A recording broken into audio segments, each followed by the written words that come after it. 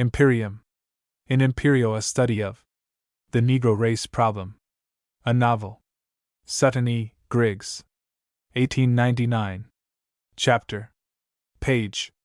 Burl Trout's Declaration 1 A small beginning 3-2 the school 8-3 the parson's advice 15-4 the turning of a worm 24 V Belton finds a friend 38-6 a young rebel 48-7 a sermon, a sock, and a fight 64-8 many mysteries cleared up 83-9 love and politics 95x Cupid again at work 111-11 no befitting name 125-12 on the dissecting board 139-13 married and yet not married 161-14 continued 171-15 weighty matters 177-16 unwritten history 188-17 crossing the Rubicon 218 the storm's master 223-19 the parting of ways 249-XX personal Burl Trout 262 to the public.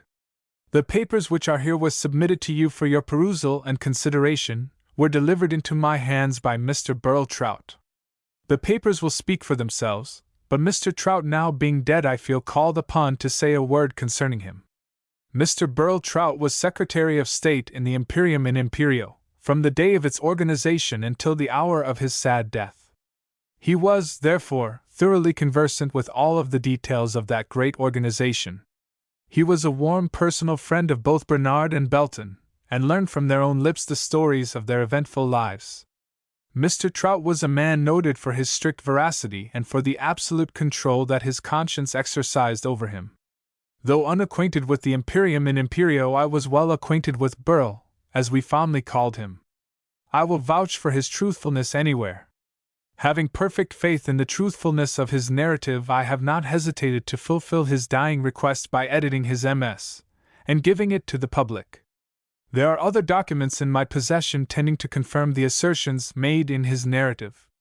These documents were given me by Mr. Trout, so that, in case an attempt is made to pronounce him a liar, I might defend his name by coming forward with indisputable proofs of every important statement. Very respectfully, Sutton E. Griggs, March 1, 1899. Berkeley, VA. Imperium in Imperio. Burl Trout's dying declaration. I am a traitor. I have violated an oath that was as solemn and binding as any ever taken by man on earth. I have trampled under my feet the sacred trust of a loving people, and have betrayed secrets which were dearer to them than life itself. For this offense, regarded the world over as the most detestable of horrors, I shall be slain. Those who shall be detailed to escort my foul body to its grave are required to walk backwards with heads averted. On tomorrow night, the time of my burial, the clouds should gather thick about the queenly moon to hide my funeral procession from her view, for fear that she might refuse to longer reign over a land capable of producing such a wretch as I. In the bottom of some old forsaken well, so reads our law, I shall be buried, face downward, without a coffin, and my body, lying thus, will be transfixed with a wooden stave. 50 feet from the well into which my body is lowered, a red flag is to be hoisted and kept floating there for time unending, to warn all generations of men to come not near the air polluted by the rotting carcass of a vile traitor. Such is my fate. I seek not to shun it. I have walked into odium with every sense alert, fully conscious of every step taken. While I acknowledge that I am a traitor, I also pronounce myself a patriot. It is true that I have betrayed the immediate plans of the race to which I belong, but I have done this in the interest of the whole human family, of which my race is but a part. My race may, for the time being, shower curses upon me, but eventually all races, including my own, shall call me blessed. The earth, in anger, may belch forth my putrid flesh with volcanic fury, but the outstretched arms of God will receive my spirit as a token of approval of what I have done. With my soul feasting on this happy thought, I send this revelation to mankind and yield my body to the executioner to be shot until I am dead. Though death stands just before me, holding before my eyes my intended shroud woven of the cloth of infamy itself, I shrink not back. Yours, doomed to die, Burl Trout. Imperium in Imperio, Chapter 1 A Small Beginning. Come along, honey, and let your mammy fix your spectable, so yer can go to school. Your mammy is tarming ter give your all the book larning dar is ter be had ebony if she has ter lib on bread and herrins, and die in de AMS house. These words came from the lips of a poor, ignorant Negro woman, and yet the determined course of action which they reveal vitally affected the destiny of a nation and saved the sun of the 19th century, proud and glorious, from passing through, near its setting, the blackest and thickest and ugliest clouds of all its journey, saved it from ending the most brilliant of brilliant careers by setting, with a shudder of horror, in a sea of human blood. Those who doubt that such power could emanate from such weakness, or, to change the figure, that such a tiny star could have dimensions greater than those of Earth, may have every vestige of doubt removed by a perusal of this simple narrative. Let us now acquaint ourselves with the circumstances under which the opening words of our story were spoken. To do this, we must need lead our readers into humble and commonplace surroundings, a fact that will not come in the nature of a surprise to those who have traced the proud, rushing, swelling river to the mountain whence it comes trickling forth, meekly and humbly enough. The place was Winchester, an antiquated town, located near the northwestern corner of the state of Virginia. In October of the year 1867, the year in which our story begins, a white man by the name of Tiberius Gracchus Leonard had arrived in Winchester, and was employed as teacher of the school for colored children. Mrs. Hannah Piedmont, the colored woman whom we have presented to our readers as addressing her little boy, was the mother of 5 children, 3 girls and 2 boys. In the order of their ages, the names of her children were James Henry, aged 15, Amanda Ann, aged 13, Eliza Jane, aged 11, Belton, aged 8, and Celestine, aged 5. Several years previous to the opening of our history, Mr. Piedmont had abandoned his wife and left her to rear the children alone. School opened in October, and as fast as she could get books and clothing, Mrs. Piedmont sent her children to school. James Henry, Amanda Ann, and Eliza Jane were sent at about a week's interval. Belton and Celestine were then left, Celestine being regarded as too young to go. This morning we find Belton's mother preparing him for school, and we shall stand by and watch the preparations. The house was low and squatty and was built of rock. It consisted of 1 room only, and over this there was a loft, the hole to climb into which was in plain view of any one in the room. There was only 1 window to the house, and that one was only 4 feet square. 2 panes of this were broken out, and the holes were stuffed with rags. In one corner of the room there stood a bed in which Mrs. Piedmont and Amanda Ann slept. Under this was a trundle bed in which Eliza Jane and Celestine slept at the head, while Belton slept at the foot. James Henry climbed into the loft, and slept there on a pallet of straw.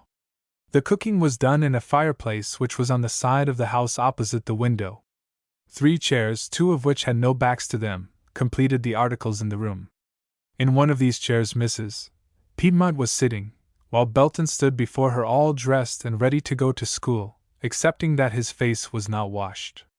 It might be interesting to note his costume. The white lady for whom Mrs. Piedmont washed each week had given her 2 much torn pairs of trousers, discarded by her young son. 1 pair was of linen and the other of navy blue. A leg from each pair was missing, so Mrs. Piedmont simply transferred the good leg of the linen pair to the suit of the navy blue, and dressed the happy Belton in that suit thus amended. His coat was literally a conglomeration of patches of varying sizes and colors. If you attempted to describe the coat by calling it by the name of the color that you thought predominated, at least a half-dozen aspirants could present equal claims to the honor. One of Belton's feet was encased in a worn-out slipper from the dainty foot of some young woman, while the other wore a turned-over boot left in town by some farmer lad who had gotten himself a new pair. His hat was in good condition, being the summer straw last worn by a little white playfellow. When fall came on, this little fellow kindly willed his hat to Belton, who, in return for this favor, was to black the boy's shoes each morning during the winter. Belton's mother now held in her hand a wet cloth with which she wished to cleanse his face, the bacon skin which he gnawed at the conclusion of his meal having left a circle of grease around his lips. Belton did not relish the face-washing part of the program. Of course, hair combing was not even considered. Belton had one characteristic similar to that of oil. He did not like to mix with water, especially cold water, such as was on that wet cloth in his mother's hand. However, a hint in reference to a certain well-known leather strap, combined with the offer of a lump of sugar, brought him to terms. His face being washed, he and his mother marched forth to school, where he laid the foundation of the education that served him so well in after life.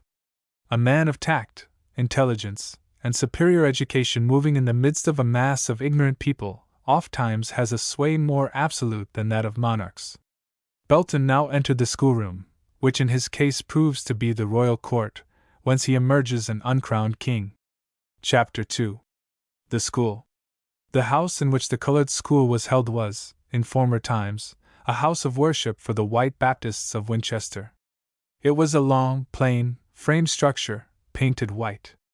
Many years prior to the opening of the colored school it had been condemned as unsafe by the town authorities, whereupon the White Baptists had abandoned it for a more beautiful modern structure.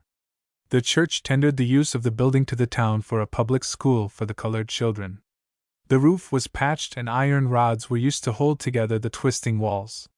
These improvements being made, school was in due time opened. The building was located on the outskirts of the town, and a large open field surrounded it on all sides. As Mrs. Piedmont and her son drew near to this building, the teacher was standing on the doorsteps ringing his little handbell, calling the children in from their recess. They came running at full speed, helter-skelter. By the time they were all in, Mrs. Piedmont and Belton had arrived at the step. When Mr. Leonard saw them about to enter the building, an angry scowl passed over his face, and he muttered half aloud, "Another black nigger brat for me to teach." The steps were about 4 feet high, and he was standing on the top step. To emphasize his disgust, he drew back so that Mrs. Piedmont would pass him with no danger of brushing him. He drew back rather too far and began falling off the end of the steps.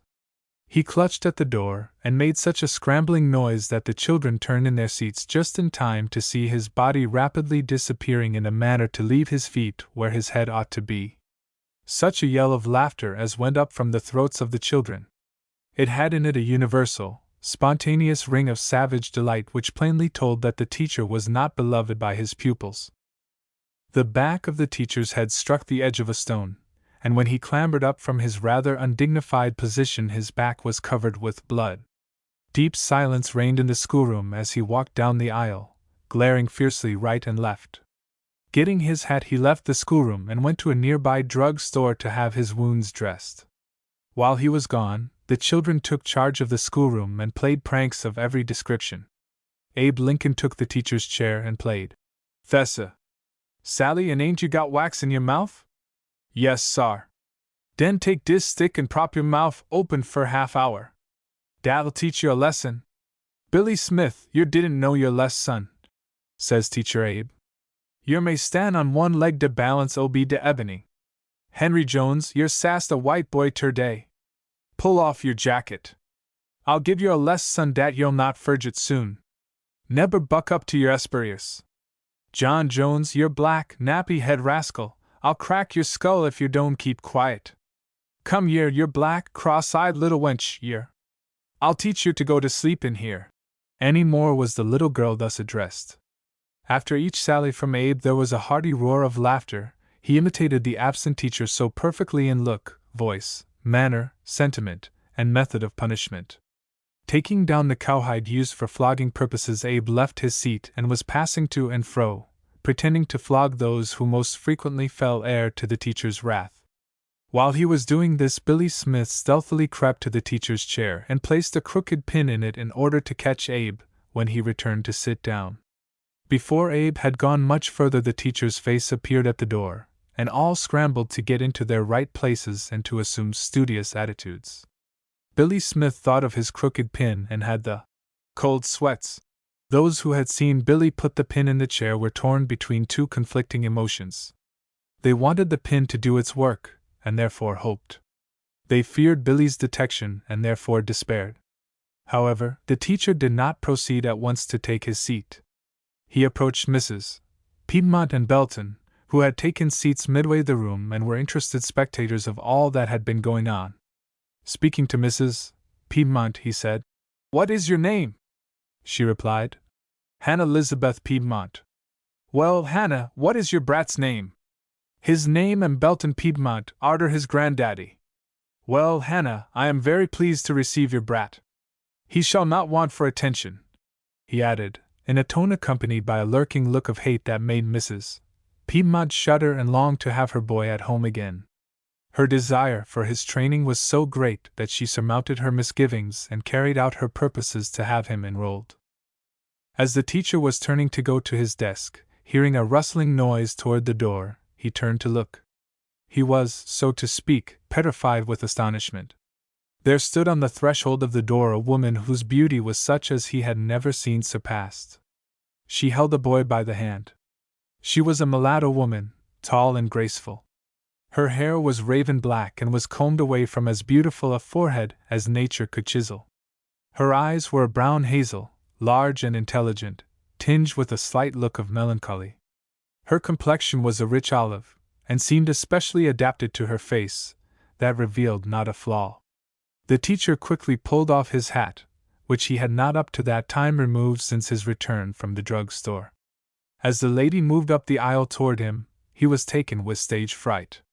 He recovered self-possession enough to escort her and the boy to the front and give them seats. The whole school divided its attention between the beautiful woman and the discomfited teacher. They had not known that he was so full of smiles and smirks. "What is your name?" he inquired in his most suave manner. "Fairfax Belgrave," replied the visitor. "May I be of any service to you, madam?" At the mention of the word madam, she colored slightly. "I desire to have my son enter your school, and I trust that you may see your way clear to admit him." "Most assuredly, madam, most assuredly." Saying this, he hastened to his desk, opened it, and took out his register. He then sat down, but the next instant leapt several feet into the air, knocking over his desk. He danced around the floor, reaching toward the rear of his pants, yelling, "Pull it out! Pull it out! Pull it out!" The children hid their faces behind their books and chuckled most gleefully. Billy Smith was struck dumb with terror. Abe was rolling on the floor, bellowing with uncontrollable laughter. The teacher finally succeeded in extricating the offending steel and stood scratching his head in chagrin at the spectacle he had made of himself before his charming visitor. He took an internal oath to get his revenge out of Mrs. Piedmont and her son, who had been the innocent means of his double downfall that day. His desk was arranged in a proper manner, and the teacher took his pen and wrote two names, now famous the world over. Bernard Belgrave, age 9 years. Belton Piedmont, age 8 years. Under such circumstances Belton began his school career. Chapter 3. The Parson's Advice. With heavy heart and with eyes cast upon the ground, Mrs. Piedmont walked back home after leaving Belton with his teacher. She had intended to make a special plea for her boy, who had all along displayed such precociousness as to fill her bosom with the liveliest hopes. But the teacher was so repulsive in manner that she did not have the heart to speak to him as she had intended. She saw that the happenings of the morning had had the effect of deepening a contemptuous prejudice into hatred, and she felt that her child's school life was to be embittered by the harshest of maltreatment. No restraint was put upon the flogging of colored children by their white teachers, and in Belton's case his mother expected the worst. During the whole week she revolved the matter in her mind. There was a conflict in her bosom between her love and her ambition. Love prompted her to return and take her son away from school. Ambition bade her to let him stay. She finally decided to submit the whole matter to her parson, whom she would invite to dinner on the coming Sunday. The Sabbath came and Mrs. Piedmont aroused her family bright and early, for the coming of the parson to take dinner was a great event in any Negro household. The house was swept as clean as a broom of weeds tied together could make it. Along with the family breakfast, a skillet of biscuits was cooked and a young chicken nicely baked.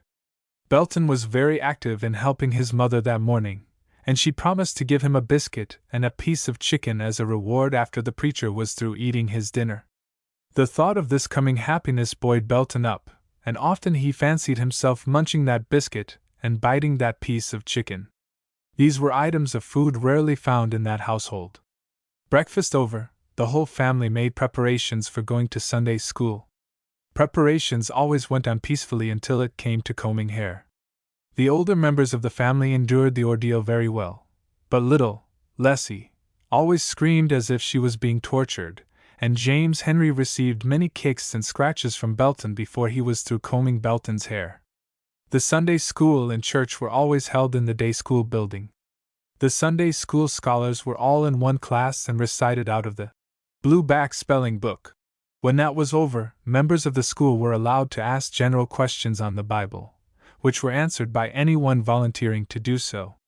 Everyone who had in any way caught a new light on a passage of Scripture endeavored, by questioning, to find out as to whether others were as wise as he, and if such was not the case, he gladly enlightened the rest. The Sunday school being over, the people stood in groups on the ground surrounding the church waiting for the arrival of the parson from his home, Berryville, a town 12 miles distant. He was pastor of 3 other churches besides the one at Winchester, and he preached at each one Sunday in the month. After a while he put in his appearance. He was rather small in stature, and held his head somewhat to one side and looked at you with that knowing look of the parrot. He wore a pair of trousers that had been black, but were now sleek from much wear. They lacked 2 inches of reaching down to the feet of his high-heeled boots. He had on a long linen cluster that reached below his knees. Beneath this was a faded Prince Albert coat and a vest much too small. On his head there sat, slightly tipped, a high-topped beaver that seemed to have been hidden between 2 mattresses all the week and taken out and straightened for Sunday wear. In his hand he held a walking cane. Thus clad he came toward the church, his body thrown slightly back, walking leisurely with the air of quiet dignity possessed by the man sure of his standing, and not under the necessity of asserting it overmuch in his carriage. The brothers pulled off their hats and the sisters put on their best smiles as the parson approached. After a cordial handshake all around, the preacher entered the church to begin the services. After singing a hymn and praying, he took for his text the following passage of Scripture. It air harder for a camel to get through de eye of a cambric needle than for a rich man to enter de kingdom of heaven. This was one of the parson's favorite texts, and the members all settled themselves back to have a good, spiritual time. The preacher began his sermon in a somewhat quiet way, but the members knew that he would warm up by and by. He pictured all rich men as trying to get into heaven, but he asserted they invariably found themselves with dives. He exhorted his hearers to stick to Jesus. Here he pulled off his collar, and the sisters stirred and looked about them. A little later on, the preacher, getting warmer, pulled off his cuffs. The brethren laughed with a sort of joyous jumping up and down all the while, one crying, "Give me Jesus!" another, "Oh, I am gwine home!" and so on. One sister who had a white lady's baby in her arms got happy and flung it entirely across the room, it falling into Mrs. Piedmont's lap, while the frenzied woman who threw the child climbed over benches, rushed into the pulpit, and swung to the preacher's neck crying, "Glory! Glory! Glory!" In the meanwhile Belton had dropped down under one of the benches and was watching the proceedings with an eye of terror. The sermon over and quiet restored, a collection was taken and given to the pastor. Mrs. Piedmont went forward to put some money on the table and took occasion to step to the pulpit and invite the pastor to dinner. Knowing that this meant chicken, the pastor unhesitatingly accepted the invitation, and when church was over accompanied Mrs. Piedmont and her family home. The preacher caught hold of Belton's hand as they walked along. This mark of attention, esteemed by Belton as a signal honor, filled his little soul with joy. As he thought of the manner in which the preacher stirred up the people, the amount of the collection that had been given him, and the biscuits and chicken that now awaited him, Belton decided that he, too, would like to become a preacher. Just before reaching home, according to a preconcerted plan, Belton and James Henry broke from the group and ran into the house. When the others appeared a little later on, these two were not to be seen. However, no question was asked and no search made. All things were ready and the parson sat down to eat, while the 3 girls stood about, glancing now and then at the table. The preacher was very voracious and began his meal as though he meant business. We can now reveal the whereabouts of Belton and James Henry. They had clambered into the loft for the purpose of watching the progress of the preacher's meal, calculating at each step how much he would probably leave. James Henry found a little hole in the loft directly over the table, and through this hole he did his spying. Belton took his position at the larger entrance hole, lying flat on his stomach. He poked his head down far enough to see the preacher, but held it in readiness to be snatched back, if the preacher's eyes seemed to be about to wander his way. He was kept in a state of feverish excitement, on the one hand, by fear of detection, and on the other, by a desire to watch the meal. When about half of the biscuits were gone, and the preacher seemed as fresh as ever, Belton began to be afraid for his promised biscuit and piece of chicken. He crawled to James Henry and said hastily, "James, dee's half gone," and hurriedly resumed his watch. A moment later he called out in a whisper, "He's tuck anudder." Down goes Belton's head to resume his watch. Every time the preacher took another biscuit, Belton called out the fact to James. All of the chicken was at last destroyed and only one biscuit remained, and Belton's whole soul was now centered on that biscuit. In his eagerness to watch he leaned a good distance out, and when the preacher reached forth his hand to take the last one, Belton was so overcome that he lost his balance and tumbled out of his hole on the floor, kicking and crying over and over again, "I knowed I wasn't going to get narain dem biscuits." The startled preacher hastily arose from the table and gazed on the little fellow in bewilderment. As soon as it dawned upon him what the trouble was, he hastily got the remaining biscuit and gave it to Belton.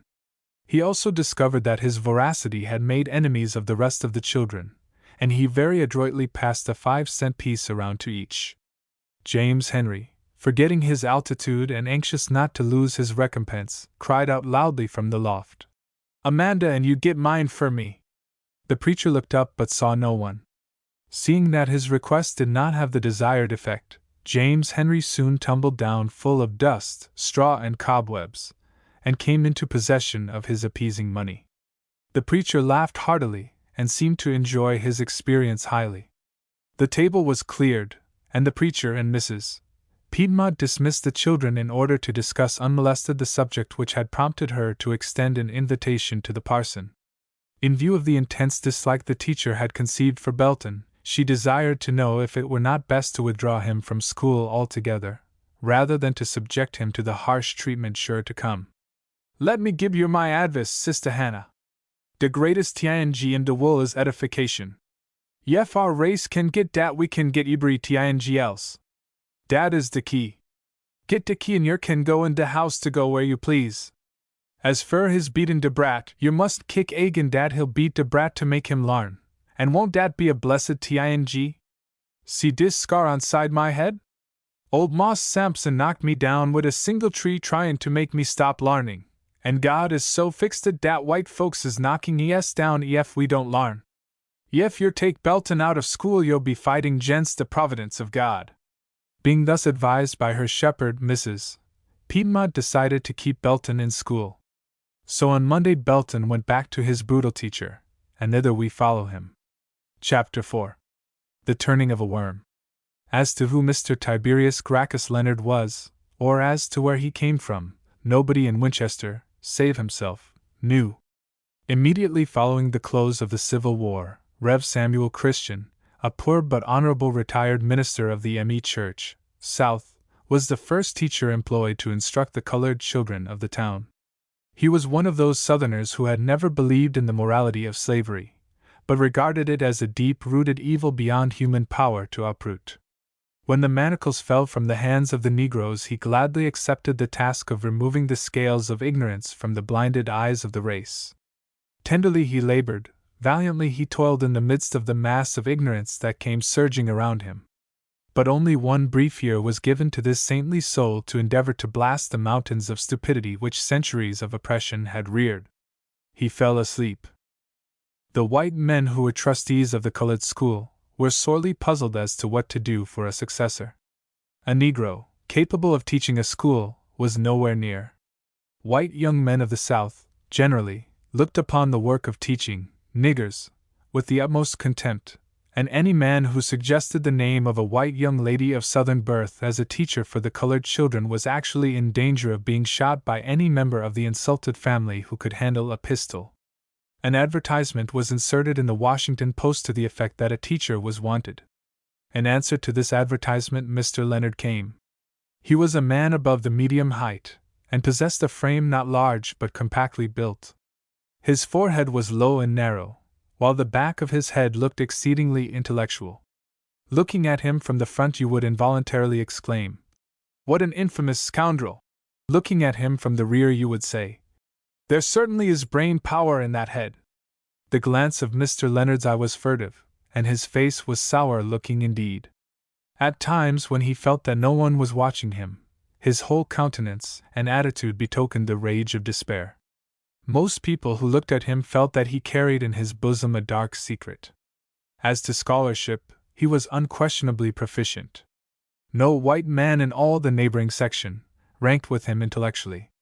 Despite the lack of all knowledge of his moral character and previous life, he was pronounced as much too good a man to fritter away his time on niggers. Such was the character of the man into whose hands was committed the destiny of the colored children of Winchester. As his mother foresaw would be the case, Belton was singled out by the teacher as a special object on which he might expend his spleen. For a man to be as spiteful as he was, there must have been something gnawing at his heart. But toward Bernard none of this evil spirit was manifested. He seemed to have chosen Bernard for his pet, and Belton for his pet aversion. To the one he was all kindness, while to the other he was cruel in the extreme. Often he would purchase flowers from the florist, and give to Bernard to bear home to his mother. On these days he would seemingly take pains to give Belton fresh bruises to take home to his mother. When he had a particularly good dinner, he would invite Bernard to dine with him, and would be sure to find some pretext for forbidding Belton to partake of his own common meal. Belton was by no means insensible to all these acts of discrimination. Nor did Bernard fail to perceive that he, himself, was the teacher's pet. He clambered on to the teacher's knees, played with his mustache, and often took his watch and wore it. The teacher seemed to be truly fond of him. The children all ascribed this partiality to the color of Bernard's skin, and they all, except Belton, began to envy and despise Bernard. Of course, they told their parents of the teacher's partiality, and their parents thus became embittered against the teacher. But however much they might object to him and desire his removal, their united protests would not have had the weight of a feather. So the teacher remained at Winchester for 12 years. During all these years he instructed our young friends Belton and Bernard. Strangely enough, his ardent love for Bernard and his bitter hatred of Belton accomplished the very same result in respect to their acquirements. The teacher soon discovered that both boys were talented far beyond the ordinary, and that both were ambitious. He saw that the way to wound and humiliate Belton was to make Bernard excel him. Thus he bent all of his energies to improve Bernard's mind. Whenever he heard Belton recite, he brought all of his talents to bear to point out his failures, hoping thus to exalt Bernard, out of whose work he strove to keep all blemishes. Thus Belton became accustomed to the closest scrutiny, and prepared himself accordingly. The result was that Bernard did not gain an inch on him. The teacher introduced the two boys into every needed field of knowledge, as they grew older, hoping always to find some branch in which Bernard might display unquestioned superiority. There were two studies in which the two rivals dug deep to see which could bring forth the richest treasures, and these gave coloring to the whole of their afterlives. One was the history of the United States, and the other, rhetoric. In history, that portion that charmed them most was the story of the rebellion against the yoke of England. Far and wide they went in search of everything that would throw light on this epoch.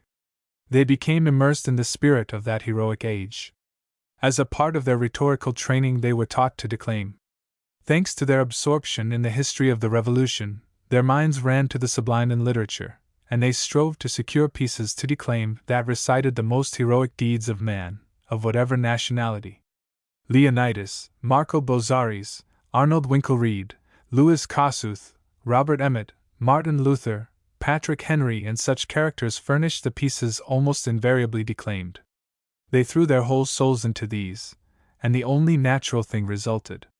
No human soul can breathe the atmosphere of heroes and read with bated breath their deeds of daring without craving for the opportunity to do the like. Thus the education of these two young men went on. At the expiration of 12 years, they had acquired an academic education that could not be surpassed anywhere in the land. Their reputation as brilliant students and eloquent speakers had spread over the whole surrounding country. The teacher decided to graduate the young men, and he thought to utilize the occasion as a lasting humiliation of Belton and exaltation of his favorite, Bernard Belgrave. Belton felt this. In the first part of this last school year of the boys, he had told them to prepare for a grand commencement exercise, and they acted accordingly. Each one chose his subject and began the preparation of his oration early in the session, each keeping his subject and treatment secret from the other. The teacher had announced that numerous white citizens would be present, among them the congressman from the district and the mayor of the town. Belton determined upon two things, away down in his soul. He determined to win in the oratorical contest, and to get his revenge on his teacher on the day that the teacher had planned for his, Belton's, humiliation. Bernard did not have the incentive that Belton did, but defeat was ever galling to him, and he, too, had determined to win. The teacher often reviewed the progress made by Bernard on his oration, but did not notice Belton's at all. He strove to make Bernard's oration as nearly perfect as labor and skill could make it. But Belton was not asleep as to either of the resolutions he had formed. Some nights he could be seen stealing away from the congressman's residence. On others he could be seen leaving the neighborhood of the school, with a spade in one hand and a few carpenter's tools in the other. He went to the congressman, who was a polished orator with a national reputation, in order that he might purge his oration from its impurities of speech. As the congressman read the oration and perceived the depth of thought, the logical arrangement, the beauty and rhythm of language, and the wide research displayed, he opened his eyes wide with astonishment. He was amazed that a young man of such uncommon talents could have grown up in his town, and he not know it. Belton's marvelous talents won his respect and admiration, and he gave him access to his library and criticized his oration whenever needed. Secretly and silently preparations went on for the grand conflict. At last the day came. The colored men and women of the place laid aside all work to attend the exercises.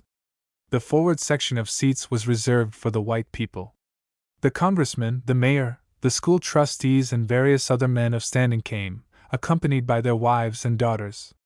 Scholars of various grades had parts to perform on the program, but the eyes of all sought the bottom of the page where were printed the names of the two oratorical gladiators: Belton Piedmont, Bernard Belgrave. The teacher had given Bernard the last place, deeming that the more advantageous.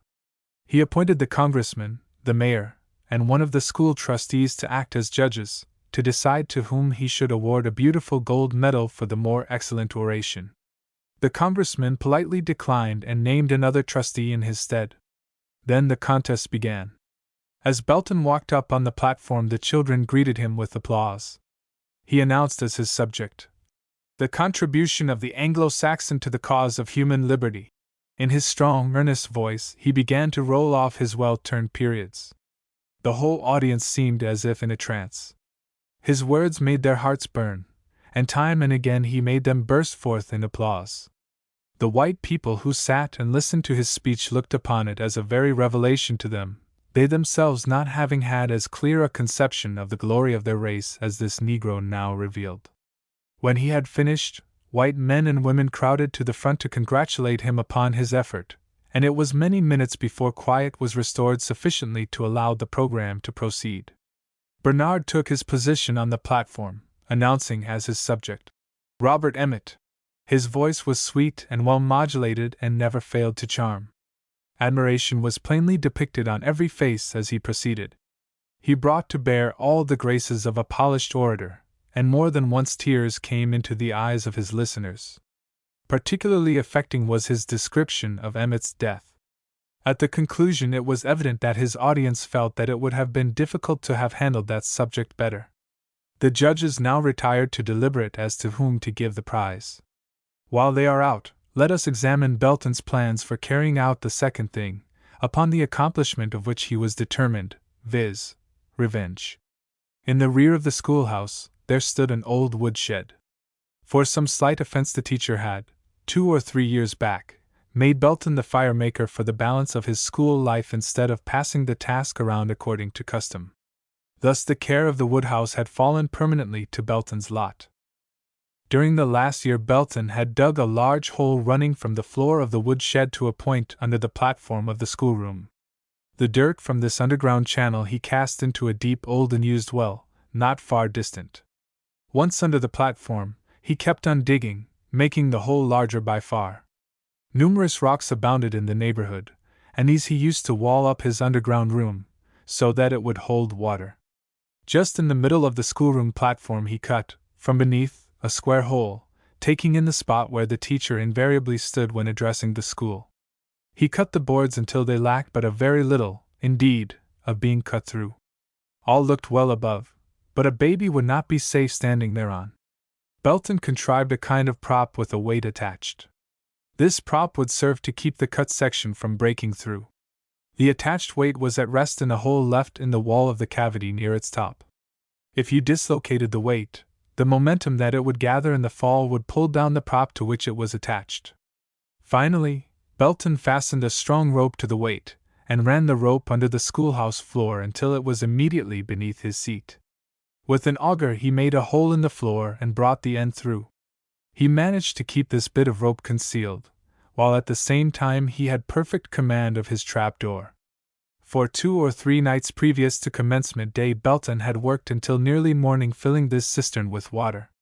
Now, when through delivering his oration, he had returned to his seat to await the proper moment for the payment of his teacher. The judges were out debating the question as to who had won. They seemed to be unable to decide who was victorious and beckoned for the teacher to step outside. They said, "That black nigger has beat the yellow one all to pieces this time, but we don't like to see nigger blood triumph over any Anglo-Saxon blood. Ain't there any loophole where we can give it to Bernard anyhow?" "Well, yes," said the teacher eagerly. "On the ground of good behavior." "There you hit it," said the mayor. "So we all decide." The judges filed in, and the mayor arose to announce their decision. "We award," said he to the breathless audience, "the prize to Bernard Belgrave." "No! No! No!" burst forth from persons all over the house. The congressman arose and went up to Belton and congratulated him upon his triumph over oratory, and lamented his defeat by prejudice. This action caused a perceptible stir in the entire audience. The teacher went to his desk and produced a large gold medal. He took his accustomed place on the platform and began thus: "Ladies and gentlemen, this is the proudest moment of my life." He got no further. Belton had pulled the rope had caused the weight to fall, and the weight had pulled the prop, and down had gone the teacher into a well of water. "Murder! Murder! Murder!" he cried. "Help! Help! Help! I am drowning! Take me out, it is cold!" The audience rushed forward expecting to find the teacher in a dangerous situation, but they found him standing, apparently unharmed, in a cistern, the water being a little more than waist deep. Their fright gave way to humor, and a merry shout went up from the throats of the scholars. The colored men and women laughed to one side, while the white people smiled as though they had admired the feat as a fine specimen of falling from the sublime to the ridiculous. Bending down over the well, the larger students caught hold of the teacher's arms and lifted him out. He stood before the audience wet and shivering, his clothes sticking to him, and water dripping from his hair. The medal was gone. The teacher dismissed the audience, drew his last month's pay, and left that night for parts unknown. Sometimes even a worm will turn when trodden upon. Chapter 5. Belton finds a friend. Long before the rifle ball, the cannon shot, and the exploding shell were through their fiendish task of covering the earth with mortals slain, while the startled air was yet busy in hurrying to heaven the groans of the dying soldier, accompanied as they were by the despairing shrieks of his loved ones behind, while horrid war, in frenzied joy, yet waved his bloody sword over the nation's head, and sought with eager eagle eyes every drop of clotted gore over which he might exult. In the midst of such direful days as these, there were those at the North whom the love of God and the eye of faith taught to leap over the scene of strife to prepare the trembling Negro for the day of freedom, which, refusing to have a dawn, had burst in meridian splendor upon his dazzled gaze. Into the Southland there came rushing consecrated Christians, men and women, eager to provide for the Negro a Christian education. Those who stayed behind gathered up hoarded treasures and gladly poured them into the lap of the South for the same laudable purpose. As a result of the coming of this army of workers, bearing in their arms millions of money, ere many years had sped, well nigh every Southern state could proudly boast of one or more colleges where the aspiring Negro might quench his thirst for knowledge. So when Barnard and Belton had finished their careers at the Winchester Public School, colleges abounded in the South beckoning them to enter. Barnard preferred to go to a northern institution, and his mother sent him to enter Harvard University. Belton was poor and had no means of his own with which to pursue his education, but by the hand of Providence a most unexpected door was opened to him. The Winchester correspondent of the Richmond Daily Temps reported the commencement exercises of the Winchester Public School of the day that Belton graduated. The congressman present at the exercises spoke so highly of Belton's speech that the correspondent secured a copy from Belton and sent it to the editor of the Temps. This was printed in the Temps, and created a great sensation in political and literary circles in every section of the country. Every newspaper of any consequence reproduced the oration in full. It was published and commented upon by the leading journals of England. The President of the United States wrote a letter of congratulation to Belton. Everywhere the piece was hailed as a classic. After reading the oration, Mr. V.M. King, editor of the Temps, decided to take it home with him and read it to his wife. She met him at the door, and as he kissed her she noticed that there was a sober look in his eye. Tenderly he brushed back a few stray locks of his wife's hair, saying as he did so, in a somewhat troubled tone, "Wife, it has come at last. May the good Lord cease not to watch over our beloved but erring land." She inquired as to what he meant. He led her to his study and read to her Belton's oration. In order to understand the words which we have just quoted as being spoken by him to his wife, let us, while he reads, become a little better acquainted with Mr. King and his paper, The Temps. Mr. King was born and reared in Virginia, was educated at a northern university, and had sojourned for several years in England. He was a man of the broadest culture. For several years he had given the Negro problem most profound study. His views on the subject were regarded by the white people of the South as ultra-liberal. These views he exploited through his paper, The Temps, with a boldness and vigor, gaining thereby great notoriety. Though a Democrat in politics, he was most bitterly opposed to the practice, almost universal in the South, of cheating the Negro out of his right to vote. He preached that it was unjust to the Negro and fatal to the morals of the whites. On every possible occasion he viciously assaulted the practice of lynching, denouncing it in most scathing terms. In short, he was an outspoken advocate of giving the Negro every right accorded him by the Constitution of the United States. He saw the South leading the young Negro boy and girl to school, where, at the expense of the state, they were taught to read history and learn what real liberty was, and the glorious struggles through which the human race had come in order to possess it. He foresaw that the rising, educated Negro would allow his eye to linger long on this bloody but glorious page until that most contagious of diseases, devotion to liberty, infected his soul.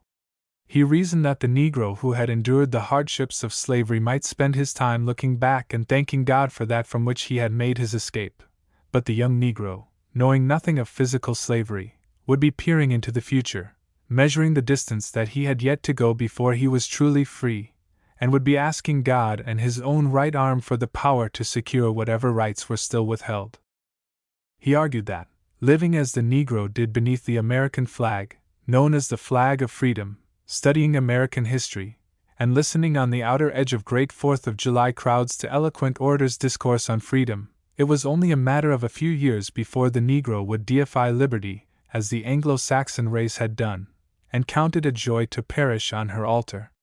In order that the Republic might ever stand, he knew that the principles of liberty would have to be continually taught with all the eloquence and astuteness at command, and if this teaching had the desired effect upon the white man it would also be powerful enough to awaken the Negro standing by his side. So, his ear was to the ground, expecting every moment to hear the far-off sounds of awakened Negroes coming to ask for liberty, and if refused, to slay or be slain. When he read Belton's oration, he saw that the flame of liberty was in his heart, her sword in his hand, and the disdain of death stamped on his brow. He felt that Belton was the morning star which told by its presence that dawn was near at hand. Thus it was that he said to his wife, "Wife, it has come at last. May the good Lord cease not to watch over our beloved land." This expression was not the offspring of fear as to the outcome of a possible conflict, for, Anglo-Saxon-like, that was with him a foregone conclusion in favor of his own race. But he shuddered at the awful carnage that would of necessity ensue if two races, living house to house, street to street, should be equally determined upon a question at issue, equally disdainful of life, fighting with the rancor always attendant upon a struggle between two races that mutually despise and detest each other. He knew that it was more humane, more in accordance with right, more acceptable with God, to admit to the Negro that Anglo-Saxon doctrine of the equality of man was true, rather than to murder the Negro for accepting him at his word, though spoken to others. Feeling thus, he pleaded with his people to grant to the Negro his rights, though he never hinted at a possible rebellion, for fear that the mention of it might hasten the birth of the idea in the brain of the Negro. That evening, after he had read the oration to his wife and told her of his forebodings, he sat with his face buried in his hands, brooding over the situation. Late in the night he retired to rest, and the next morning, when he awoke, his wife was standing by his bed, calling him. She saw that his sleep was restless, and thought that he was having troubled dreams. And so he was. He dreamed that a large drove of fatted swine were munching acorns in a very dense forest of oaks, both tall and large. The oaks were sending the acorns down in showers, and the hogs were greedily consuming them. The hogs ate so many that they burst open, and from their rotting carcasses fresh oaks sprang and grew with surprising rapidity. A dark cloud arose and a terrible hurricane swept over the forest, and the old and new oaks fought furiously in the storm, until a loud voice, like unto that of a god, cried out above all the din of the hurricane, saying in tones of thunder, "Know ye not that ye are parents and children? Parents, recognize your children. Children, be proud of the parents from whom you spring." The hurricane ceased, the clouds sped away as if in terror, and the oaks grew up together under a clear sky of the purest blue, and beautiful birds of all kinds built their nests in the trees, and caroled forth the sweetest songs. He placed upon the dream the following interpretation. The swine were the Negroes. The oak trees were the white people. The acorns were the doctrine of human liberty, everywhere preached by Anglo-Saxons. The Negroes, feasting off of the same thought, had become the same kind of being as the white man, and grew up to a point of equality. The hurricane was the contest between the two races over the question of equality. The voice was intended to inform the whites that they had brought about these aspirations in the bosom of the Negro, and that the liberty-loving Negro was their legitimate offspring, and not a bastard. The whites should recognize their own doings. On the other hand, the Negroes should not be over-boastful, and should recognize that the lofty conception of the dignity of man and value and true character of liberty were taught him by the Anglo-Saxon. The birds betokened a happy adjustment of all differences, and the dream that began in the gloom of night ended in the dawn of day. Mr. King was very cheerful, therefore, and decided to send to Winchester for Belton, thinking that it might be a wise thing to keep an eye and a friendly hand on a young Negro of such promise. In the course of a couple of days, Belton, in response to his request, arrived in Richmond. He called at the office of the Temps, and was ushered into Mr. King's office. Mr. King had him take a seat. He inquired of Belton his history, training, etc. He also asked as to his plans for the future. Finding that Belton was desirous of securing a college education, but was destitute of funds, Mr. King gladly embraced the opportunity of displaying his kind interest. He offered to pay Belton's way through college, and the offer was gladly accepted. He told Belton to call at his home that evening at 7 o'clock to receive a check for his entire college course. At the appointed hour, Belton appeared at Mr. King's residence. Mr. King was sitting on his front porch, between his wife and aged mother, while his two children, a girl and boy, were playing on the lawn. Belton was invited to take a seat, much to his surprise. Seeing a stranger, the children left their play and came to their father, one on each side.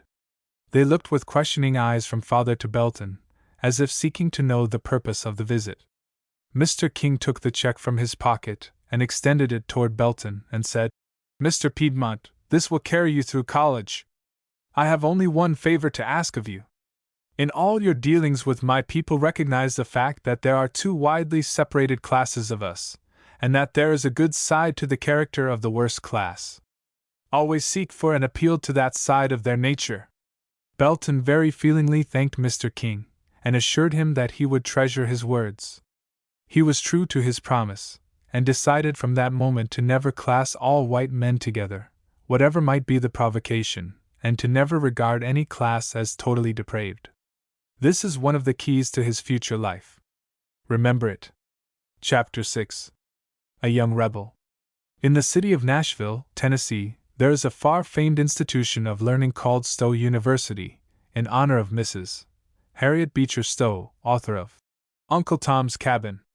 This institution was one of the many scores of its kind, established in the South by Northern philanthropy, for the higher education of the Negro. Though called a university, it was scarcely more than a normal school with a college department attached. It was situated just on the outskirts of the city, on a beautiful 10-acre plot of ground. The buildings were 5 in number, consisting of a dormitory for young men, 2 for young ladies, a building for recitations, and another, called the Teacher's Mansion, for the teachers resided there. These buildings were very handsome, and were so arranged upon the level campus as to present a very attractive sight. With the money which had been so generously given him by Mr. King, Belton entered this school. That was a proud day in his life when he stepped out of the carriage and opened the university gate, feeling that he, a Negro, was privileged to enter college. Julius Caesar, on entering Rome in triumph, with the world securely chained to his chariot wheels, Napoleon, bowing to receive the diadem of the Caesars won by the most notable victories ever known to earth, General Grant, on his triumphal tour around the globe, when kings and queens were eager rivals to secure from this man of humble birth the sweeter smile. None of these were more full of pleasurable emotion than this poor Negro lad, who now with elastic step and beating heart marched with head erect beneath the arch of the doorway leading into Stowe University. Belton arrived on the Saturday preceding the Monday on which school would open for that session. He found about 360 students there from all parts of the South, the young women outnumbering the young men in about the proportion of 2 to 1. On the Sunday night following his arrival, the students all assembled in the General Assembly Room of the Recitation Building, which room, in the absence of a chapel, was used as the place for religious worship. The president of the school, a venerable white minister from the North, had charge of the service that evening. He did not on this occasion preach a sermon, but devoted the hour to discoursing upon the philanthropic work done by the white people of the North for the freedmen of the South. A map of the United States was hanging on the wall, facing the assembled school. On this map there were black dots indicating all places where a school of learning had been planted for the colored people by their white friends of the North. Belton sat closely scrutinizing the map. His eyes swept from one end to the other. Persons were allowed to ask any questions desired, and Belton was very inquisitive. When the hour of the lecture was over, he was deeply impressed with 3 thoughts. First, his heart went out in love to those who had given so freely of their means and to those who had dedicated their lives to the work of uplifting his people. Secondly, he saw an immense army of young men and women being trained in the very best manner in every section of the South, to go forth to grapple with the great problems before them.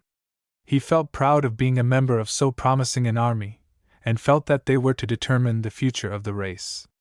In fact, this thought was reiterated time and again by the president. Thirdly, Belton was impressed that it was the duty of those receiving such great blessings to accomplish achievements worthy of the care bestowed. He felt that the eyes of the North and of the civilized world were upon them to see the fruits of the great labor and money spent upon them. Before he retired to rest that night, he besought God to enable him and his people, as a mark of appreciation of what had been done for the race, to rise to the full measure of just expectation and prove worthy of all the care bestowed. He went through school, therefore, as though the eyes of the world were looking at the race inquiringly, the eyes of the North expectantly, and the eyes of God lovingly, 3 grand incentives to his soul.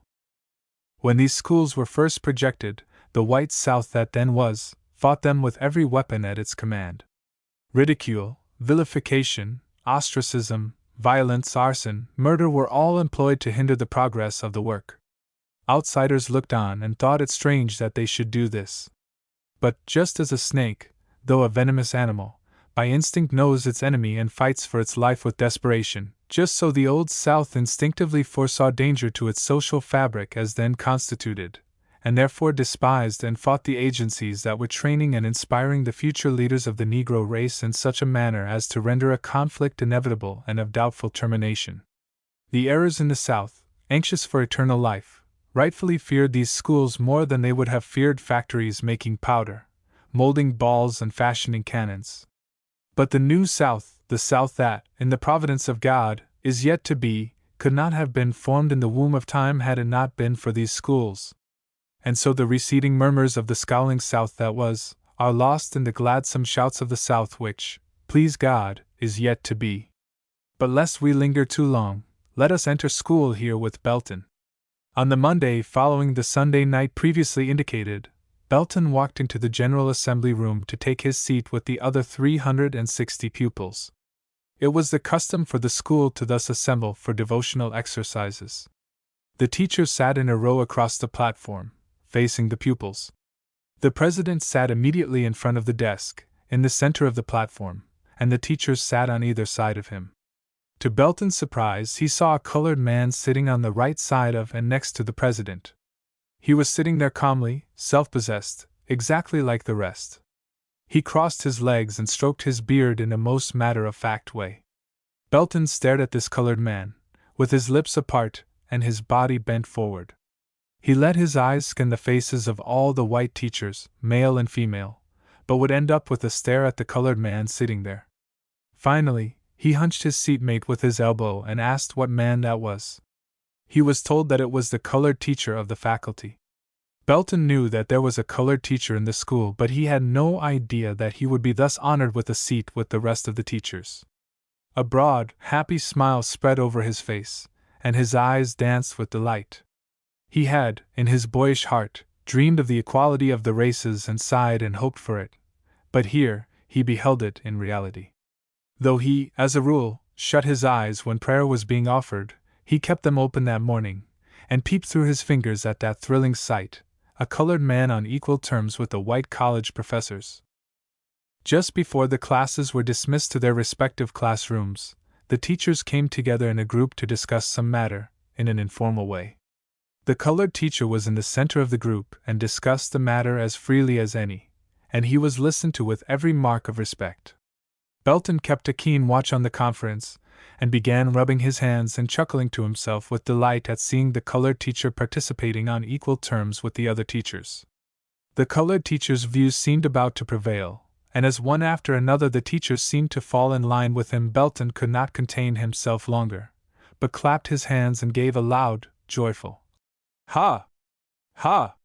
The eyes of the whole school were on him in an instant, and the faculty turned around to discover the source and cause of the disorder. But Belton had come to himself as soon as he made the noise, and in a twinkling was as quiet and solemn-looking as a mouse. The faculty resumed its conference, and the students passed the query around as to what was the matter with the newcomer. A number tapped their heads significantly, saying, "Wrong here." How far wrong were they? They should have put their hands over their hearts and said, "The fire of patriotism here." For Belton had here on a small scale the gratification of the deepest passion of his soul, viz., equality of the races. And what pleased him as much as anything else was the dignified, matter-of-fact way in which the teacher bore his honors. Belton afterwards discovered that this colored man was vice president of the faculty. On a morning, later in the session, the president announced that the faculty would hold its regular weekly meeting that evening, but that he would have to be in the city to attend to other masters. Belton's heart bounded at the announcement. Knowing that the colored teacher was vice president of the faculty, he saw that he would preside. Belton determined to see that meeting of the faculty if it cost him no end of trouble. He could not afford, under any circumstances, to fail to see that colored man preside over those white men and women. That night, about 8:30 o'clock, when the faculty meeting had progressed about halfway, Belton made a rope of his bedclothes and let himself down to the ground from the window of his room on the second floor of the building. About 20 yards distant was the mansion, in one room of which the teachers held their faculty meetings. The room in which the meeting was held was on the side of the mansion, furthest from the dormitory from which Belton had just come. The mansion dog was Belton's friend, and a soft whistle quieted his bark.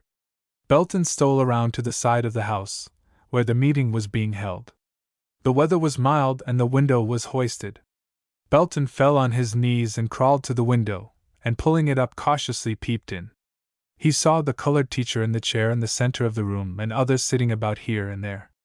He gazed with rapture on the sight. He watched, unmolested, for a long while. One of the lady teachers was tearing up a piece of paper and arose to come to the window to throw it out. Belton was listening, just at that time, to what the colored teacher was saying, and did not see the lady coming in his direction. Nor did the lady see the form of a man until she was near at hand. At the sight she threw up her hands and screamed loudly from fright. Belton turned and fled precipitately. The chicken coop door had been accidentally left open and Belton, unthinkingly, jumped into the chicken house. The chicken set up a lively cackle, much to his chagrin. He grasped an old rooster to stop him, but missing the rooster's throat, the rooster gave the alarm all the more vociferously. Teachers had now crowded to the window and were peering out. Some of the men started to the door to come out. Belton saw this movement and decided that the best way for him to do was to play chicken thief and run. Grasping a hen with his other hand, he darted out of the chicken house and fled from the college ground, the chickens squalling all the while. He leapt the college fence at a bound and wrung off the heads of the chickens to stop the noise. The teachers decided that they had been visited by a Negro, hunting for chickens, laughed heartily at their fright and resumed deliberations. Thus again a patriot was mistaken for a chicken thief, and in the South today a race that dreams of freedom, equality, and empire, far more than is imagined, is put down as a race of chicken thieves.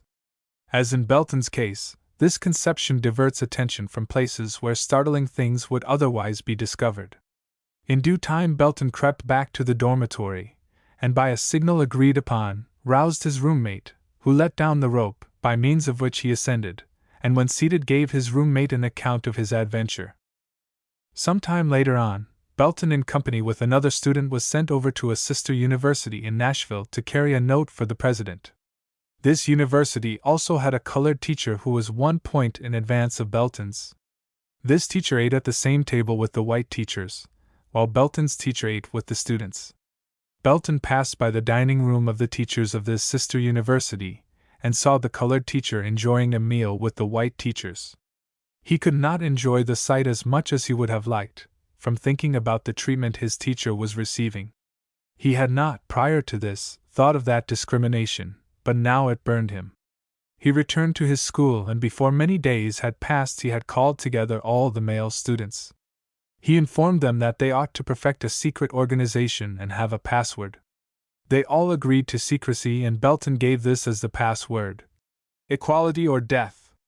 He then told them that it was his ambition and purpose to coerce the white teachers into allowing the colored teacher to eat with them.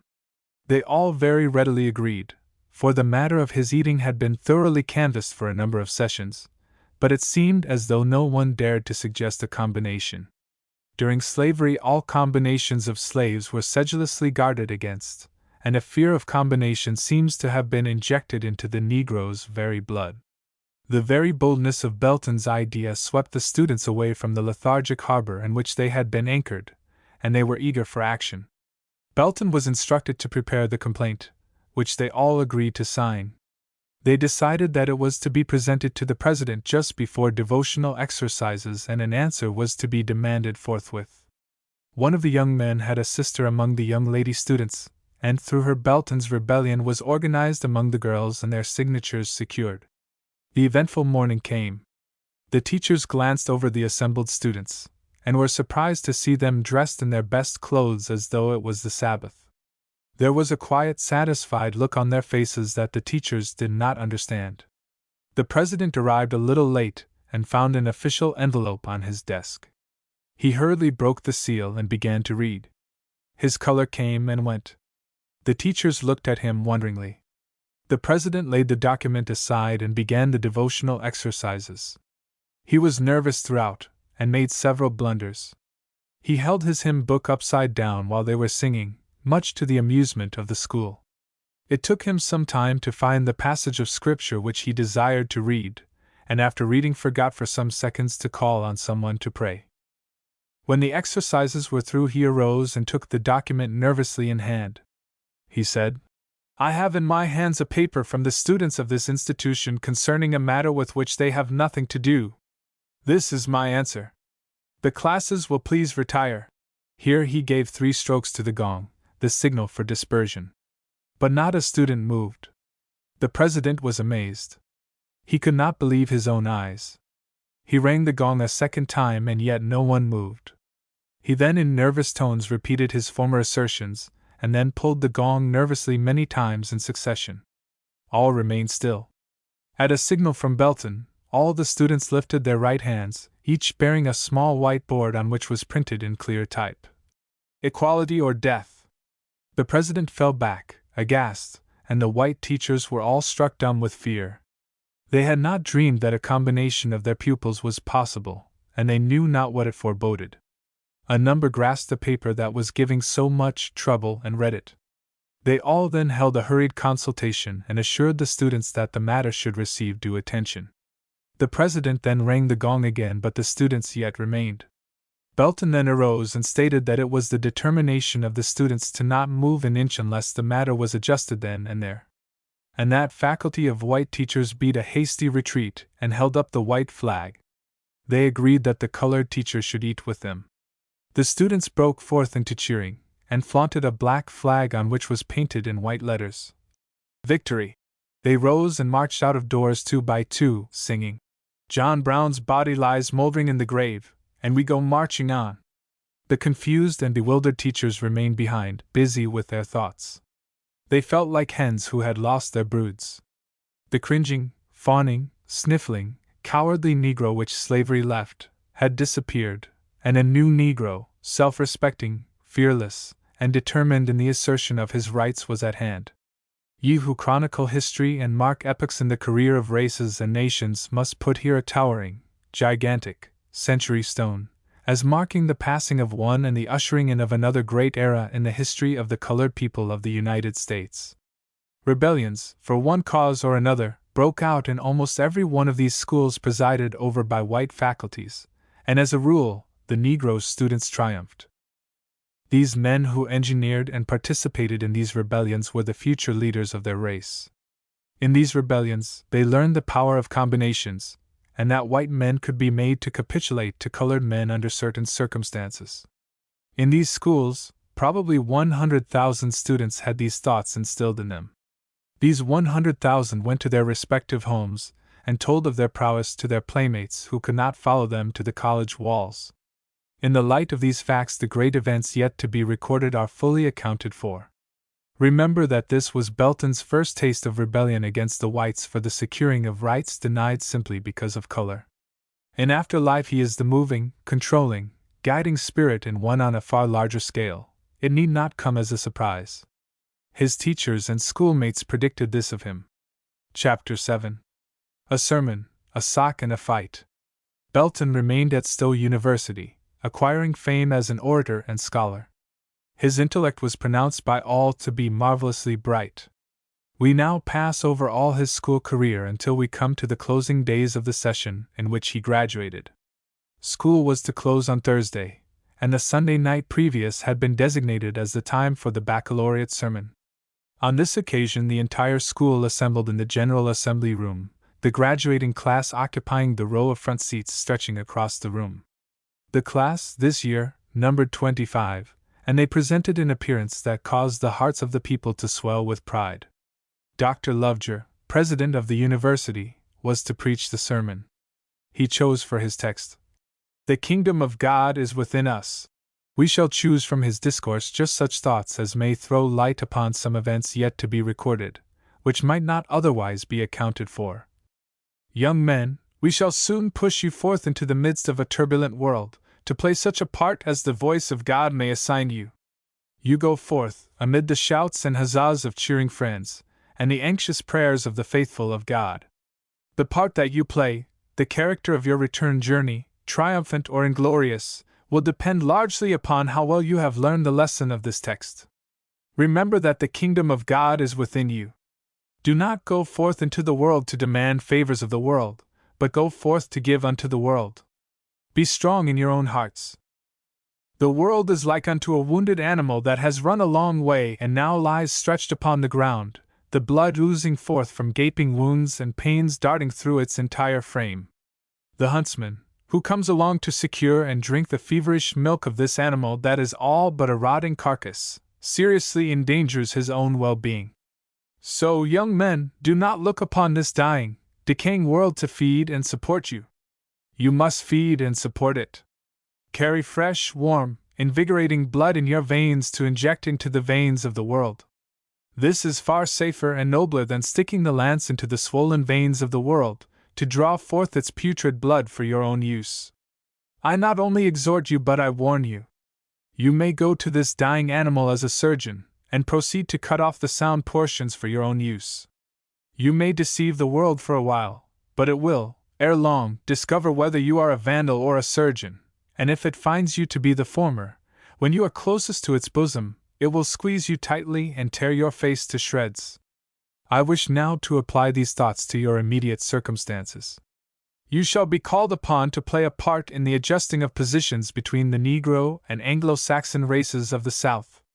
The present status of affairs cannot possibly remain. The Anglo-Saxon race must surrender some of its outposts, and the Negro will occupy these. To bring about this evacuation on the part of the Anglo-Saxon, and the forward march of the Negro, will be your task.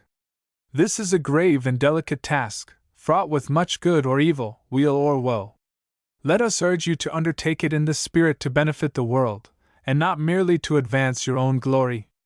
The passions of men will soon be running high, and by feeding these passions with the food for which they clamor you may attain the designation of a hero. But with all the energy of my soul, I exhort you to not play with fire, merely for the sake of the glare that it may cast upon you. Use no crisis for self-aggrandizement. Be so full of your own soul's wealth that these temptations may not appeal to you.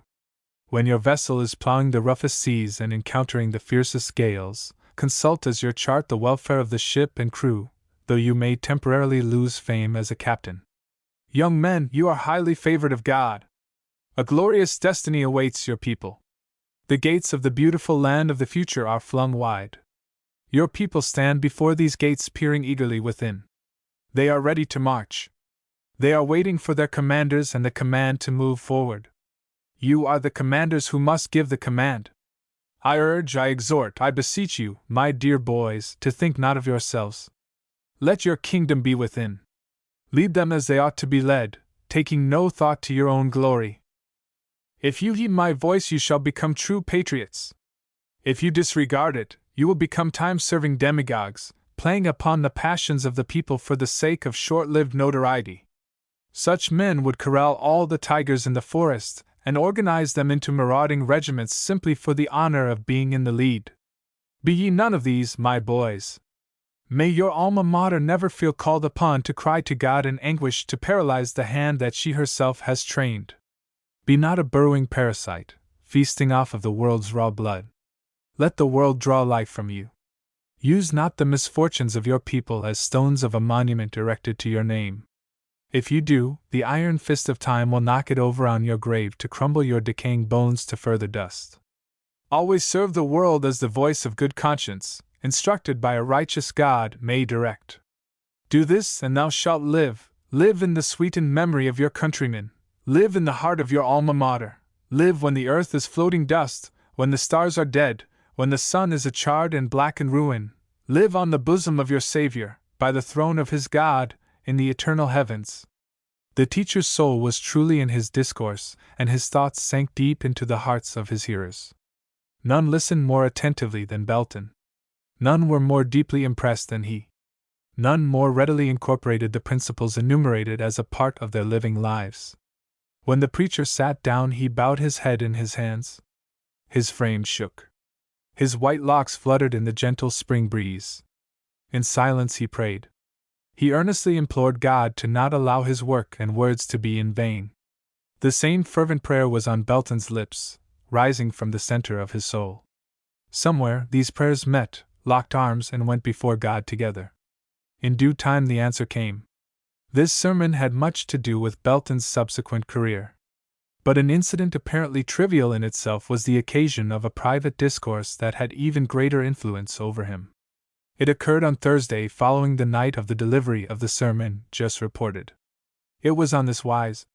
Belton had, in everything, excelled his entire class, and was, according to the custom, made valedictorian. His roommate was insanely jealous of him, and sought every way possible to humiliate him.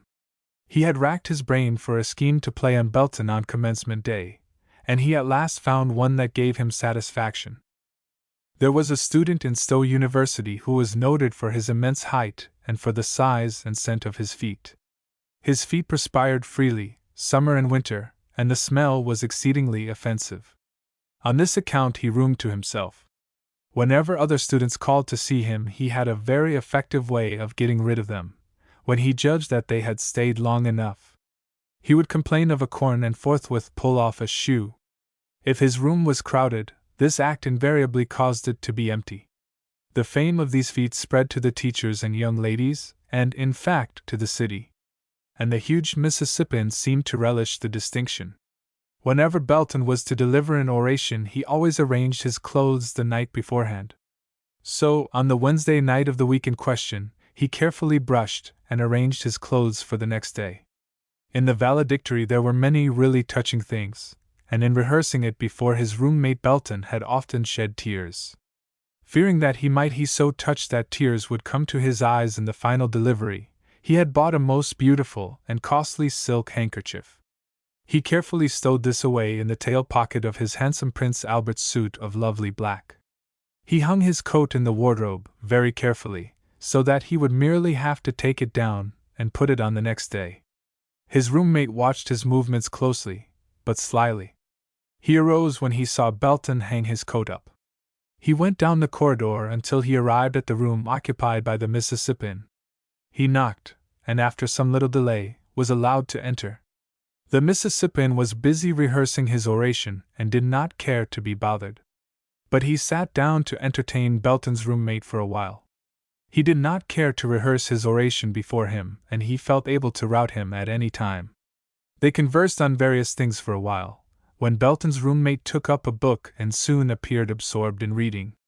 He was sitting on one side of a study table in the center of the room while the Mississippian was on the other. Thinking that his visitor had now stayed about long enough, the Mississippian stooped down quietly and removed one shoe. He slyly watched Belton's roommate, chuckling inwardly. But his fun died away into a feeling of surprise when he saw that his shoeless foot was not even attracting attention. He stooped down and pulled off the other shoe, and his surprise developed into amazement when he saw that the combined attack produced no result. Belton's roommate seemed absorbed in reading. The Mississippian next pulled off his coat and, pretending to yawn and stretch, lifted his arms just so that the junction of his arm with his shoulder was on a direct line with his visitor's nose. Belton's roommate made a slight grimace, but kept on reading. The Mississippian was dumbfounded. He then signified his intention of retiring to bed and undressed, eyeing his visitor all the while, hoping that the scent of his whole body would succeed. He got into bed and was soon snoring loudly enough to be heard 2 or 3 rooms away, but Belton's roommate seemed to pay no attention to the snoring. The Mississippian gave up the battle in disgust, saying to himself, "That fellow regards scents and noises just as though he was a buzzard, hatched in a cleft of the roaring Niagara Falls." So saying, he fell asleep in reality, and the snoring increased in volume and speed. Belton's roommate now took a pair of large new socks out of his pocket and put them into the Mississippian's shoes, from which he took the dirty socks already there. Having these dirty socks, he quietly tips out of the room and returns to his and Belton's room. Belton desired to make the speech of his life the next day, and had retired to rest early so as to be in prime nervous condition for the effort.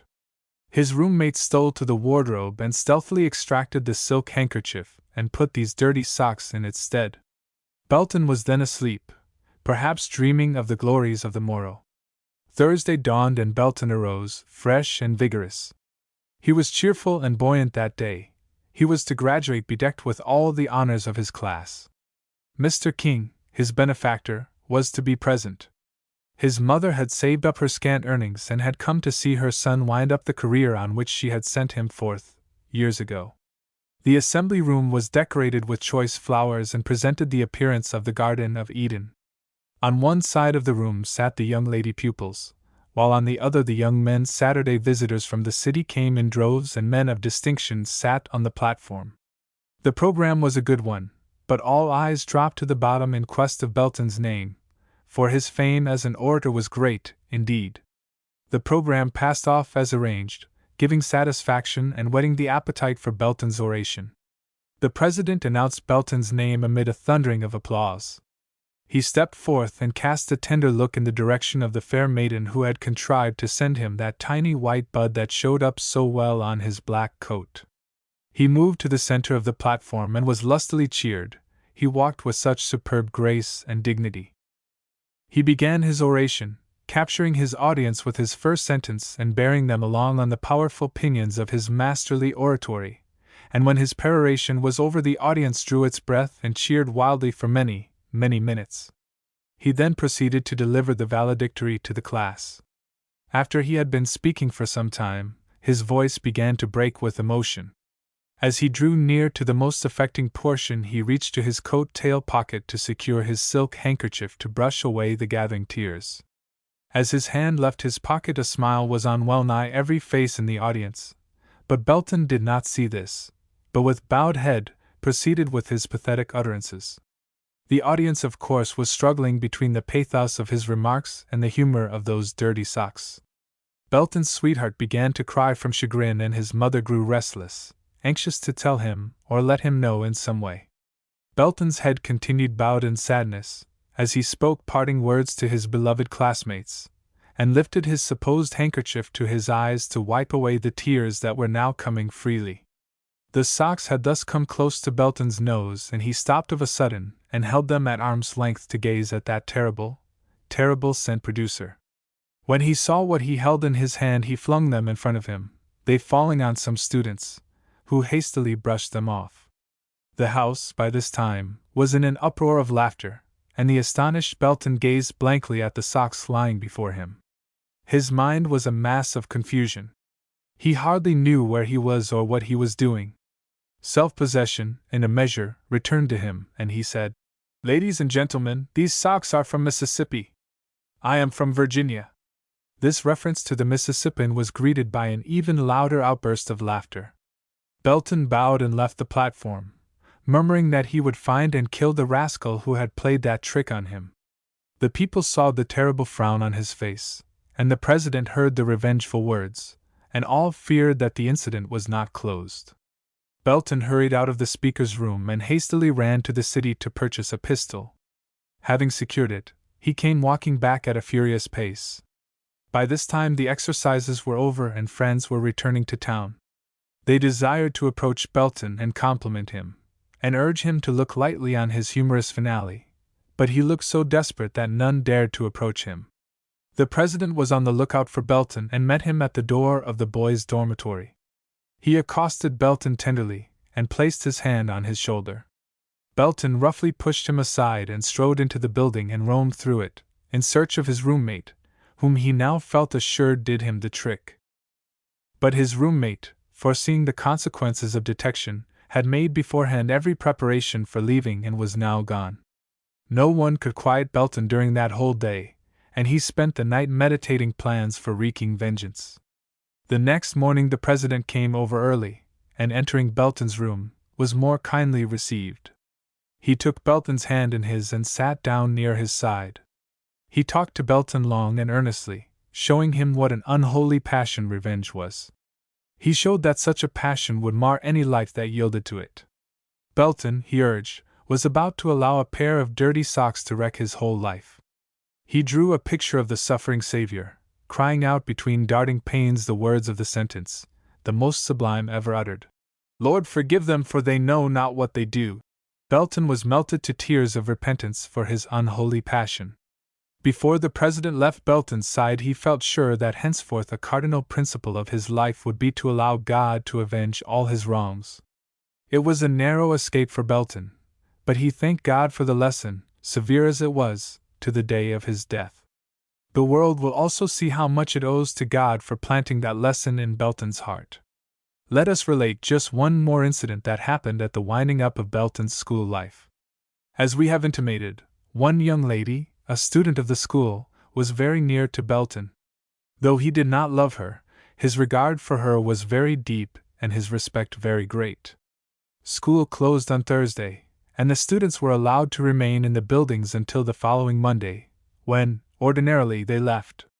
The young men were allowed to provide conveyances for the young ladies to get to the various depots. They esteemed that a very great privilege. Belton, as you know, was a very poor lad and had but little money. After paying his expenses incident to his graduation, and purchasing a ticket home, he now had just $1.25 left.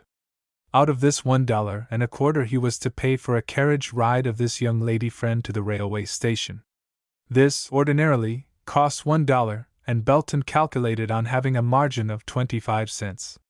But you would have judged him the happy possessor of a large fortune, merely to look at him.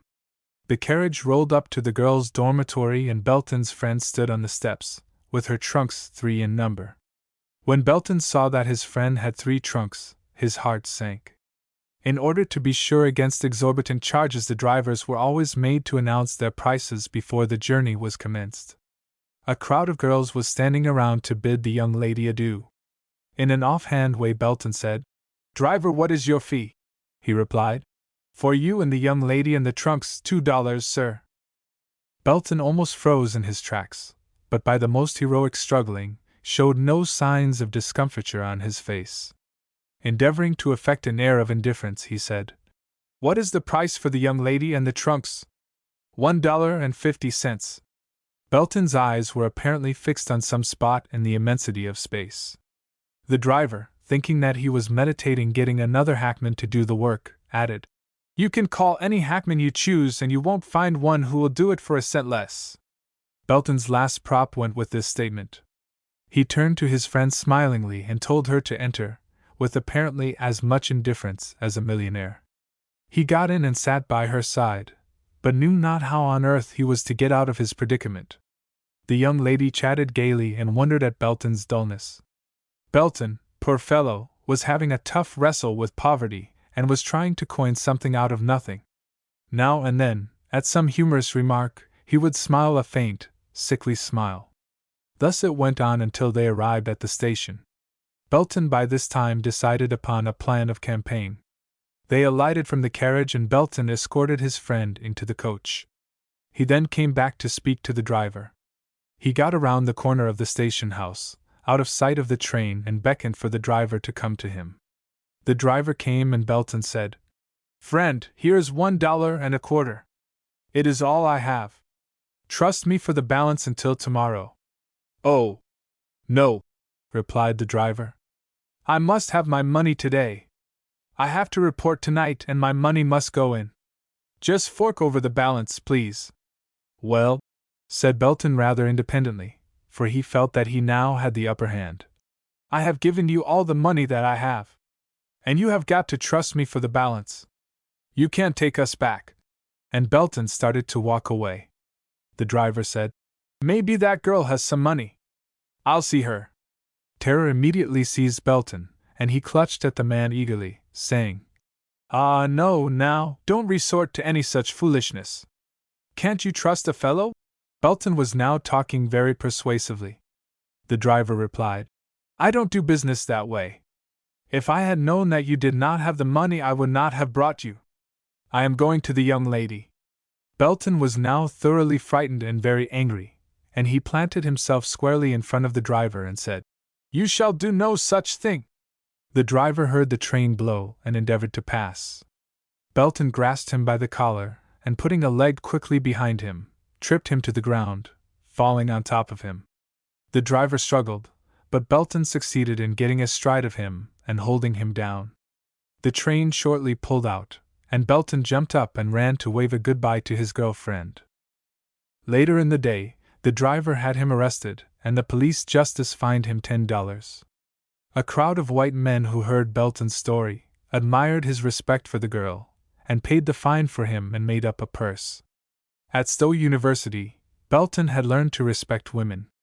It was in these schools that the work of slavery in robbing the colored women of respect was undone. Woman now occupied the same position in Belton's eye as she did in the eye of the Anglo-Saxon. There is hope for that race or nation that respects its women. It was for the smile of a woman that the armored knight of old rode forth to deeds of daring.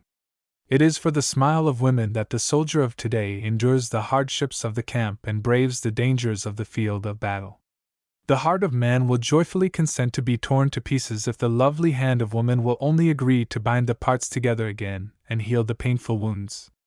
The Negro race had left the last relic of barbarism behind, and this young Negro, fighting to keep that cab driver from approaching the girl for a fee, was but a forerunner of the Negro, who, at the voice of a woman, will fight for freedom until he dies, fully satisfied if the hand that he worships will only drop a flower on his grave. Belton's education was now complete, as far as the schoolroom goes. What will he do with it? Chapter 8. Many mysteries cleared up. On the day prior to the one on which Bernard first entered the public school of Winchester, Fairfax Belgrave had just arrived in the town. A costly residence, beautifully located and furnished in the most luxurious manner, was on the eve of being sold. Mrs. Belgrave purchased this house and installed herself as mistress thereof. Here she lived in isolation with her boy, receiving no callers and paying no visits. Being a devoted Catholic, she attended all the services of her church and reared Bernard in that faith. For a time white and colored people speculated much as to who Mrs. Belgrave was, and as to what was the source of her revenue, for she was evidently a woman of wealth. She employed many servants, and these were plied with thousands of questions by people of both races. But the life of Mrs. Belgrave was so circumspect, so far removed from anything suspicious, and her bearing was so evidently that of a woman of pure character and high ideals that speculation died out after a year or two, and the people gave up the finding out of her history as a thing impossible of achievement. With seemingly unlimited money at her command, all of Bernard's needs were supplied and his lightest wishes gratified. Mrs. Belgrave was a woman with very superior education. The range of her reading was truly remarkable. She possessed the finest library ever seen in the northern section of Virginia, and all the best of the latest books were constantly arriving at her home. Magazines and newspapers arrived by every mail. Thus she was thoroughly abreast with the times. As Bernard grew up, he learned to value associating with his mother above every other pleasure. She superintended his literary training and cultivated in him a yearning for literature of the highest and purest type. Politics, science, art, religion, sociology, and in fact, the whole realm of human knowledge was invaded and explored. Such home training was an invaluable supplement to what Bernard received in school. When, therefore, he entered Harvard, he at once moved to the front rank in every particular. Many white young men of wealth and high social standing, attracted by his brilliancy, drew near him and became his fast friends. In his graduating year, he was so popular as to be elected president of his class, and so scholarly as to be made valedictorian. These achievements on his part were so remarkable that the Associated Press telegraphed the news over the country, and many were the laudatory notices that he received. The night of his graduation, when he had finished delivering his oration that swept all before it as does the whirlwind and the hurricane, as he stepped out of the door to take his carriage for home, a tall man with a broad face and long flowing beard stepped up behind him and tapped him on the shoulder. Bernard turned and the man handed him a note. Tearing the envelope open, he saw in his mother's well-known handwriting the following: Dear Bernie, follow this man and trust him as you would your loving mother. Fairfax Belgrave. Bernard dismissed his carriage, ordered to take him to his lodging, and spoke to the man who had accosted him, saying that he was at his service. They walked a distance and soon were at the railroad station. They boarded the train and in due time arrived in Washington, D.C., Bernard asking no questions, knowing that a woman as habitually careful as his mother did not send that message without due care and grave purpose. In Washington they took a carriage and were driven to one of the most fashionable portions of the city, and stopped before a mansion of splendid appearance. Bernard's escort led the way into the house, having a key to which all of the doors responded. Bernard was left in the parlor, and told to remain until someone called for him. The tall man with long flowing beard went to his room and removed his disguise. In a few minutes a Negro servant, sent by this man, appeared and led Bernard to a room in the rear of the house on the second floor. It was a large room having 2 windows, one facing the east and the other the north. As he stepped into the room he saw sitting directly facing him a white man, tall and of a commanding appearance. His hair, and for that matter his whole noble-looking head and handsome face, bore a striking resemblance to Bernard's own. The latter perceived the likeness and halted in astonishment. The man arose and handed Bernard a note. Bernard opened it, and found it exactly resembling the one handed him just prior to his journey to Washington. The man eyed Bernard from head to foot with a look that betrayed the keenest interest. Opening one of the drawers of his desk, he drew forth a paper. It was a marriage certificate, certifying to a marriage between Fairfax Belgrave and I am your mother's lawful husband, and you are my legitimate child. Bernard knew not what to say, think, or feel. His mother had so carefully avoided any mention of her family affairs that he regarded them as among things sacred, and he never allowed even his thoughts to wander in that direction. I am senator, from the state of, chairman of, committee.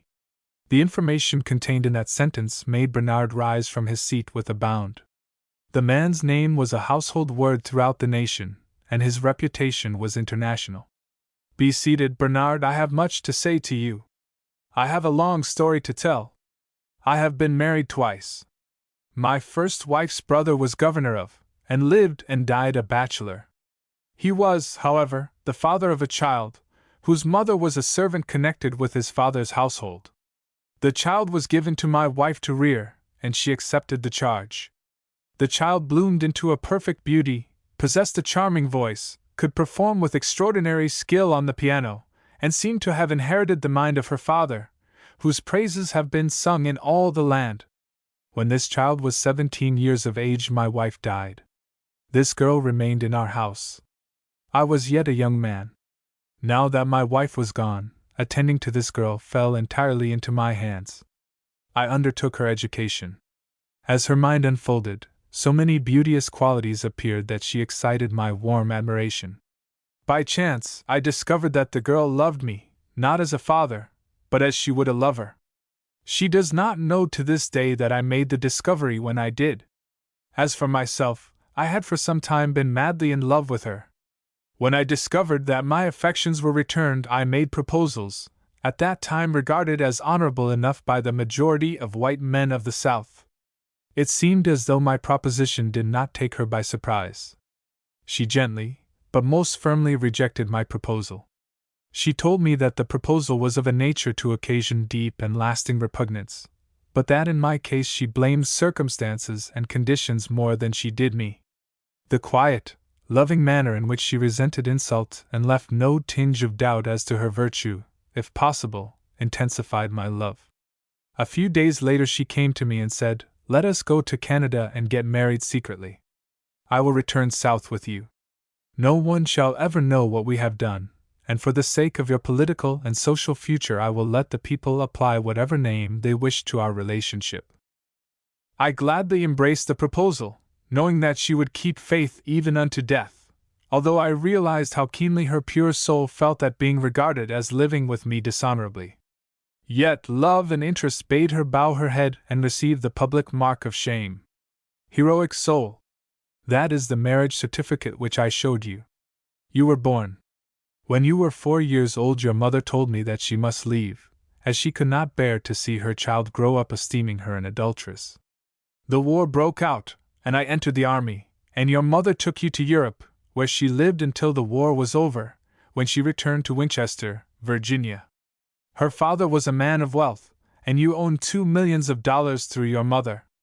At my death you shall have $8 millions more. So much for the past. Let me tell you of my plans and hopes for your future. This infernal race prejudice has been the curse of my life. Think of my pure-hearted, noble-minded wife, branded as a harlot, and you, my own son, stigmatized as a bastard because it would be suicide for me to let the world know that you both are mine, though you both are the direct descendants of a governor, and a long line of heroes whose names are ornaments to our nation's history. I want you to break down this prejudice. It is the wish of your mother and your father. You must move in the front, but all that money and quiet influence can do shall be done by me for your advancement. I paid Mr. Tiberius Gracchus Leonard $2,000 a year to teach you at Winchester. His is a master mind. One rash deed robbed the world of seeing a colossal intellect in high station. I shall tell you his history presently. I desire you to go to Norfolk County, Virginia, and hang up your sign as an attorney at law. I wish you to run for Congress from that district. Leonard is down there. As you will find out, he will be of inestimable service to you. Now let me give you his history. Leonard was the most brilliant student that ever entered university in the state of. Just prior to the time when he would have finished his education at school, the war broke out and he enlisted in the Confederate Army, and was made a colonel of a regiment.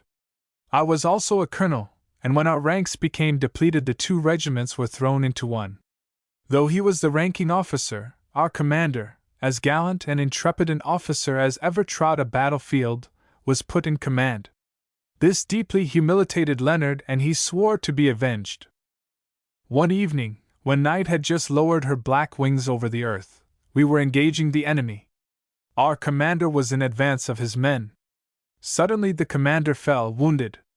At first it was thought that the enemy bad shot him, but investigation showed that the ball had entered his back.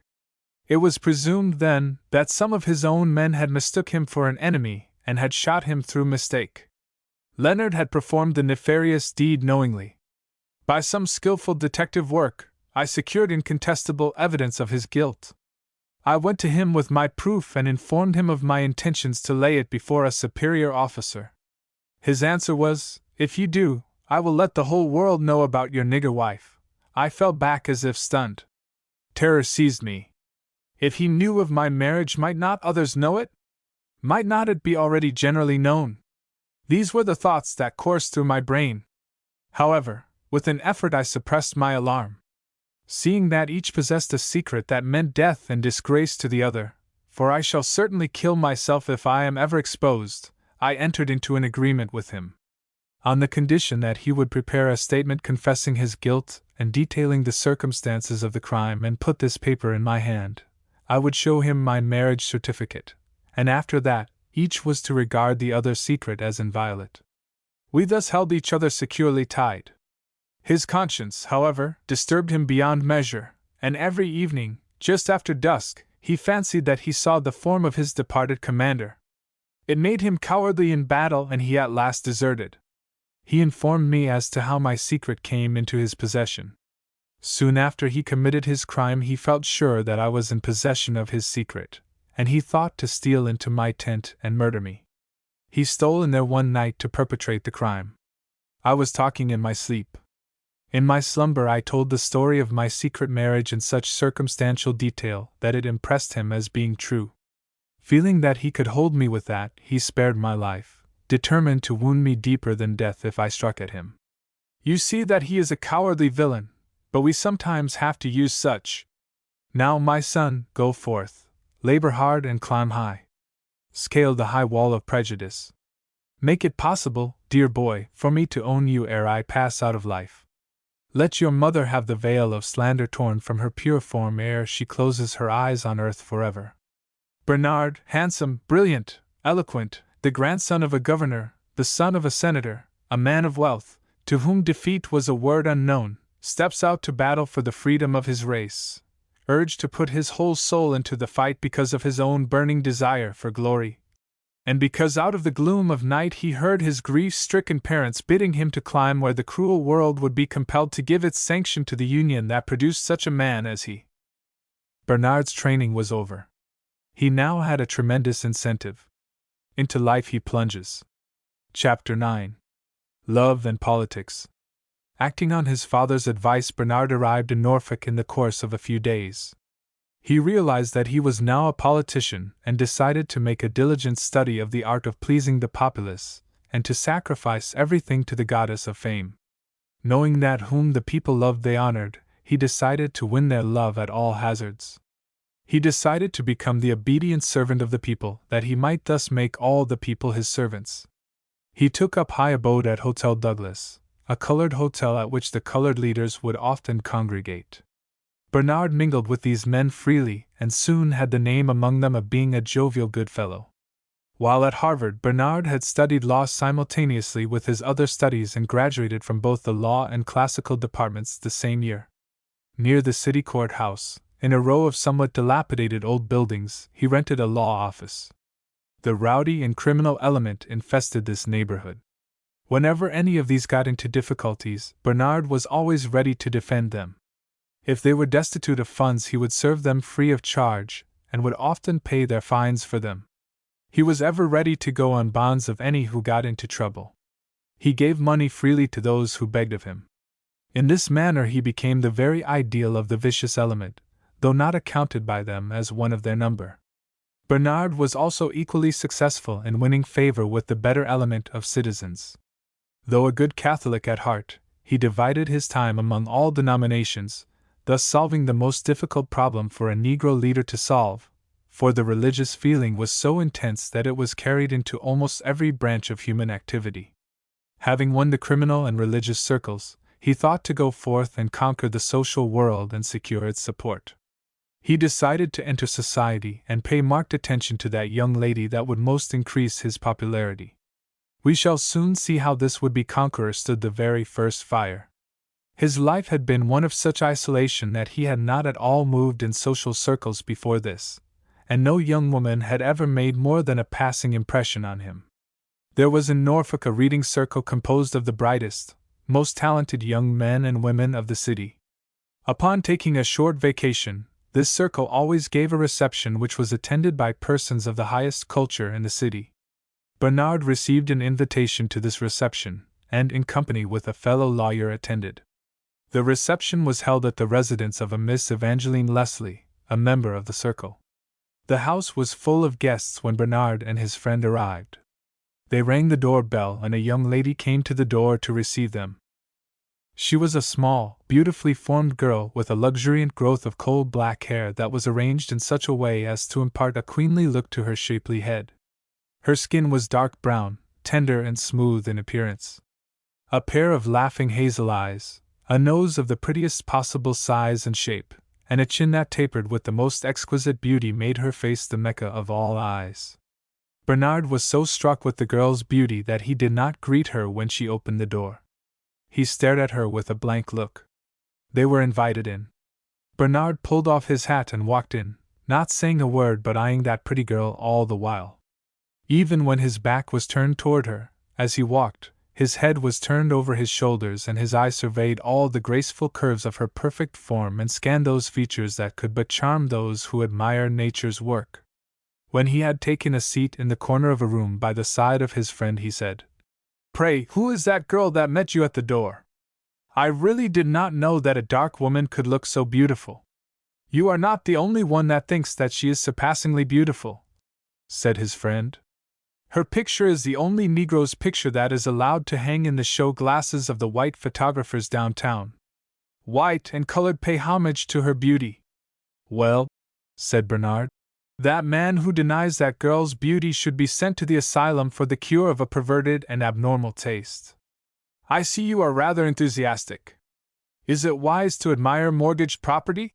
remarked his friend. "What's that?" asked Bernard quickly. "Is anybody in my way?" "In your way?" laughed his friend. "Pray, what do you mean? I don't understand you." "Come," said Bernard, "I am on pins. Is she married or about to be?" "Well, not exactly that, but she has told me that she cares a good bit for me." Bernard saw that his friend was in a mood to tease him, and he arose and left his side. His friend chuckled gleefully to himself and said, "The would-be catcher is caught. I thought Viola Martin would duck him if anybody could. Tell me about these smile-proof bachelors." When once they are struck, they fall all to pieces at once. Bernard sought his landlady, who was present as a guest, and through her secured an introduction to Miss Viola Martin. He found her even more beautiful, if possible, in mind than in form, and he sat conversing with her all the evening as if enchanted. The people present were not at all surprised, for as soon as Bernard's brilliancy and worth were known in the town and people began to love him, it was generally hoped and believed that Miss Martin would take him captive at first sight. Miss Viola Martin was a universal favorite. She was highly educated and an elocutionist of no mean ability. She sang sweetly and was the most accomplished pianist in town. She was bubbling over with good humor, and her wit and funny stories were the very life of any circle where she happened to be. She was most remarkably well informed on all leading questions of the day, and men of brain always enjoyed a chat with her. And the children and older people fairly worshipped her, for she paid especial attention to these. In all religious movements among the women she was the leading spirit. With all these points in her favor she was unassuming and bowed her head so low that the darts of jealousy, so universally hurled at the brilliant and popular, never came her way. No one in Norfolk was considered worthy of her heart and hand, and the community was tenderly solicitous as to who should wed her. Bernard had made such rapid strides in their affections and esteem that they had already assigned him to their pet, Viola, or Vi as she was popularly called. When the time for the departure of the guests arrived, Bernard with great regret bade Miss Martin adieu. She ran upstairs to get her cloak, and a half-dozen girls went tripping upstairs behind her. When once in the room set apart for the ladies' cloaks, they began to gleefully pound Viola with pillows and smother her with kisses. "You have made a catch, Vi." "Hold him," said one. "He'll hold himself," said another. To all of which Viola answered with a sigh.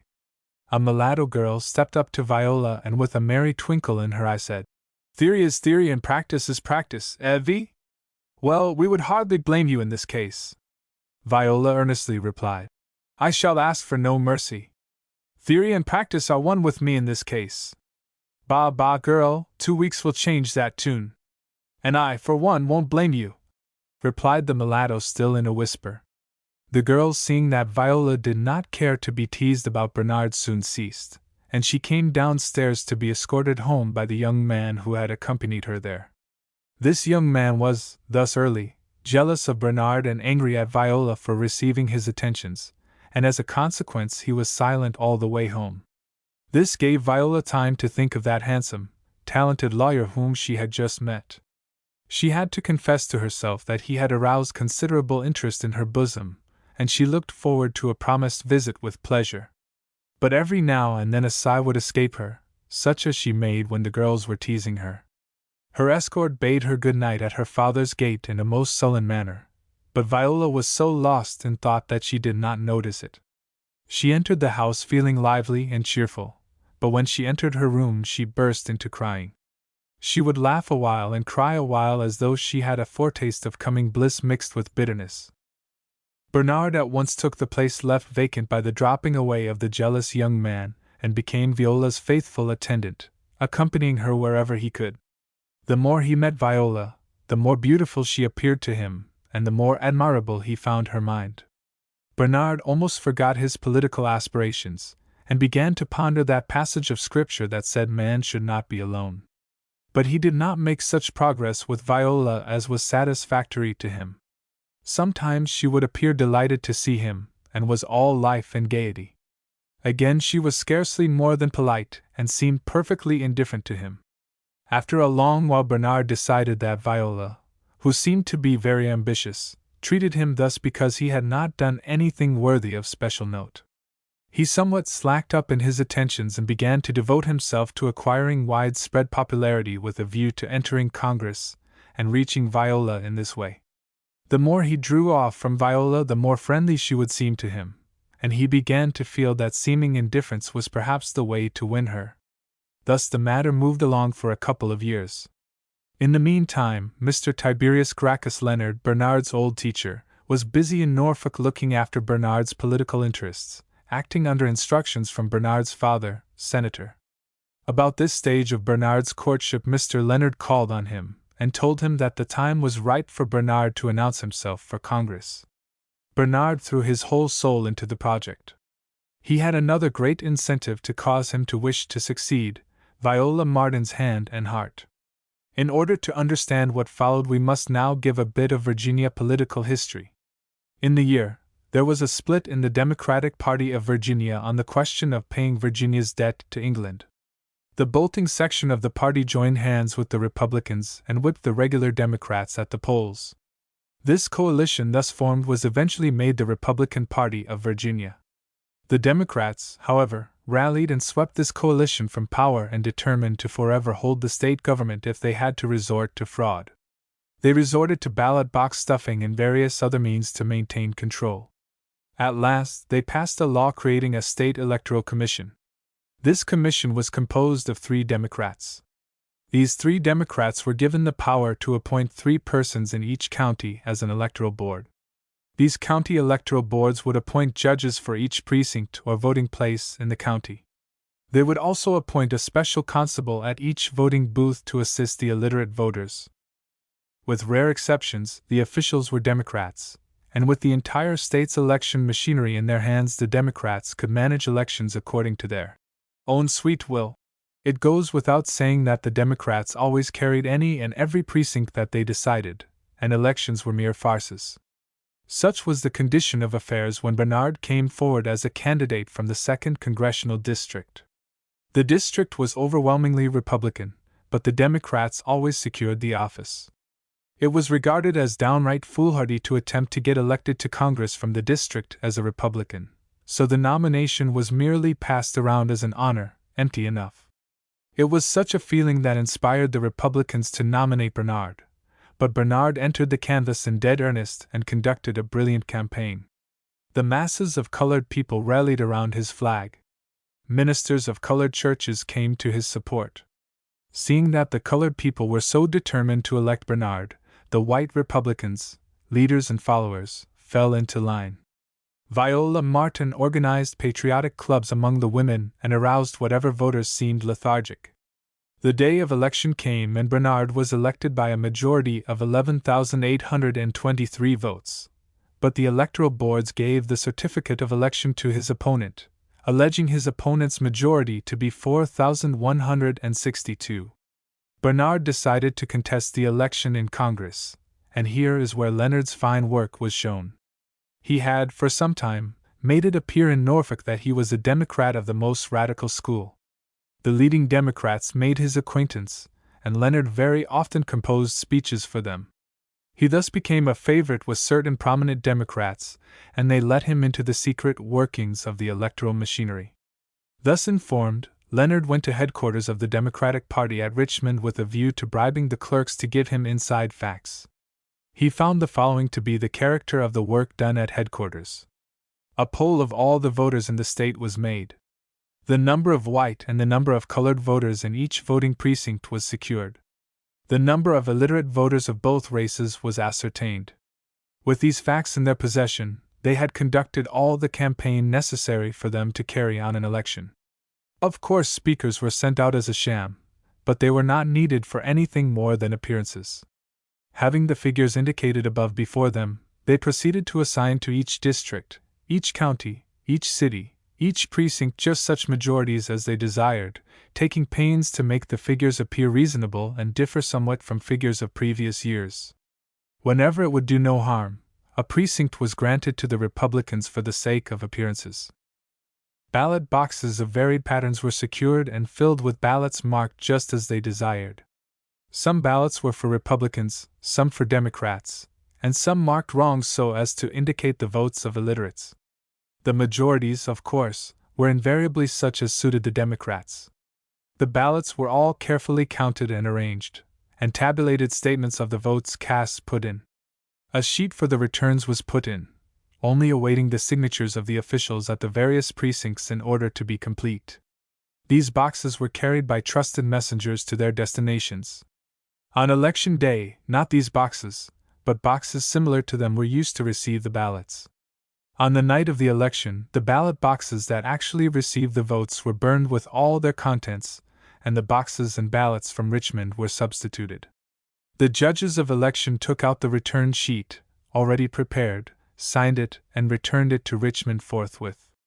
Thus it could always be known 30 days ahead just what the exact vote in detail was to be throughout the entire state.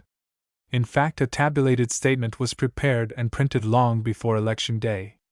Leonard paid a clerk at headquarters $5,000 for one of these tabulated statements. With this he hurried on to Washington and secretly placed it before the Republican Congressional Campaign Committee, with the understanding that it was to be used after Election Day as a basis for possible contest. 15 of the most distinguished clergymen in the nation were summoned to Washington and made affidavits, stating that they had seen this tabulated statement 20 days before the election took place.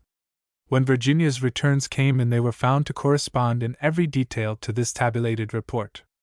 As nothing but a prophet, direct from God, could have foreseen the results exactly as they did occur, this tabulated statement was proof positive of fraud on a gigantic scale. With this and a mass of other indisputable evidence at his back, secured by the shrewd Leonard, Bernard entered the contest for his seat. The House of Representatives was Democratic by a small majority. The contest was a long and bitter one. The Republicans were solidly for Bernard.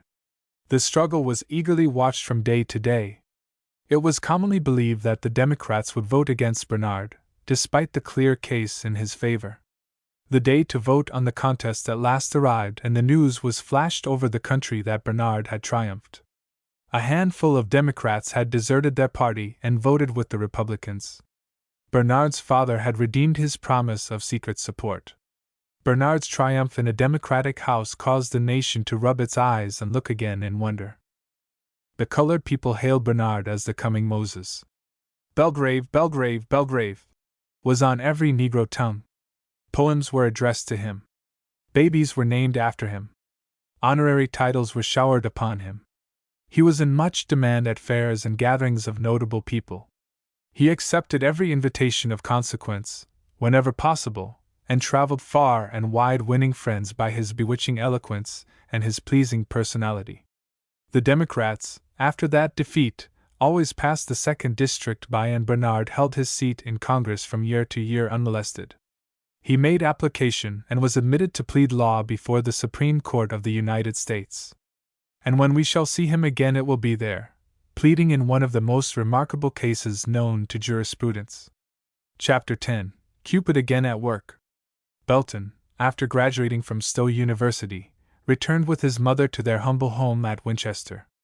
He had been away at school for 4 years and now desired to see his home again before going forth into the world. He remained at Winchester several days, visiting all the spots where he had toiled or played, mourned or sung, wept or laughed as a child. He entered the old schoolhouse and gazed with eyes of love on its twisting walls, decaying floor and benches sadly in need of repair. A somewhat mournful smile played upon his lips as he thought of the revengeful act that he had perpetrated upon his first teacher, Mr. Leonard, and this smile died away into a more sober expression as he remembered how his act of revenge had, like chickens, come home to roost, when those dirty socks had made him an object of laughter at Stowe University on commencement day. Revenge was dead in his bosom. And it was well for the world that this young Negro had been trained in a school where there was a friendly lance to open his veins and let out this most virulent of poisons. Belton lingered about home, thinking of the great problem of human life.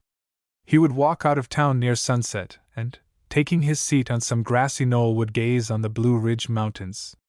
The light would fade out of the sky and the gloom of evening gather, but the mountains would maintain their same bold appearance.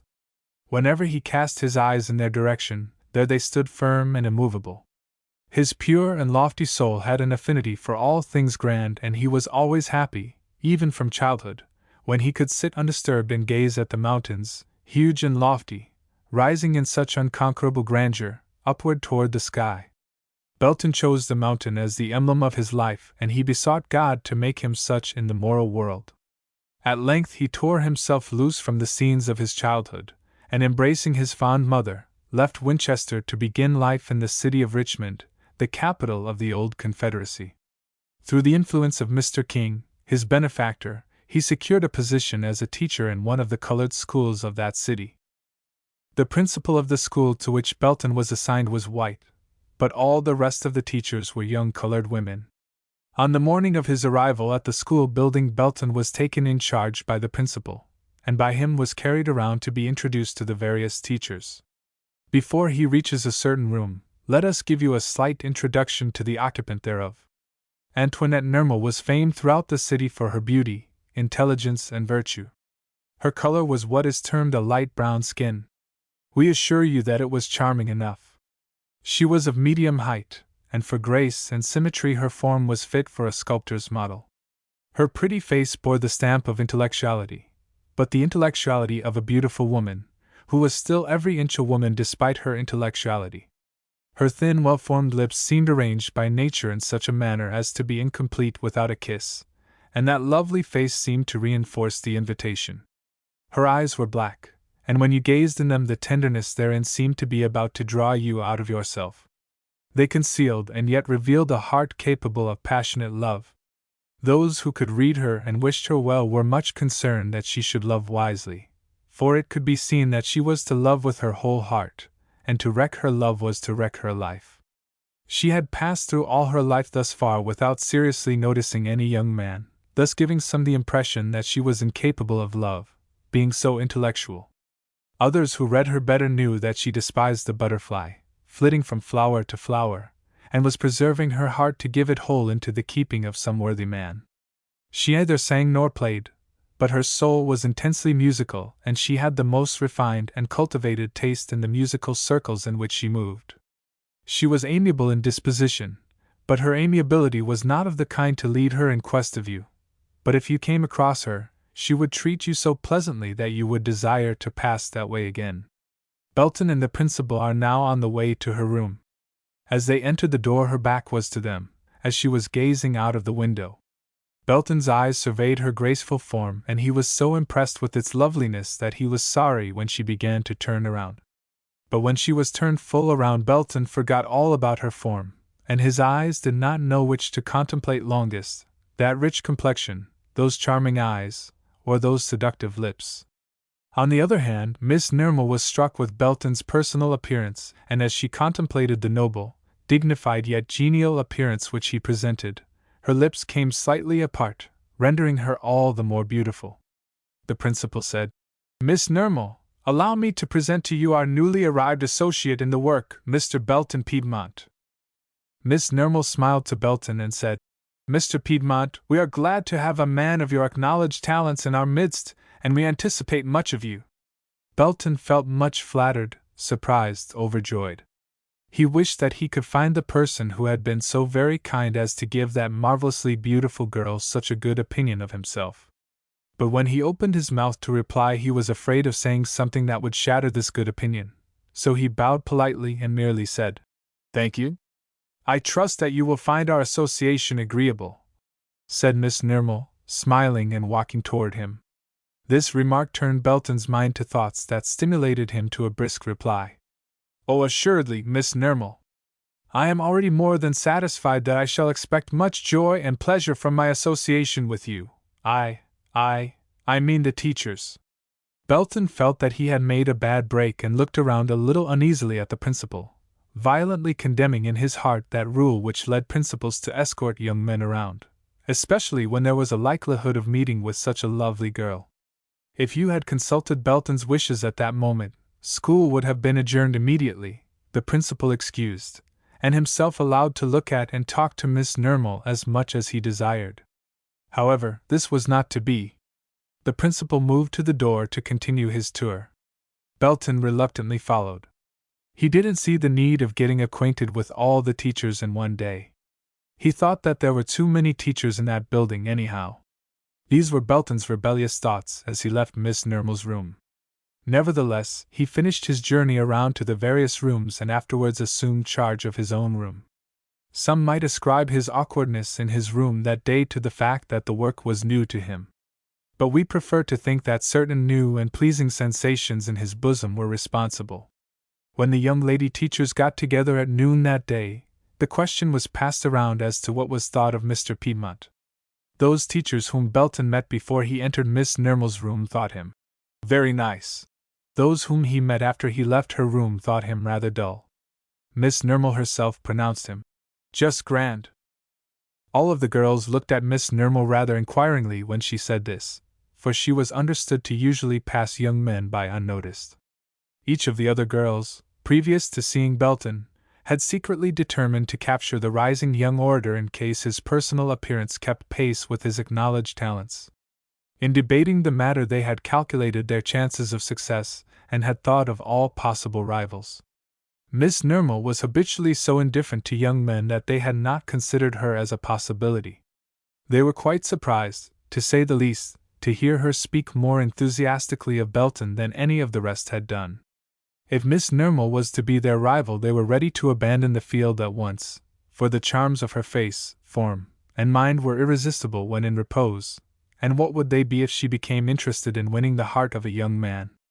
When school was dismissed that afternoon, Belton saw a group of teachers walking homeward, and Miss Nermal was in the group. Belton joined them and somehow contrived to get by Miss Nermal's side. How much she aided him by unobserved shifting of positions is not known. All of the rest of the group lived nearer the school than did Miss Nermal, and so, when they had all dropped off at respective gates, Miss Nermal yet had some distance to go. When Belton saw this, he was a happy fellow.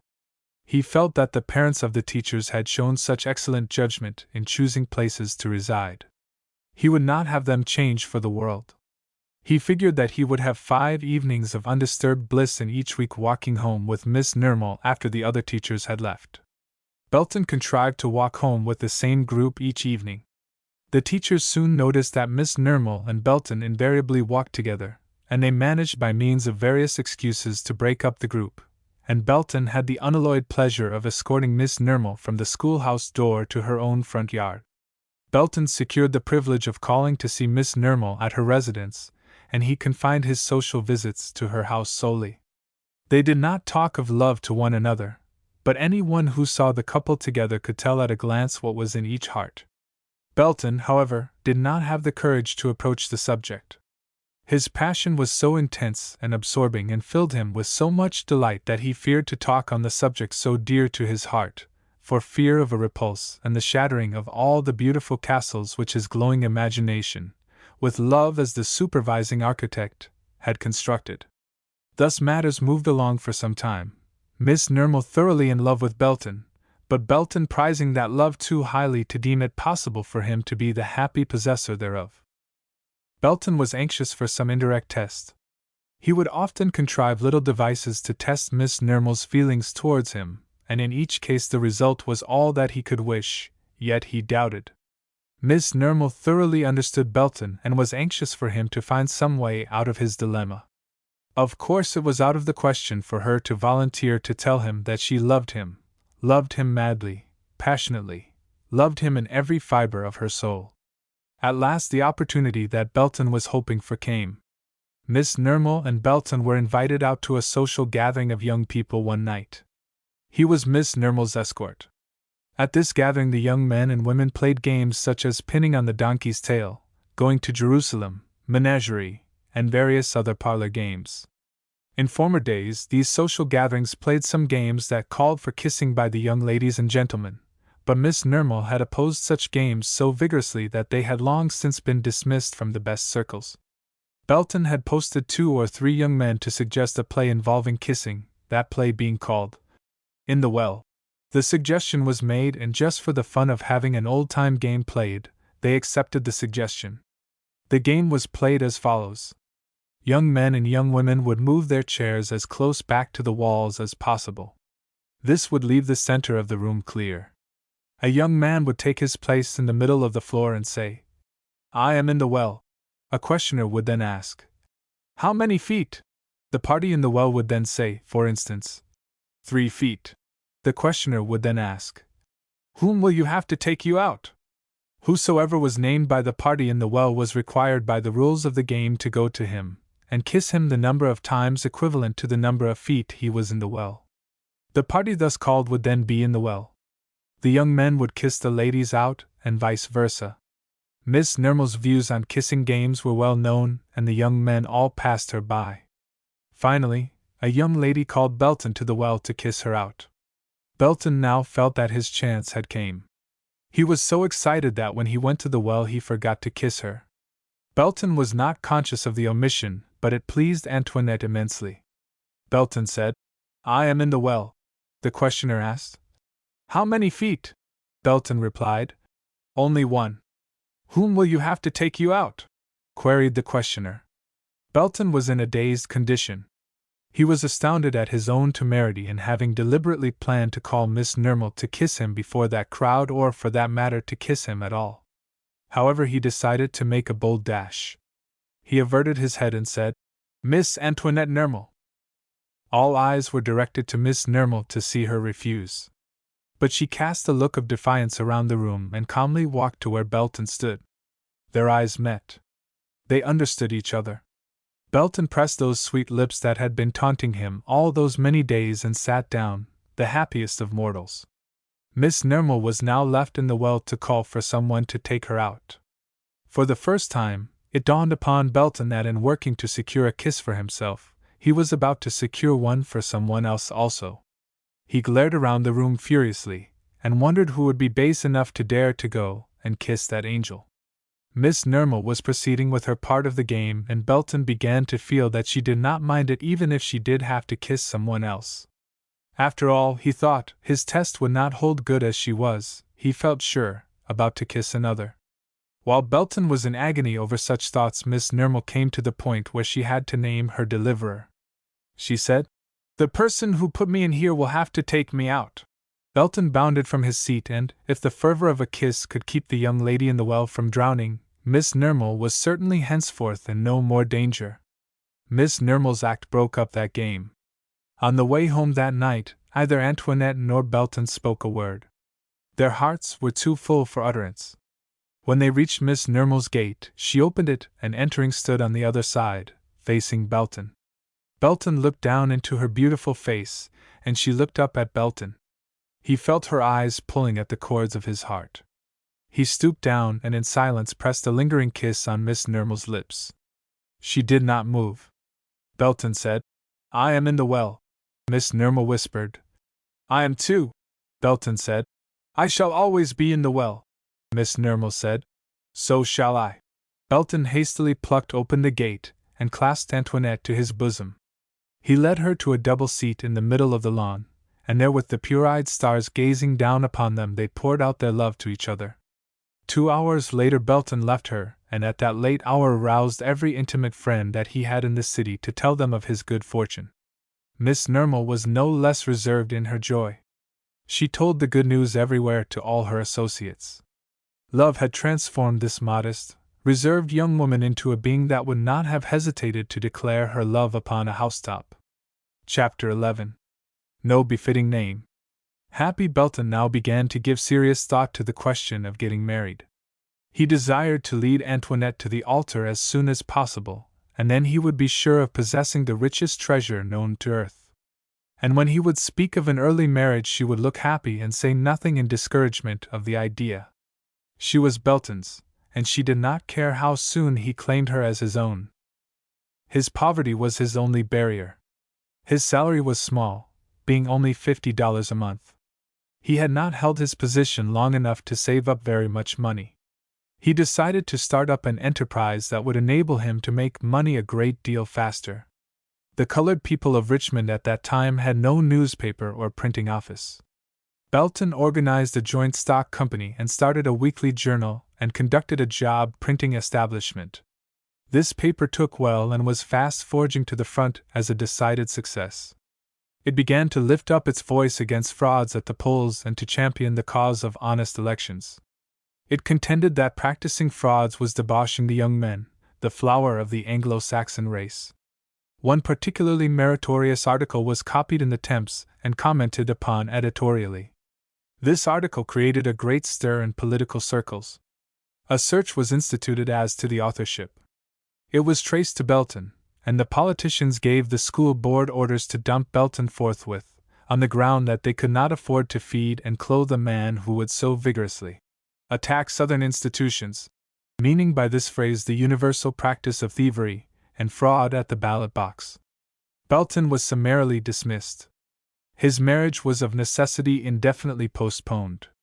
The other teachers were warned to give no further support to Belton's paper on pain of losing their positions. They withdrew their influence from Belton, and he was, by this means, forced to give up the enterprise. He was now completely without an occupation, and began to look around for employment. He decided to make a trial of politics. A campaign came on, and he vigorously espoused the cause of the Republicans. A congressional and presidential campaign was being conducted at the same time, and Belton did yeoman's service.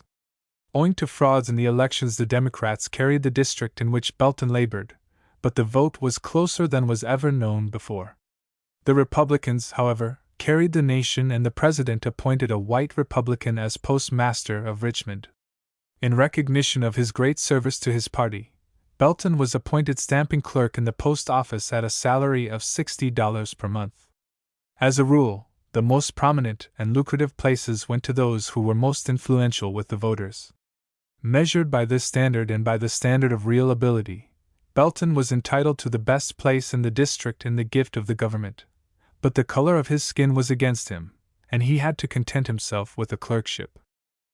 At the expiration of 1 year, Belton proudly led the charming Antoinette Nermal to the marriage altar, where they became man and wife. Their marriage was the most notable social event that had ever been known among the colored people of Richmond. All of the colored people and many of the white people of prominence were at the wedding reception, and costly presents poured in upon them. This brilliant couple were predicted to have a glorious future before them. So all hearts hoped and felt. About 2 years from Belton's appointment as stamping clerk and 1 year from the date of his marriage, a congressional convention was held for the purpose of nominating a candidate for Congress. Belton's chief, the postmaster, desired a personal friend to have the honor. This personal friend was known to be prejudiced against colored people, and Belton could not, therefore, see his way clear to support him for the nomination. He supported another candidate and won for him the nomination, but the postmaster dismissed him from his position as clerk. Crushed in spirit, Belton came home to tell his wife of their misfortune. Although he was entitled to the postmastership, according to the ethics of the existing political condition, he had been given a commonplace clerkship. And now, because he would not play the puppet, he was summarily dismissed from that humble position. His wife cheered him up and bade him to not be despondent, telling him that a man of his talents would beyond all question be sure to succeed in life. Belton began to cast around for another occupation, but, in whatever direction he looked, he saw no hope. He possessed a first-class college education, but that was all. He knew no trade, nor was he equipped to enter any of the professions. It is true that there were positions around by the thousands which he could fill, but his color debarred him.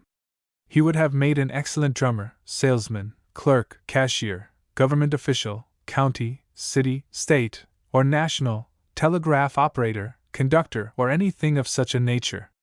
But the color of his skin shut the doors so tight that he could not even peep in. The white people would not employ him in these positions, and the colored people did not have any enterprises in which they could employ him.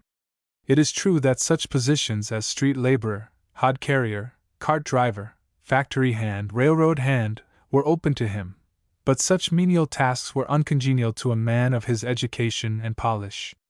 And again, society positively forbade him doing such labor. If a man of education among the colored people did such manual labor, he was looked upon as an eternal disgrace to the race. He was looked upon as throwing his education away and lowering its value in the eyes of the children who were to come after him. So, here was proud, brilliant Belton, the husband of a woman whom he fairly worshipped, surrounded in a manner that precluded his earning a livelihood for her. This set Belton to studying the labor situation and the race question from this point of view. He found scores of young men just in his predicament. The schools were all supplied with teachers. All other doors were effectually barred. Society's stern edict forbade these young men resorting to lower forms of labor. And instead of the matter growing better, it was growing worse, year by year. Colleges were rushing class after class forth with just this kind of education, and there was no employment for them. These young men, having no employment, would get together in groups and discuss their respective conditions. Some were in love and desired to marry. Others were married and desired to support their wives in a creditable way. Others desired to acquire a competence. Some had aged parents who had toiled hard to educate them and were looking to them for support. They were willing to work, but the opportunity was denied them. And the sole charge against them was the color of their skins. They grew to hate a flag that would float in an undisturbed manner over such a condition of affairs. They began to abuse and execrate a national government that would not protect them against color prejudice, but on the contrary actually practiced it itself. Beginning with passively hating the flag, they began to think of rebelling against it, and would wish for some foreign power to come in and bury it in the dirt. They signified their willingness to participate in such a proceeding. It is true that it was only a class that had thought and spoke of this, but it was an educated class, turned loose with an idle brain and plenty of time to devise mischief. The toiling, unthinking masses went quietly to their labors, day by day, but the educated malcontents moved in and out among them, convincing them that they could not afford to see their men of brains ignored because of color.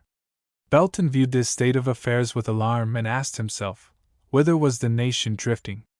He might have joined this army of malcontents and insurrection breeders, but that a very remarkable and novel idea occurred to him. He decided to endeavor to find out just what view the white people were taking of the Negro and of the existing conditions. He saw that the nation was drifting toward a terrible cataract, and he wished to find out what precautionary steps the white people were going to take. So he left Richmond, giving the people to understand that he was gone to get a place to labor to support his wife. The people thought it strange that he did not tell where he was going and what he was to do. Speculation was rife. Many thought that it was an attempt at deserting his wife, whom he seemed unable to support. He arranged to visit his wife twice a month. He went to New York and completely disguised himself. He bought a wig representing the hair on the head of a colored woman. He had this wig made especially to his order. He bought an outfit of well-fitting dresses and other garments worn by women. He clad himself and reappeared in Richmond.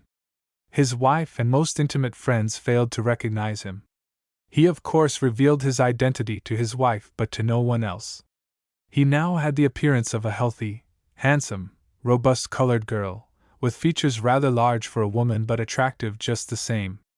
In this guise, Belton applied for a position as nurse and was successful in securing a place in the family of a leading white man. He loitered near the family circle as much as he could. His ear was constantly at the keyholes, listening. Sometimes he would engage in conversation for the purpose of drawing them out on the question of the Negro.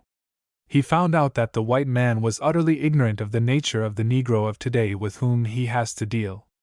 And more than that, he was not bothering his brain thinking about the Negro. He felt that the Negro was easily ruled and was not an object for serious thought. The barbers, the nurses, cooks and washerwomen, the police column of the newspapers, comic stories and minstrels were the sources through which the white people gained their conception of the Negro. But the real controlling power of the race that was shaping its life and thought and preparing the race for action was unnoticed and in fact unseen by them. The element most bitterly antagonistic to the whites avoided them, through intense hatred, and the whites never dreamed of this powerful inner circle that was gradually but persistently working its way in every direction, solidifying the race for the momentous conflict of securing all the rights to them according to the will of their Heavenly Father. Belton also stumbled upon another misconception, which caused him eventually to lose his job as nurse. The young men in the families in which Belton worked seemed to have a poor opinion of the virtue of colored women. Time and again they tried to kiss Belton, and he would sometimes have to exert his full strength to keep them at a distance. He thought that while he was a nurse, he would do what he could to exalt the character of the colored women. So, at every chance he got, he talked to the men who approached him, of virtue and integrity. He soon got the name of being a virtuous prude, and the white men decided to corrupt him at all hazards. Midnight carriage rides were offered and refused. Trips to distant cities were proposed but declined. Money was offered freely and lavishly but to no avail. Belton did not yield to them.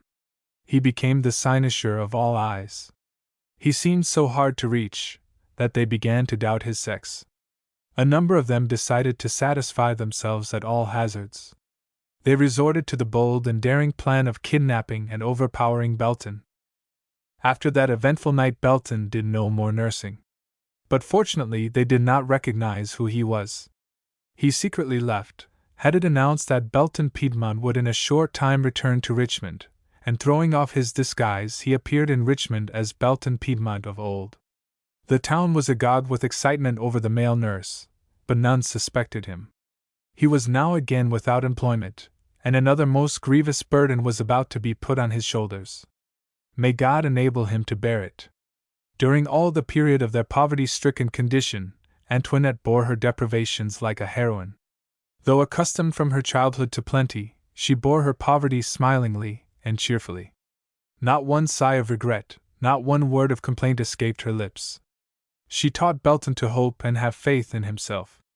But everything seemed to grow darker and darker for him. In the whole of his school life, he had never encountered a student who could surpass him in intellectual ability, and yet, here he was with all his conceded worth, unable to find a fit place to earn his daily bread, all because of the color of his skin. And now the Lord was about to bless him with an offspring. He hardly knew whether to be thankful or sorrowful over this prospective gift from heaven. On the one hand, an infant in the home would be a source of unbounded joy, but over against this pleasing picture there stood cruel want pointing its wicked, mocking finger at him, anxious for another victim. As the time for the expected gift drew near, Belton grew more moody and despondent. Day by day he grew more and more nervous. One evening the nurse called him into his wife's room, bidding him come and look at his son. The nurse stood in the door and looked hard at Belton as he drew near to the side of his wife's bed. He lifted the lamp from the dresser and approached. Antoinette turned toward the wall and hid her head under the cover. Eagerly, tremblingly, Belton pulled the cover from the little child's face, the nurse all the while watching him as though her eyes would pop out of her head. Belton bent forward to look at his infant son. A terrible shriek broke from his lips. He dropped the lamp upon the floor and fled out of the house and rushed madly through the city. The color of Antoinette was brown. The color of Belton was dark. But the child was white. What pen can describe the tumult that raged in Belton's bosom for months and months? Sadly, disconsolately, broken in spirit, thoroughly dejected, Belton dragged himself to his mother's cottage at Winchester. Like a ship that had started on a voyage, on a bright day, with fair winds, but had been overtaken and overwhelmed in an ocean storm, and had been put back to shore, so Belton now brought his battered bark into harbor again. His brothers and sisters had all married and had left the maternal roof. Belton would sleep in the loft from which in his childhood he tumbled down, when disturbed about the disappearing biscuits. How he longed and sighed for childhood's happy days to come again. He felt that life was too awful for him to bear. His feelings toward his wife were more of pity than reproach. Like the multitude, he supposed that his failure to properly support her had tempted her to ruin. He loved her still, if anything, more passionately than ever. But what were his feelings in those days toward the flag which he had loved so dearly, which had floated proudly and undisturbed, while color prejudice, upheld by it, sent, as he thought, cruel want with drawn sword to stab his family honor to death. Belton had now lost all hope of personal happiness in this life, and as he grew more and more composed he found himself better prepared than ever to give his life wholly to the righting of the wrongs of his people. Tenderly he laid the image of Antoinette to rest in a grave in the very center of his heart. He covered her grave with fragrant flowers, and though he acknowledged the presence of a corpse in his heart, 'twas the corpse of one he loved. We must leave our beautiful heroine under a cloud just here, but God is with her and will bring her forth conqueror in the sight of men and angels. Chapter 12. On the Dissecting Board. About this time the legislature of Louisiana passed a law designed to prevent white people from teaching in schools conducted in the interest of Negroes. A college for Negroes had been located at Cadeville for many years, presided over by a white minister from the North. Under the operations of the law mentioned, he was forced to resign his position.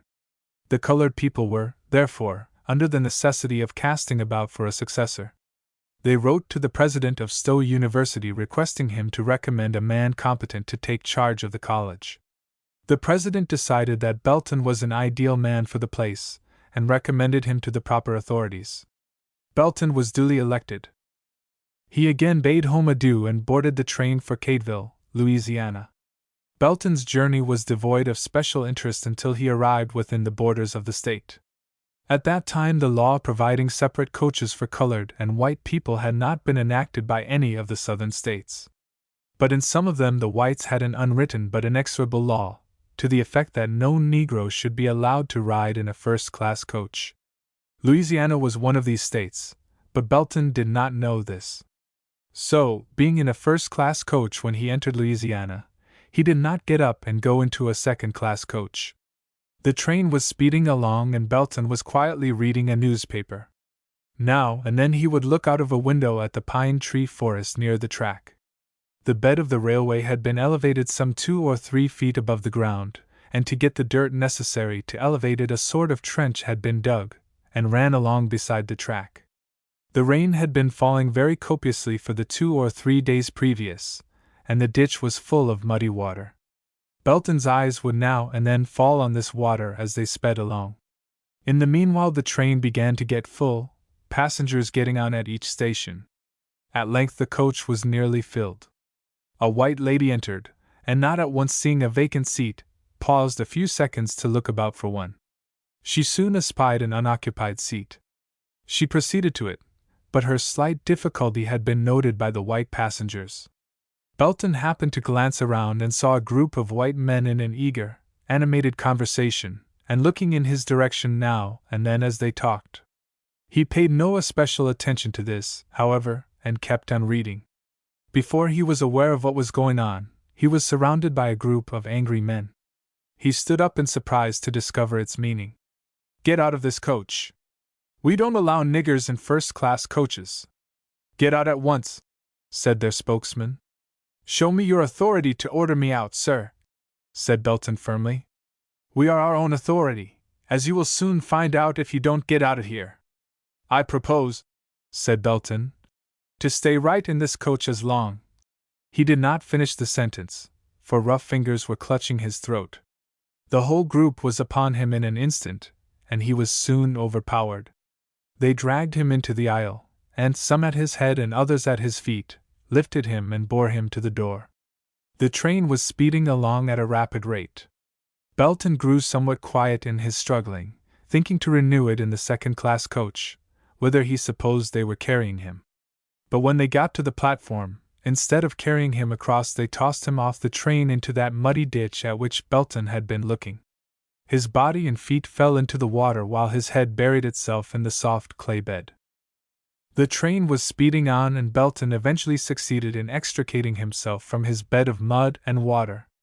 Covered from head to foot with red clay, the president-elect of Cadeville College walked down to the next station, 2 miles away. There he found his satchel, left by the conductor of the train. He remained at this station until the afternoon, when another train passed. This time he entered the second-class coach and rode unmolested to Monroe, Louisiana. There he was to have changed cars for Cadeville. The morning train, the one from which he was thrown, made connection with the Cadeville train, but the afternoon train did not.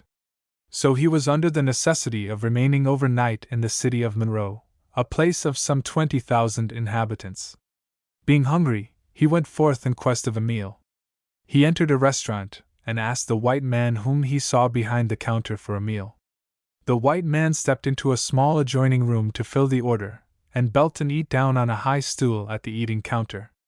The white man soon returned with some articles of food in a paper bag. Seeing Belton sitting down, he cried out, "Get up from there, you nigger!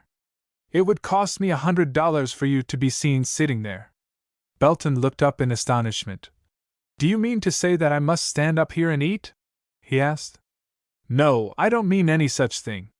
You must go out of here to eat."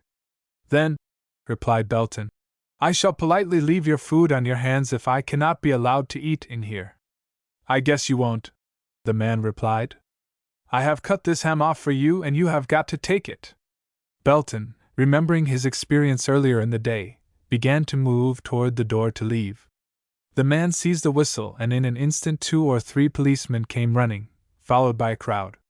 Belton stood still to await developments. The clerk said to the policeman, This high-toned nigger bought a meal of me, and because I would not let him sit down and eat like white people, he refused to pay me." The officers turned to Belton and said, "Pay that man what you owe him." Belton replied, "I owe him nothing. He refuses to accommodate me, and I therefore owe him nothing. Come along with me, sir. Consider yourself under arrest." Wondering what kind of a country he had entered, Belton followed the officer and, incredible as it may seem, was locked up in jail for the night. The next morning he was arraigned before the mayor, whom the officer had evidently posted before the opening of court. Belton was fined $5 for vagrancy and was ordered to leave town within 5 hours. He paid his fine and boarded the train for Cadeville. As the train pulled in for Cadeville, a group of white men were seen standing on the platform.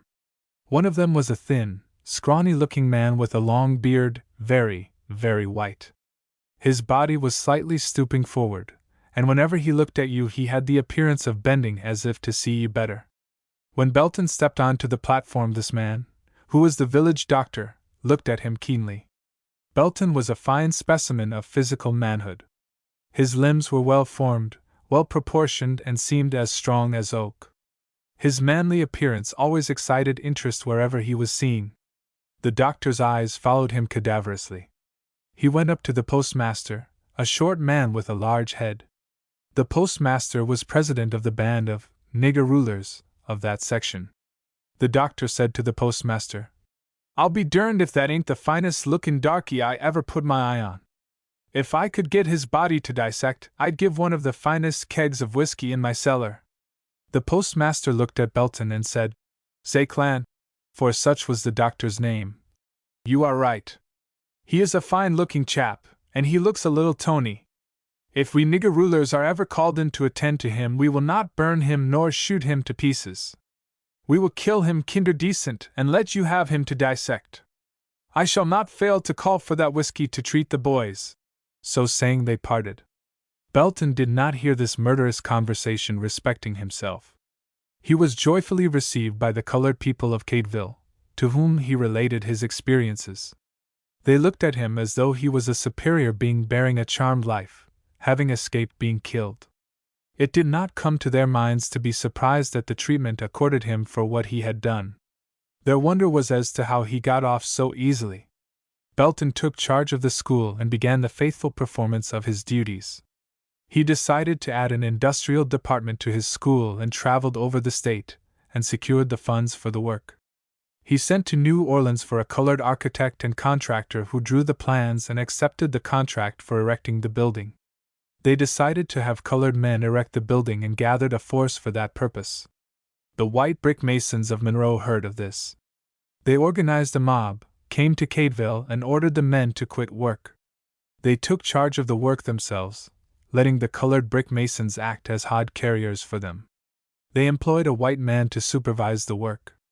The colored people knew that it meant death to resist, and they paid the men as though nothing unusual had happened. Belton had learned to observe and wait. These outrages sank like molten lead into his heart, but he bore them all. The time for the presidential election was drawing near, and he arose in the chapel one morning to lecture to the young men on their duty to vote. One of the village girls told her father of Belton's speech. The old man was shaving his face and had just shaved off one side of his beard when his daughter told him.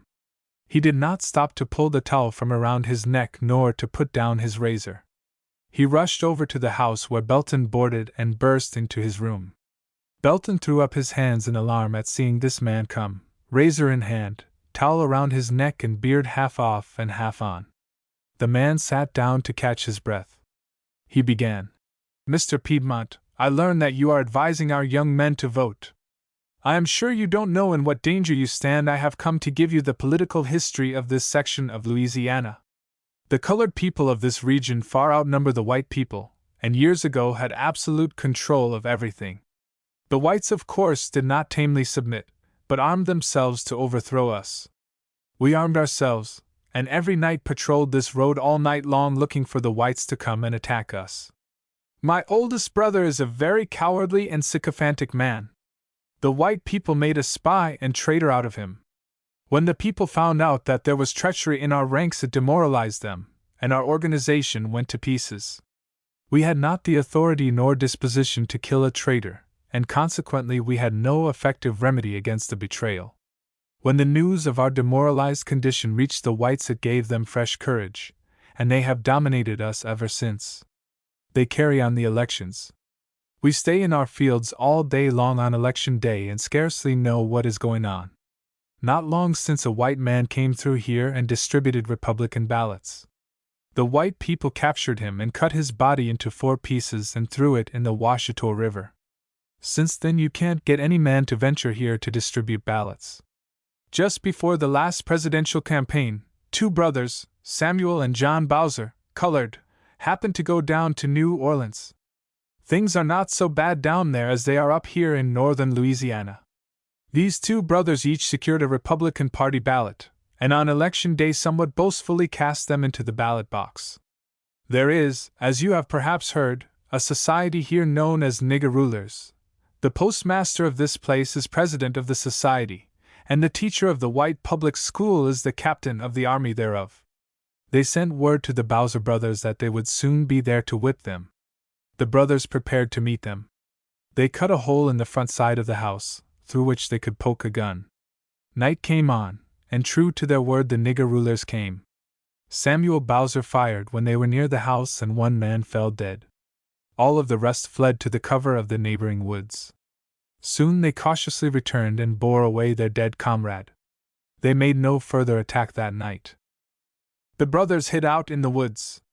Hearing of this and fearing that the men would make their escape, the whites gathered in force and hemmed in the entire settlement on all sides. For 3 days the men hid in the woods, unable to escape because of the guard kept by the whites. The 3rd night a great rain came up and the whites sought the shelter of their homes. The brothers thus had a chance to escape. John escaped into Arkansas, but Samuel, poor fool, went only 40 miles, remaining in Louisiana. The mob forced one of our number, who escorted him on horseback, to inform them of the road that Samuel took. In this way they traced and found him. They tied him on a horse and brought him back here with them. They kept him in the woods 3 days, torturing him. On the 3rd day we heard the loud report of a gun which we supposed ended his life. None of us know where he lies buried. You can judge from this why we neglect voting. This speech wound up Belton's political career in Cadeville. He thanked the man for the information, assuring him that it would be of great value to him in knowing how to shape his course. After Belton had been at Cadeville a few years, he had a number of young men and women to graduate from the various departments of his school.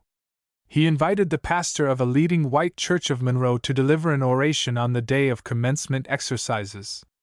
The preacher came and was most favorably impressed with Belton's work, as exhibited in the students then graduating. He esteemed Belton as a man of great intellectual power, and invited him to call at his church and house if he ever came to Monroe. Belton was naturally greatly elated over this invitation from a Southerner and felt highly complimented. One Sabbath morning, shortly thereafter, Belton happened to be in Monroe, and thinking of the preacher's kind invitation, went to his church to attend the morning service. He entered and took a seat near the middle of the church. During the opening exercises, a young white lady who sat by his side experienced some trouble in finding the hymn. Belton had remembered the number given out and kindly took the book to find it. In an instant the whole church was in an uproar. A crowd of men gathered around Belton and led him out of doors. A few leaders went off to one side and held a short consultation. They decided that as it was Sunday, they would not lynch him. They returned to the body of men yet holding Belton and ordered him released. This evidently did not please the majority, but he was allowed to go. That afternoon Belton called at the residence of the minister in order to offer an explanation. The minister opened the door, and seeing who it was, slammed it in his face. Belton turned away with many misgivings as to what was yet to come. Dr. Zackland always spent his Sundays at Monroe and was a witness of the entire scene in which Belton had figured so prominently. He hastened out of church, and as soon as he saw Belton turned loose, hurried to the station and boarded the train for Cadeville, leaving his hymn book and Bible on his seat in the church. His face seemed lighted up with joy. "I've got him at last. Careful as he has been, I've got him," he kept repeating over and over to himself. He left the train at Cadeville and ran to the postmaster's house, president of the nigger rulers, and he was out of breath when he arrived there. He sat down, fanned himself with his hat, and when sufficiently recovered said, "Well, we will have to fix that nigger Piedmont. He is getting too high. What's that he has been doing now? I have looked upon him as being an uncommonly good nigger. I have kept a good eye on him, but haven't even had to hint at him," said the postmaster. "Well, he has shown his true nature at last. He had the gall to enter a white church in Monroe this morning and actually took a seat downstairs with the white folks. He did not even look at the gallery where he belonged." "Is that so?" burst out the postmaster incredulously. "I should say he did, and that's not all. A white girl who sat by him and could not read very well, failed to find him at once. That nigger actually had the impudence to take her book and find the place for her. The infernal scoundrel. By golly, he shall hang," broke in the postmaster. Dr. Zackland continued.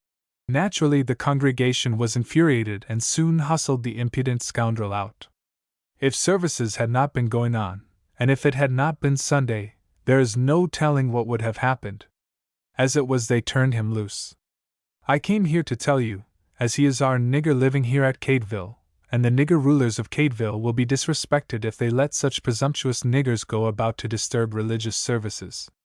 You are right about that, and we must soon put him out of the way.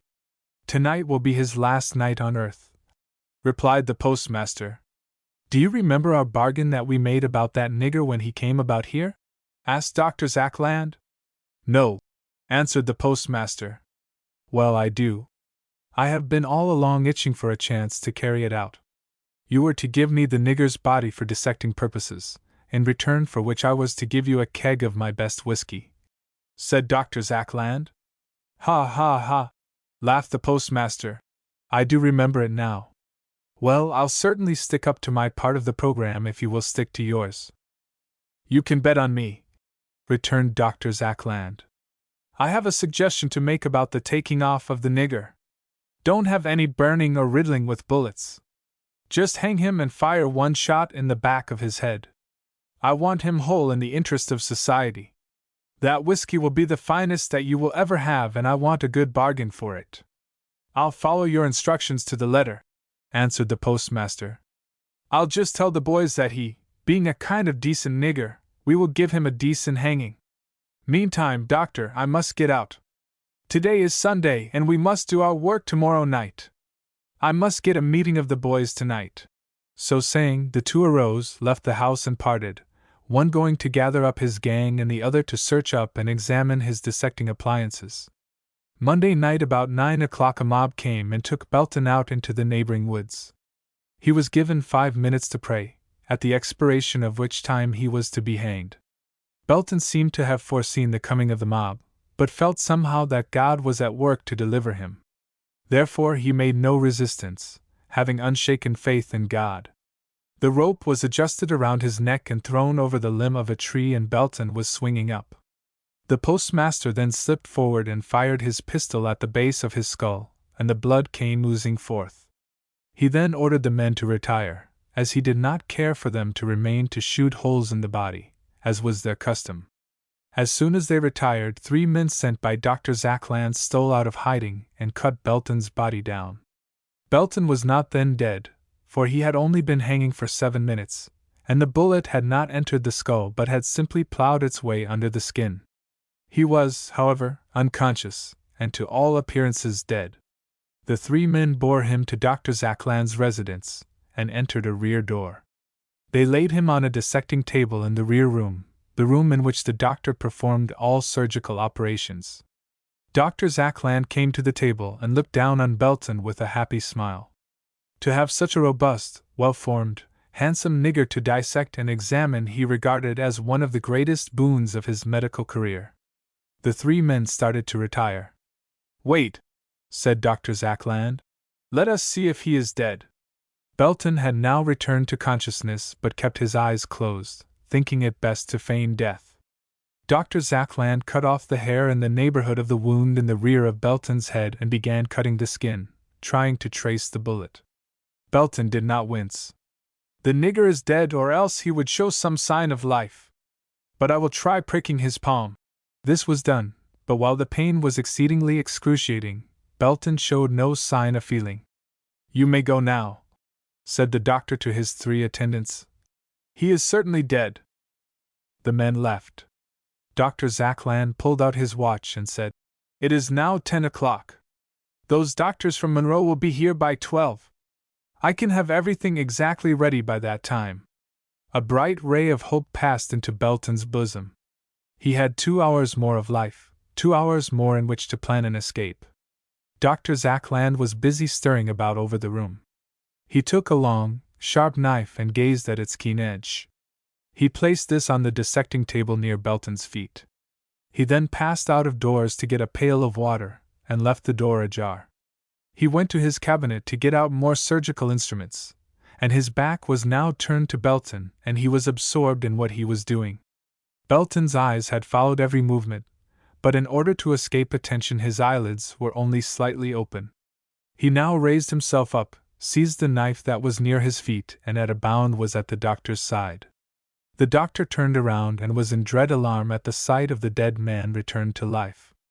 At that instant he was too terrified to act or scream, and before he could recover his self-possession Belton plunged the knife through his throat. Seizing the dying man he laid him on the dissecting board and covered him over with a sheet. He went to the writing desk and quickly scrawled the following note. "Doctors, I have stepped out for a short while. Don't touch the nigger until I come. Zackland." He pinned this note on that portion of the sheet where it would attract attention at once if one should begin to uncover the corpse. He did this to delay discovery, and thus get a good start on those who might pursue him. Having done this he crept cautiously out of the room, leapt the back fence, and made his way to his boarding place. He here changed his clothes and disappeared in the woods. He made his way to Baton Rouge and sought a conference with the governor. The governor ordered him under arrest, and told him that the best and only thing he could do was to send him back to Cadeville under military escort to be tried for murder. This was accordingly done. The community was aroused over the death of Dr. Zackland at the hands of a Negro. The sending of the military further incensed them. At the trial which followed, all evidence respecting the mob was excluded as irrelevant. Robbery was the motive assigned for the deed. The whole family with which Belton lived were arraigned as accomplices, because his bloody clothes were found in his room in their house. During the trial, the jury were allowed to walk about and mingle freely with the people and be thus influenced by the bitter public sentiment against Belton. Men who were in the mob that attempted Belton's murder were on the jury. In fact, the postmaster was the foreman. Without leaving their seats, the jury returned a verdict of guilty in each case, and all were sentenced to be hanged. The prisoners were taken to the New Orleans jail for safekeeping.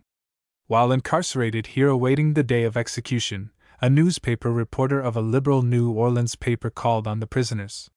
He was impressed with Belton's personality and promised to publish any statement that Belton would write. Belton then gave a thorough, detailed account of every happening. The story was telegraphed broadcast and aroused sympathetic interest everywhere.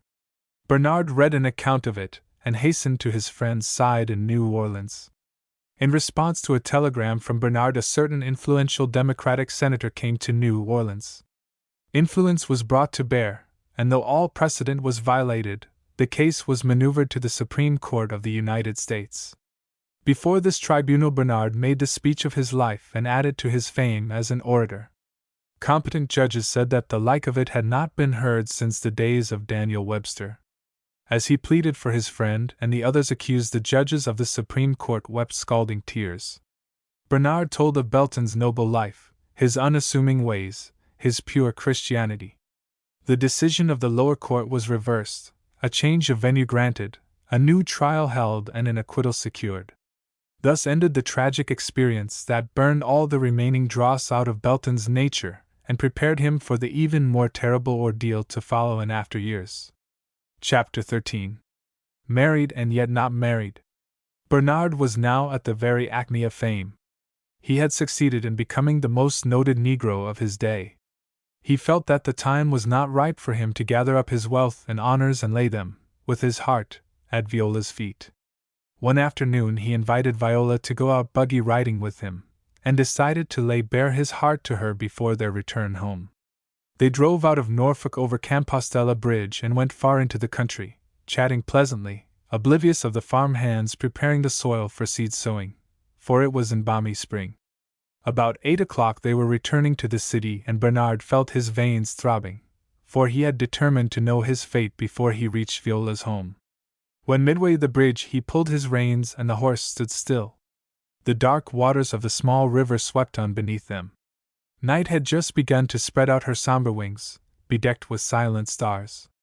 Just in front of them, as they looked out upon the center of the river took a bend which brought a shore directly facing them. A green lawn began from the shore and ran back to be lost in the shadows of the evening.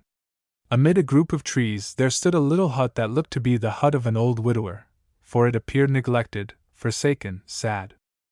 Bernard gazed at this lonesome cottage and said, "Viola, I feel tonight that all my honors are empty.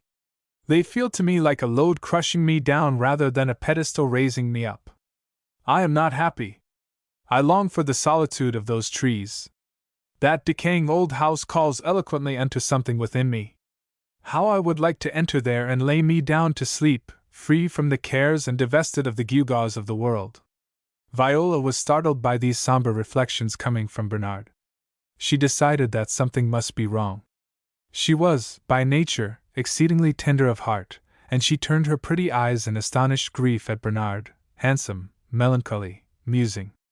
"Ah, Mr. Belgrave, something terrible is gnawing at your heart for one so young, so brilliant, so prosperous as you are to talk thus.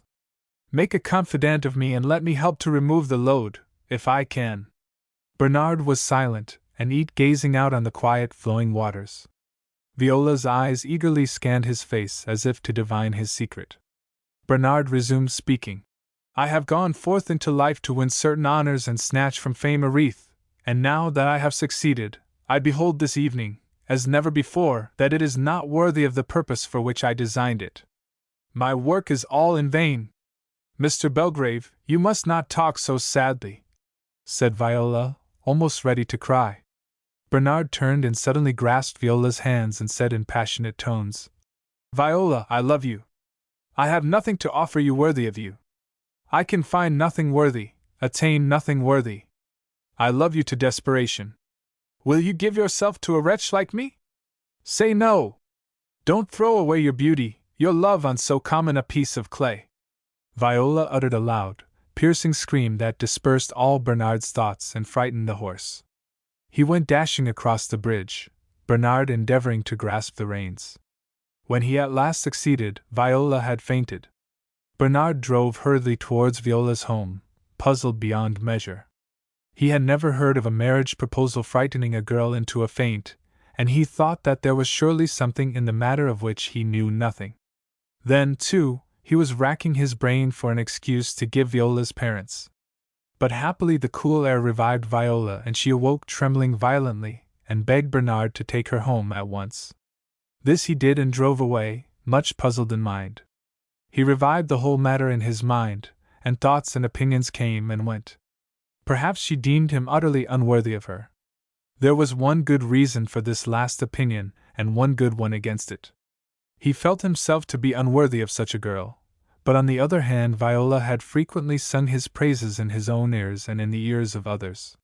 He decided to go early in the morning and know definitely his doom. That night he did not sleep. He paced up and down the room glancing at the clock every 5 minutes or so. He would now and then hoist the window and strain his eyes to see if there were any sign of approaching dawn. After what seemed to him at least a century, the sun at last arose and ushered in the day. As soon as he thought Miss Martin was astir and unengaged, he was standing at the door. They each looked sad and forlorn. Viola knew and Bernard felt that some dark shadow was to come between them. Viola caught hold of Bernard's hand and led him silently into the parlor.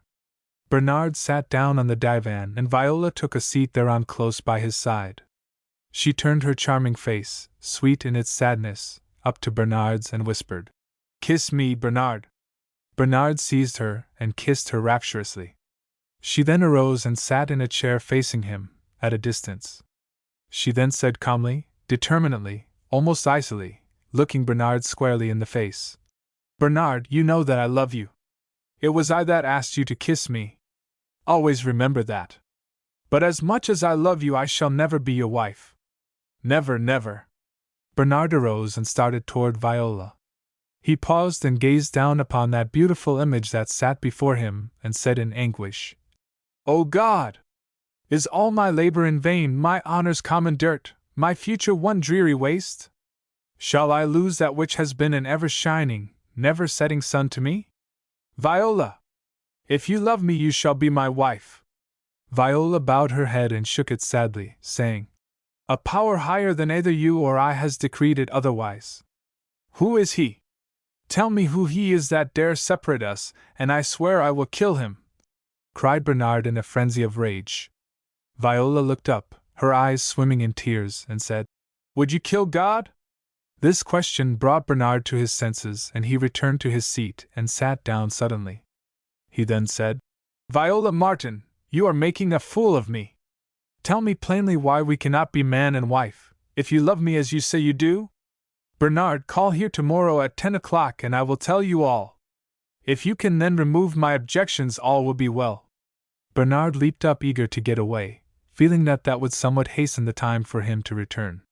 Viola did not seem to share his feelings of elation. But he did not mind that. He felt himself fully able to demolish any and all objections that Viola could bring. He went home and spent the day perusing his textbook on logic. He would conjure up imaginary objections and would proceed to demolish them in short order. He slept somewhat that night, anticipating a decisive victory on the morrow. When Bernard left Viola that morning, she threw herself prostrate on the floor, moaning and sobbing. After a while she arose and went to the dining-room door. She looked in upon her mother, quietly sewing, and tried to say in a cheerful manner, "Mamma, I shall be busy writing all day in my room. Let no one disturb me." Her mother looked at her gently and lovingly and assured her that no one should disturb her. Her mother surmised that all had not gone well with her and Bernard, and that Viola was wrestling with her grief. Knowing that spats were common to young people in love, she supposed it would soon be over. Viola went upstairs and entered her room. This room, thanks to Viola's industry and exquisite taste, was the beauty spot of the whole house. Pictures of her own painting adorned the walls, and scattered here and there in proper places were articles of fancy work put together in most lovely manner by her delicate fingers. Viola was fond of flowers, and her room was alive with the scent of pretty flowers and beautiful roses. This room was a fitting scene for what was to follow. She opened her tiny writing desk. She wrote a letter to her father, one to her mother, and one to Bernard. Her letter to Bernard had to be torn up and rewritten time and again, for fast-falling tears spoiled it almost as fast as she wrote. At last she succeeded in finishing his letter to her satisfaction. At eventide she came downstairs and with her mother, sat on the rear porch and saw the sun glide gently out of sight, without a struggle, without a murmur. Her eye lingered long on the spot where the sun had set and watched the hidden sun gradually steal all of his rays from the skies to use them in another world. Drawing a heavy sigh, she lovingly caught her mother around the waist and led her into the parlor. Viola now became all gaiety, but her mother could see that it was forced. She took a seat at the piano and played and sang. Her rich soprano voice rang out clear and sweet, and passers-by paused to listen to the glorious strains. Those who paused to hear her sing passed on feeling sad at heart. Beginning in somewhat low tones, her voice gradually swelled, and the full, round tones full of melody and pathos seemed to lift up and bear one irresistibly away. Viola's mother sat by and looked with tender solicitude on her daughter singing and playing as she had never before in her life. What did it mean? She asked herself. When Viola's father came from the post office, where he was a clerk, Viola ran to him joyously. She pulled him into the parlor, and sat on his knee stroking his chin, and nestling her head on his bosom. She made him tell her tales as he did when she was a child, and she would laugh, but her laugh did not have its accustomed clear, golden ring. Kissing them good night, she started up to her bedroom. When at the head of the stairway she returned and without saying a word kissed her parents again. When she was gone, the parents looked at each other and shook their heads. They knew that Viola was feeling keenly on account of something, but felt that her cheerful nature would soon throw it off. But the blade was in her heart deeper than they knew. Viola entered her room, fastening the door behind her. She went to her desk, secured the 3 letters that she had written, and placed them on the floor a few inches apart in a position where they would attract immediate attention upon entering the room. She then lay down upon her bed and put one arm across her bosom. With her other hand she turned on the gas jet by the head of her bed. She then placed this other hand across her bosom, and ere long fell asleep to wake no more. The moon arose and shed its sad, quiet light through the half-turned shutters, through the window pane. It seemed to force its way in order to linger, and weep over such queenly beauty, such worth, meeting with such an accursed end. Thus in this forbidden path Viola Martin had gone to him who said, "Come unto me all ye that labor and are heavy laden, and I will give you rest." Chapter 14. Married and yet not married. Continued. At 10 o'clock on the next day, Bernard called at Viola's residence. Viola's mother invited him in, and informed him that Viola had not arisen. Thinking that her daughter had spent much of the night in meditating on whatever was troubling her, she had thought not to awaken her so early. Bernard informed her that Viola had made an engagement with him for that morning at 10 o'clock.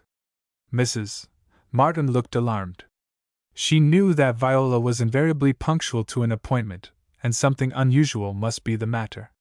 She left the room hurriedly, and her knees smote together, as she fancied she discovered the scent of escaping gas. She clung to the banisters for support, and dragged her way to Viola's door. As she drew near, the smell of gas became unmistakable, and she fell forward, uttering a loud scream. Bernard had noticed the anxious look on Viola's mother's face and was listening eagerly. He heard her scream and dashed out of the parlor and up the stairs. He rushed past Mrs. Martin and burst open the door to Viola's door. He drew back aghast at the sight that met his gaze. The next instant he had seized her lifeless form, beautiful in death, and smothered those silent lips with kisses. Mrs.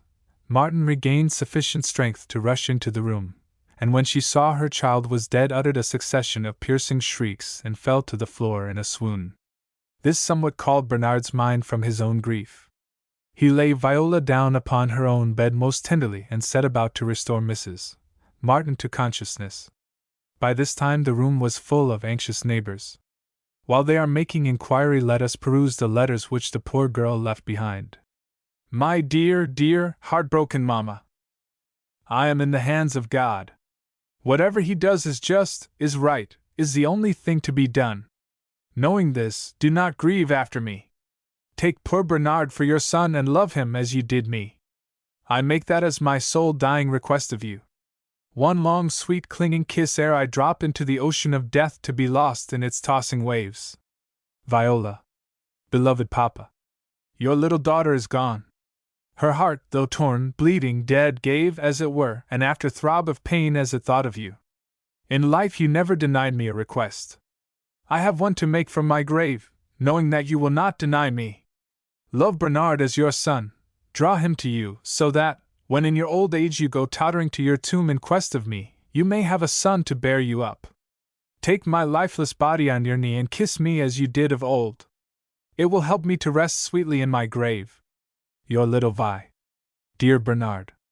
Viola has loved and left you. Unto you, above all others, I owe a full explanation of the deed which I have committed, and I shall therefore lay bare my heart to you. My father was a colonel in the Civil War, and when I was very young he would make my little heart thrill with patriotic fervor as he told me of the deeds of daring of the gallant Negro soldiers.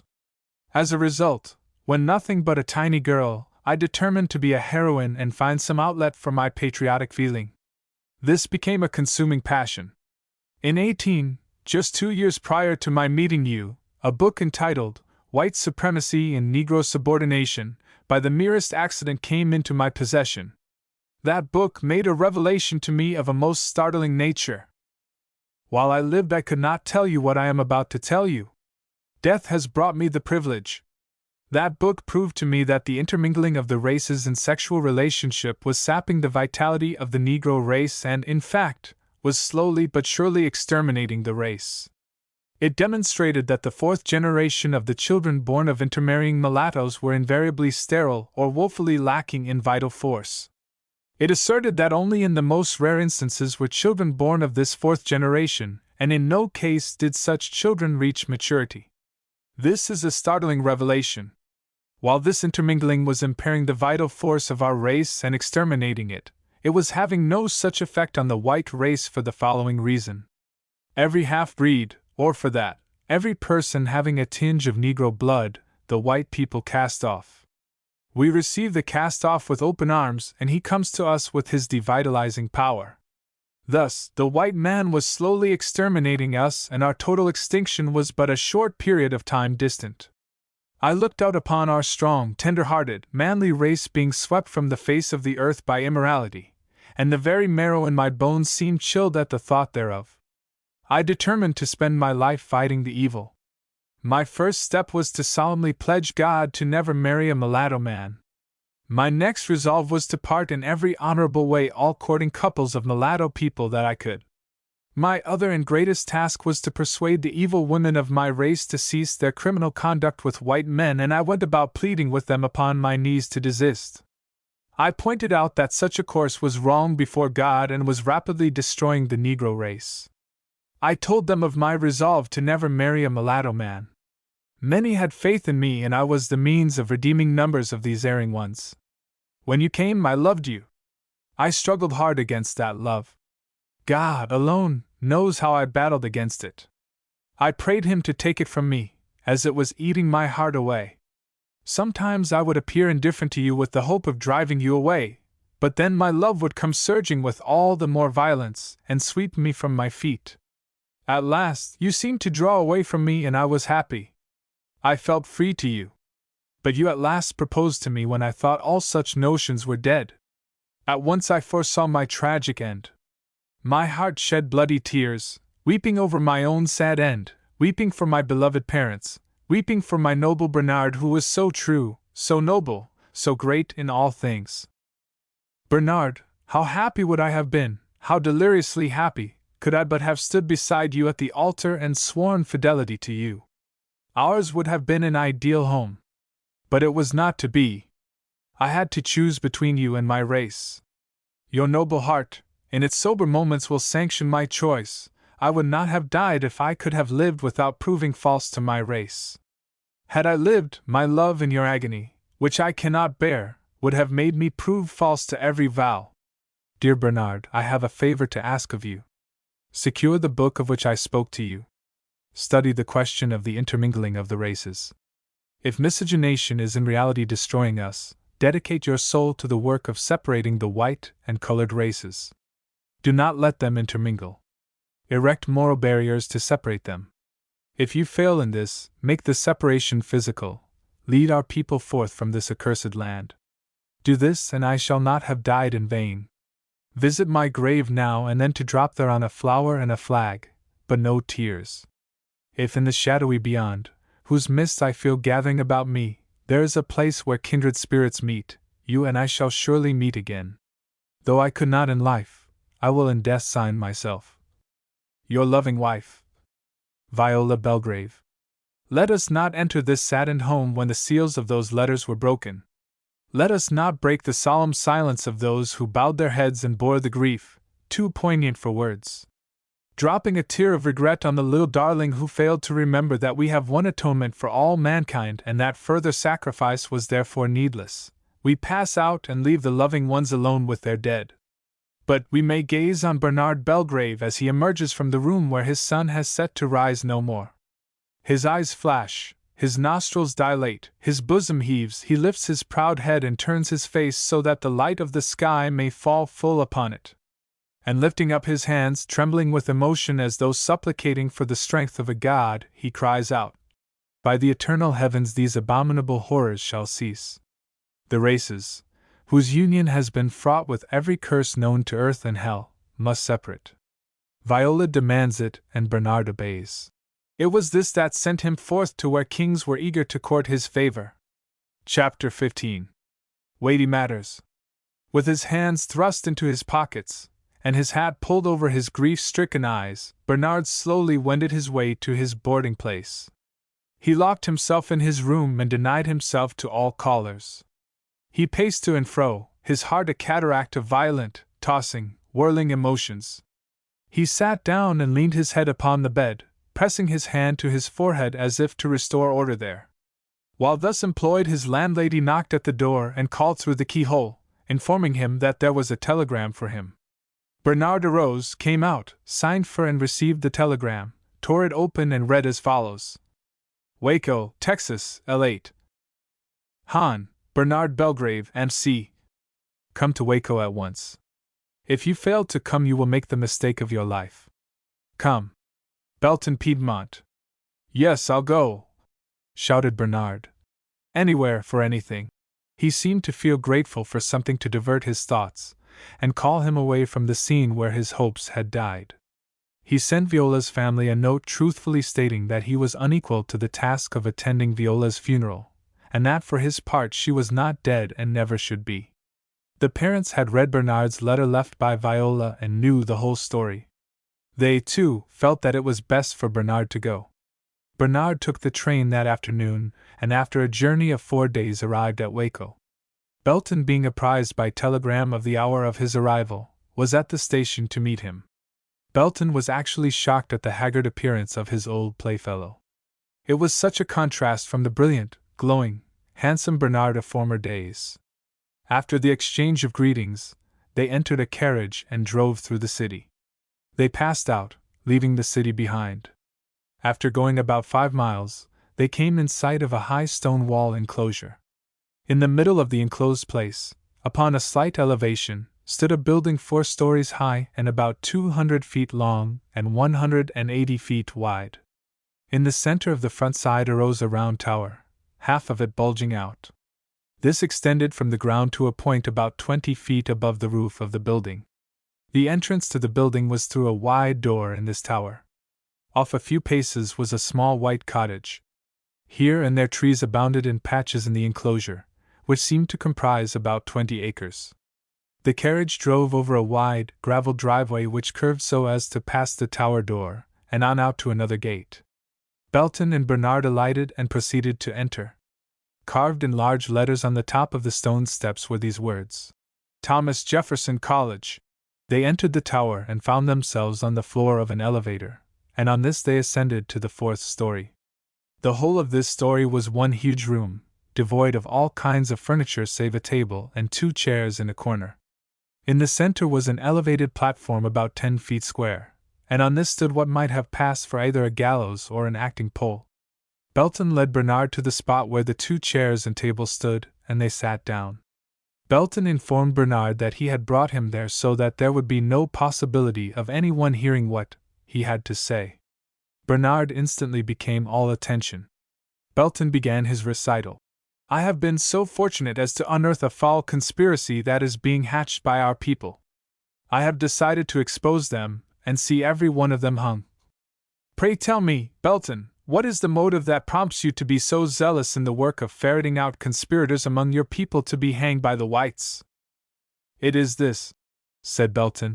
You know as it is, the Negro has a hard time in this country.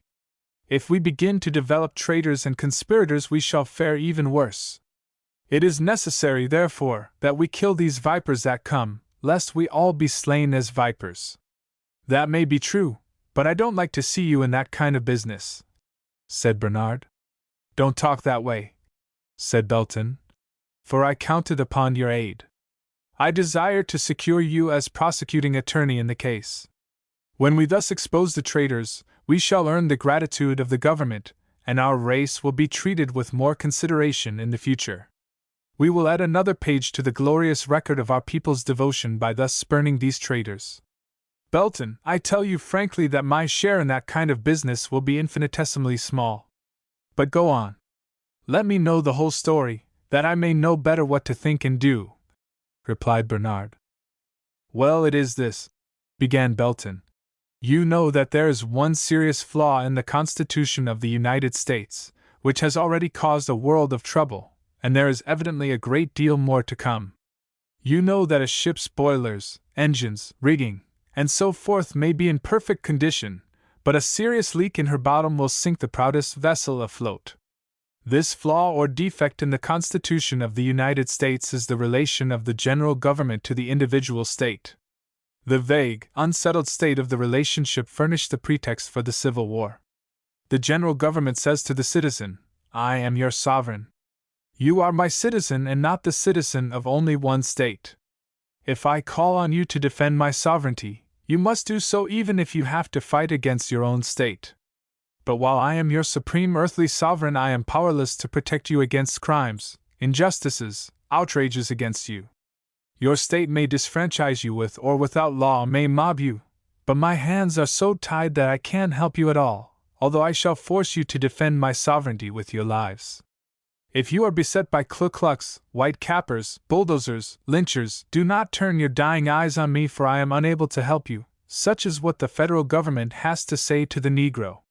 The Negro must therefore fight to keep afloat a flag that can afford him no more protection than could a helpless baby. The weakness of the general government in this particular was revealed with startling clearness in connection with the murder of those Italians in New Orleans, a few years ago. This government had promised Italy to afford protection to the property and lives of her citizens sojourning in our midst. But when these men were murdered, the general government could not even bring the murderers to trial for their crime. Its treaty had been broken by a handful of its own citizens, and it was powerless to punish them. It had to confess its impotence to the world, and paid Italy a specified sum of money. The Negro finds himself an unprotected foreigner in his own home. Whatever outrages may be perpetrated upon him by the people of the state in which he lives, he cannot expect any character of redress from the general government. So, in order to supply this needed protection, this conspiracy of which I have spoken has been formed to attempt to unite all Negroes in a body to do that which the whimpering government childishly but truthfully says it cannot do. These men are determined to secure protection for their lives and the full enjoyment of all rights and privileges due American citizens. They take a solemn oath, offering their very blood for the cause. I see that this will lead, eventually, to a clash of arms, and I wish to expose the conspiracy before it is too late. Cooperate with me, and glory and honor shall attend us all of our days. Now, Bernard, tell me candidly what you think of the whole matter. May I not rely on you? Well, let me tell you just exactly what I think and just what I shall do, thundered Bernard, rising as he spoke. Pointing his finger at Belton, he said, "I think, sir, that you are the most infernal scoundrel that I ever saw, and those whom you call conspirators are a set of sublime patriots. And further," hissed Bernard, enraged through his teeth, "if you betray those men, I will kill you." To Bernard's surprise, Belton did not seem enraged as Bernard thought he would be. Knowing Belton's spirit, he had expected an encounter after such words as he had just spoken. Belton looked indifferent and unconcerned, and arose as if to yawn, when suddenly he threw himself on Bernard with the agility of a tiger, and knocked him to the floor. From secret closets in the room sprang 6 able-bodied men. They soon had Bernard securely bound. Belton then told Bernard that he must retract what he had said and agreed to keep his revealed purpose a secret, or he would never leave that room alive. "Then I shall die, and my only regret will be that I shall die at the hands of such an abominable wretch as you are," was Bernard's answer. Bernard was stood against the wall. The 6 men retired to their closets and returned with rifles. Bernard gazed at the men unflinchingly. They formed a line, 10 paces in front of him. Belton gave Bernard one last chance, as he said, to save his life, by silence as to his plans. Bernard said, "If I live, I shall surely proclaim your infamy to our people and slay you besides. The curse of our doomed race is just such white folks niggers as you are. Shoot, shoot, shoot, you whelps." They took aim and, at a command from Belton, fired. When the smoke had lifted, Belton said, "Bernard, those were blank cartridges. I desired to give you another chance. If you consent to leave me unmolested to ferret out those conspirators, I will take your word as your bond and spare your life. Will you accept your life at such a low price?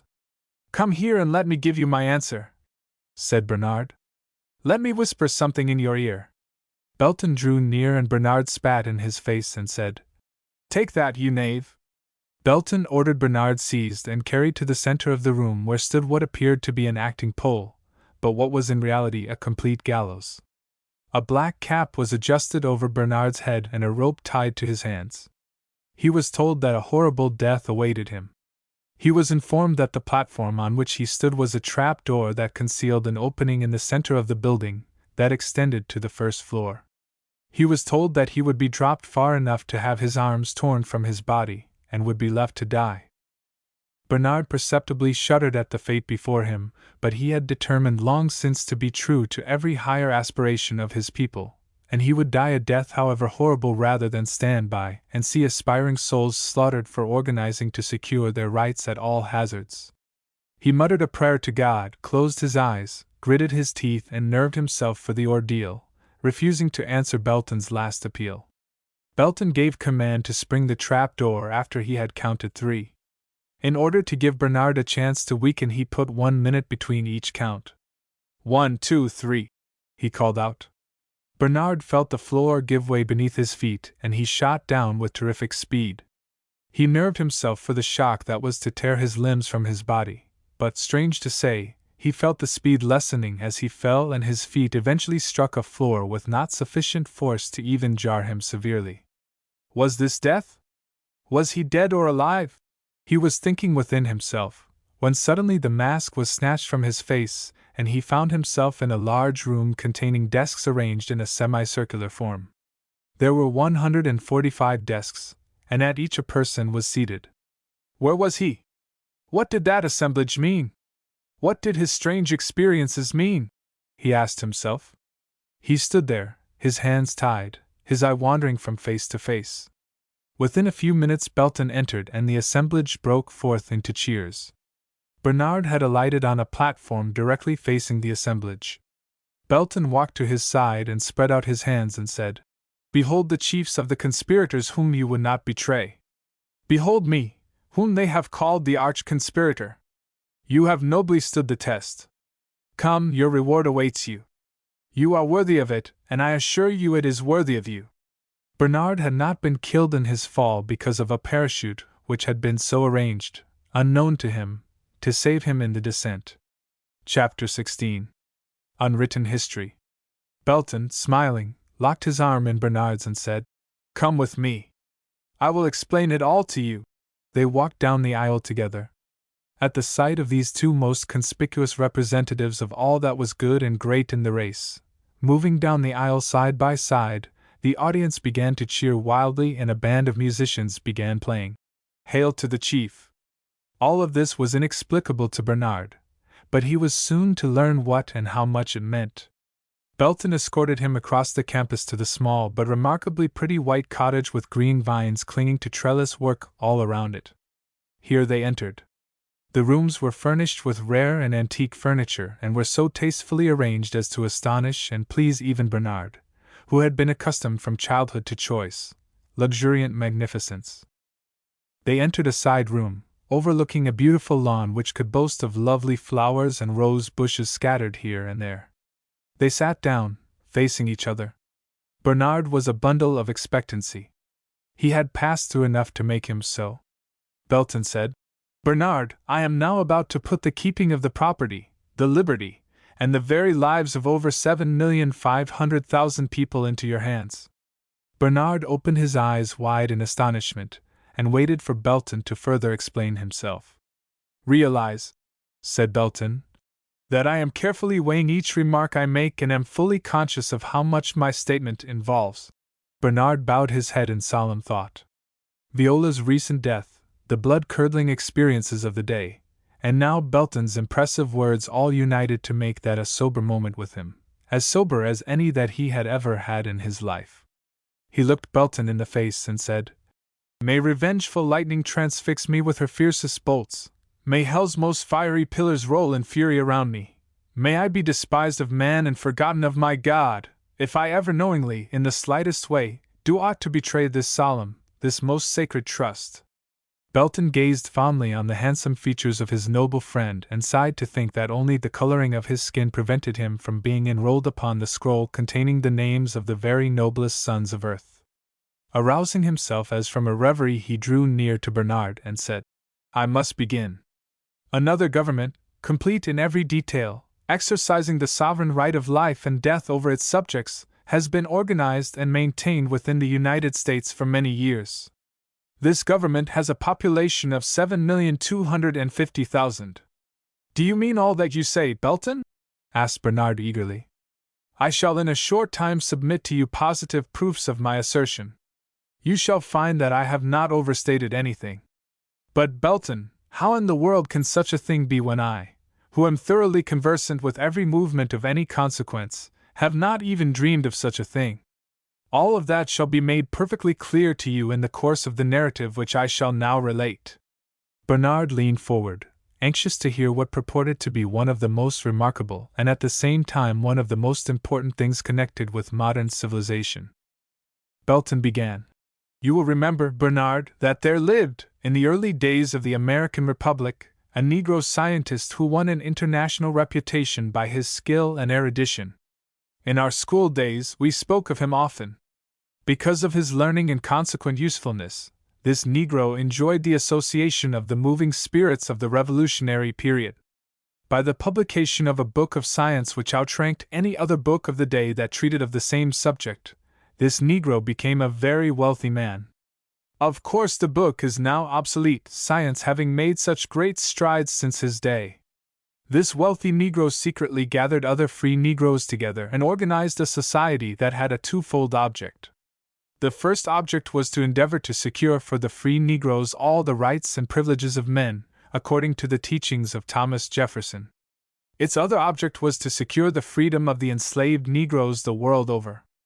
All work was done by this organization with the sole stipulation that it should be used for the furtherance of the two above-named objects of the society, and for those objects alone. During slavery, this organization confined its membership principally to free Negroes, as those who were yet in physical bondage were supposed to have aspirations for nothing higher than being released from chains, and were, therefore, not prepared to eagerly aspire to the enjoyment of the highest privileges of freedom. When the War of Secession was over and all Negroes were free, the society began to cautiously spread its membership among the emancipated.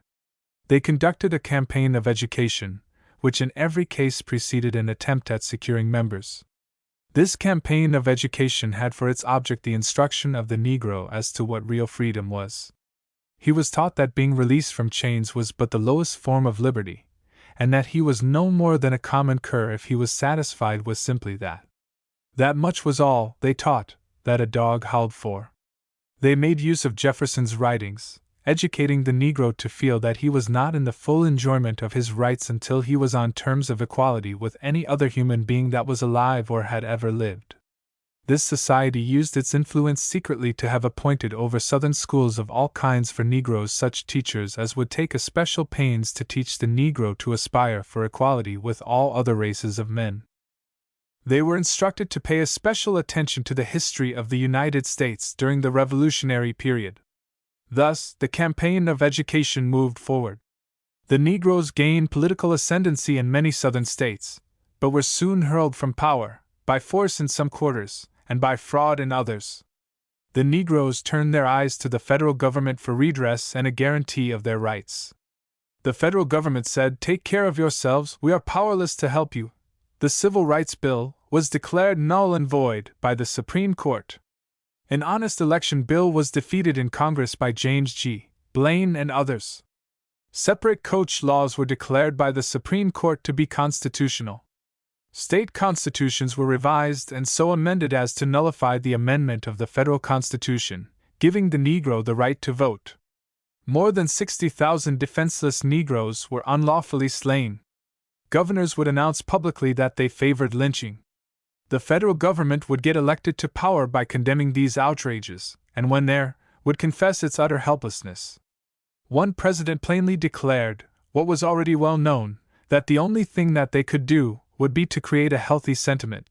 This secret organization of which we have been speaking decided that some means must be found to do what the general government could not do, because of a defect in the Constitution.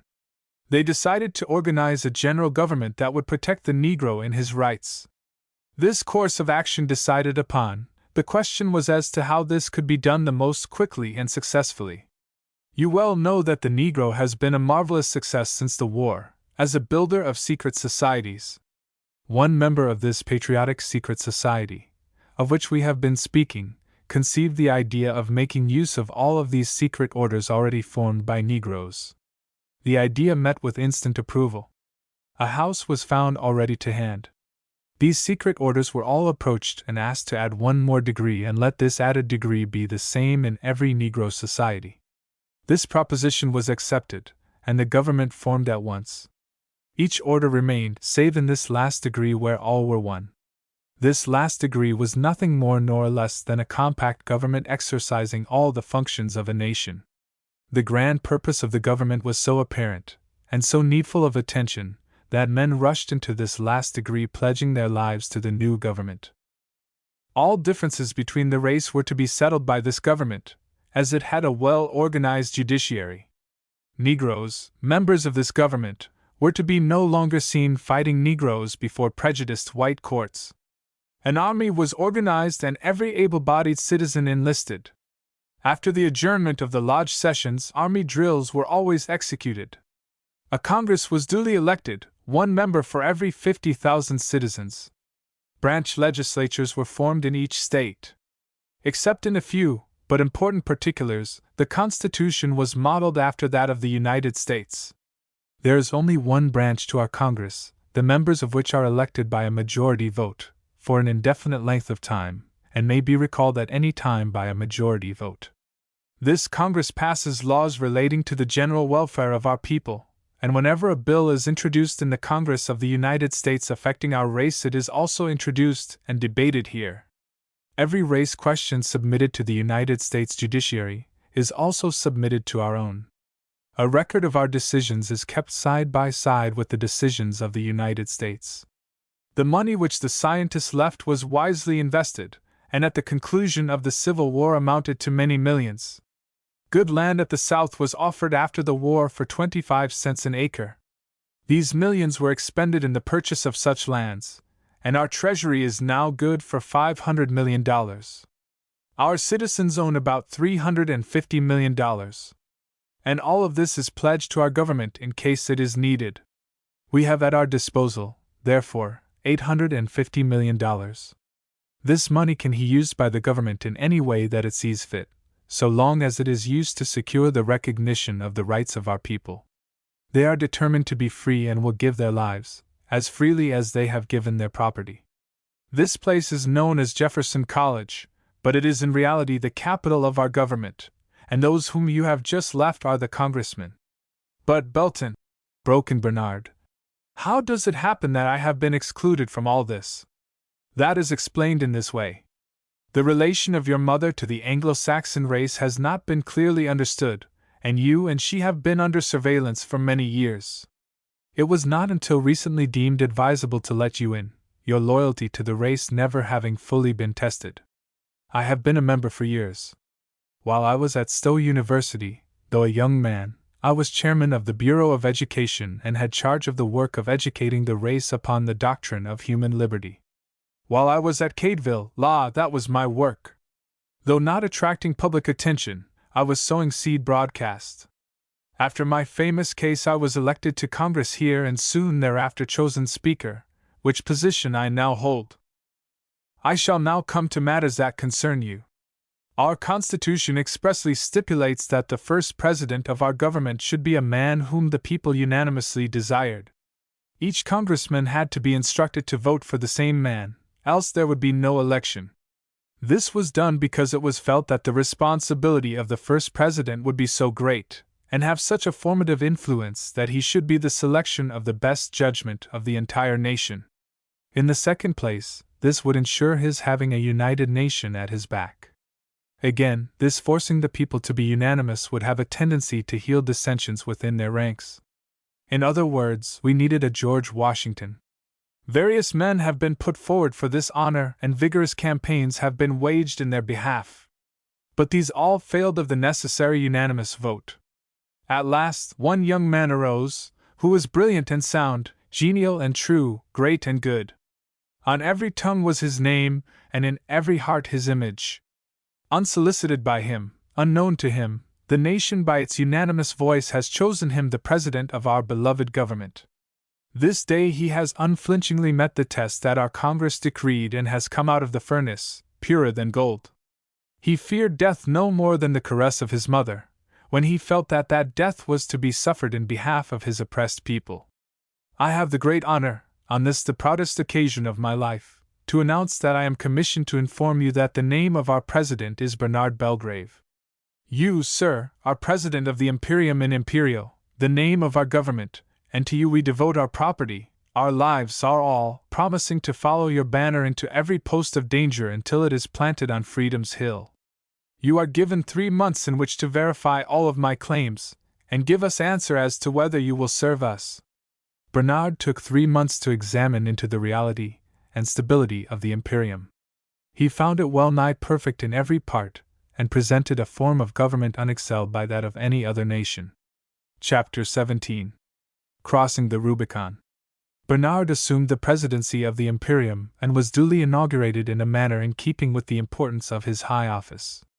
He began the direction of its affairs with such energy and tactful discretion as betokened great achievements. He familiarized himself with every detail of his great work and was thoroughly posted as to all the resources at his command. He devoted much time to assuaging jealousies and healing breaches wherever such existed in the ranks of the Imperium. He was so gentle, so loving, yet so firm and impartial, that all factional differences disappeared at his approach. Added to his great popularity because of his talents, there sprang up for him personal attachments, marvelous in depth. He rose to the full measure of the responsibilities of his commanding position, and more than justified the fondest anticipations of his friends and admirers. In the meanwhile he kept an observant eye upon the trend of events in the United States, and his fingers were ever on the pulse of the Imperium. All of the evils complained of by the Imperium continued unabated. In fact, they seemed to multiply and grow instead of diminishing. Bernard started a secret newspaper whose business it was to chronicle every fresh discrimination, every new act of oppression, every additional unlawful assault upon the property, the liberty, or the lives of any of the members of the Imperium. This was an illustrated journal, and pictures of horrors, commented upon in burning words, spread firebrands everywhere in the ranks of the Imperium. Only members of the Imperium had access to this fiery journal. At length an insurrection broke out in Cuba, and the whole Imperium watched this struggle with keenest interest, as the Cubans were in a large measure Negroes. In proportion as the Cubans drew near to their freedom, the fever of hope correspondingly rose in the veins of the Imperium. The United States of America sent a war ship to Cuba. One night, while the sailors slept in fancied security, some powerful engine of destruction demolished the vessel and ended the lives of some 266 American seamen. A board of inquiry was sent by the United States government to the scene of the disaster, and, after a careful investigation of a most thorough character, decided that the explosion was not internal and accidental but external and by design. This finding made war between the United States and Spain practically inevitable. While the whole nation was in the throes of war excitement, a terrible tragedy occurred. President McKinley had appointed Mr. Felix A. Cook, a colored man of ability, culture, and refinement, as postmaster of Lake City, South Carolina. The white citizens of this place made no protest against the appointment, and all was deemed satisfactory. One morning the country awoke to be horrified with the news that Mr. Cook's home had been assaulted at night by a mob of white demons in human form.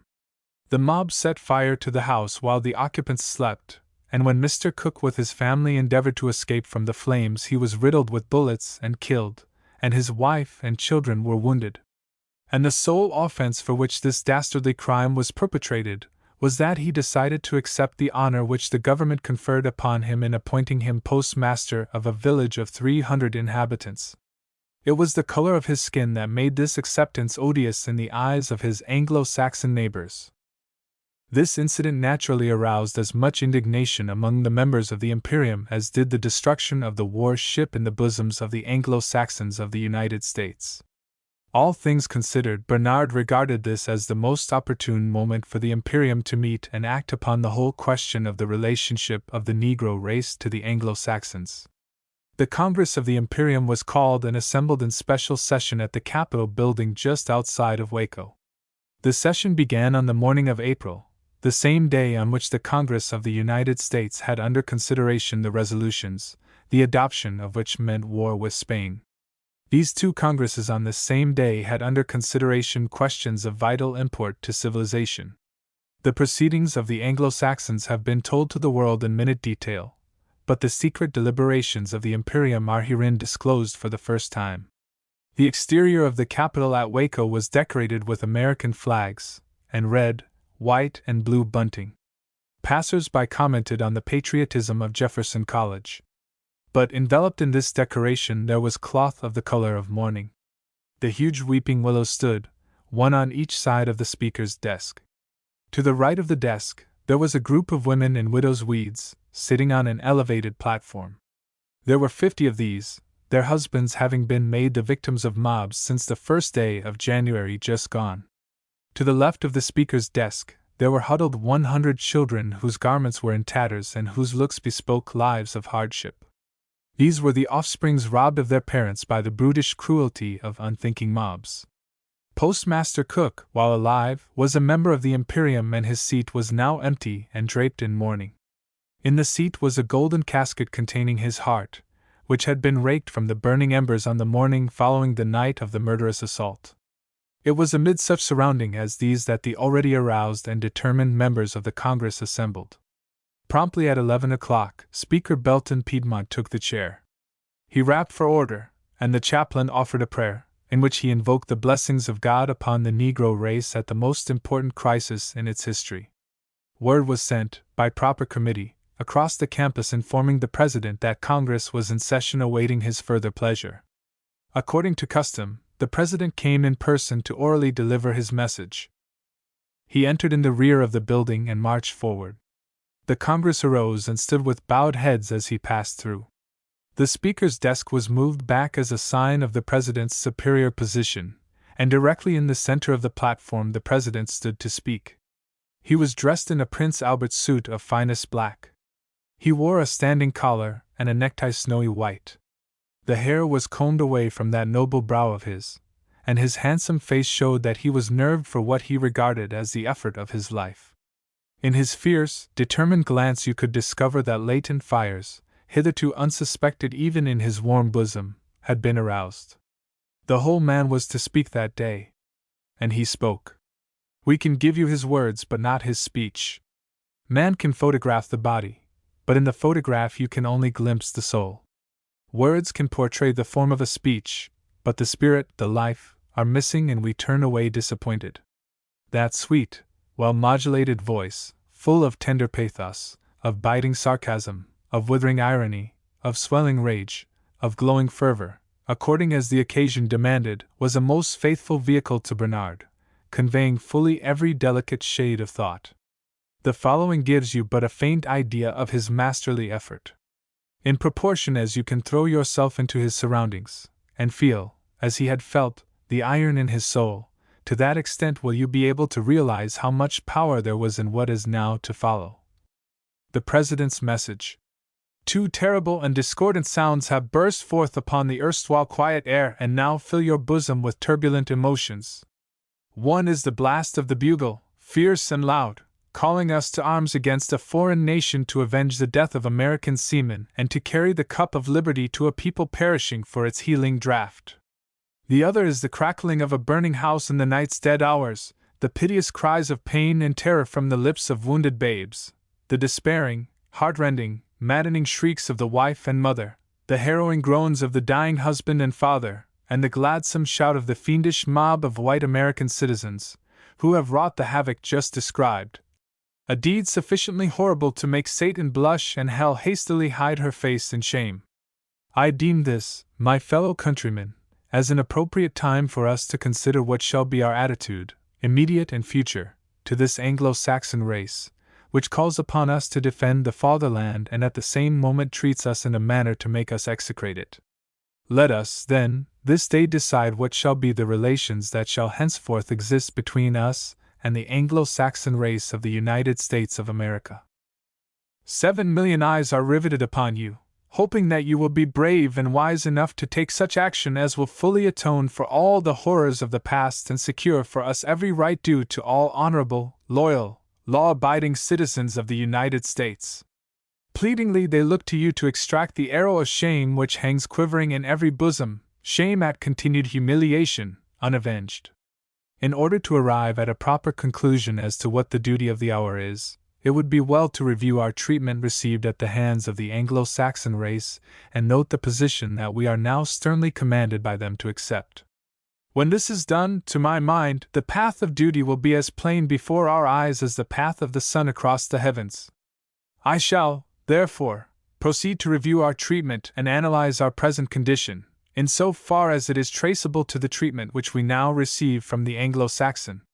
When in 1619 our forefathers landed on the American shore, the music of welcome with which they were greeted was the clanking of iron chains ready to fetter them, the crack of the whip to be used to plow furrows in their backs, and the yelp of the bloodhound who was to bury his fangs deep into their flesh, in case they sought for liberty.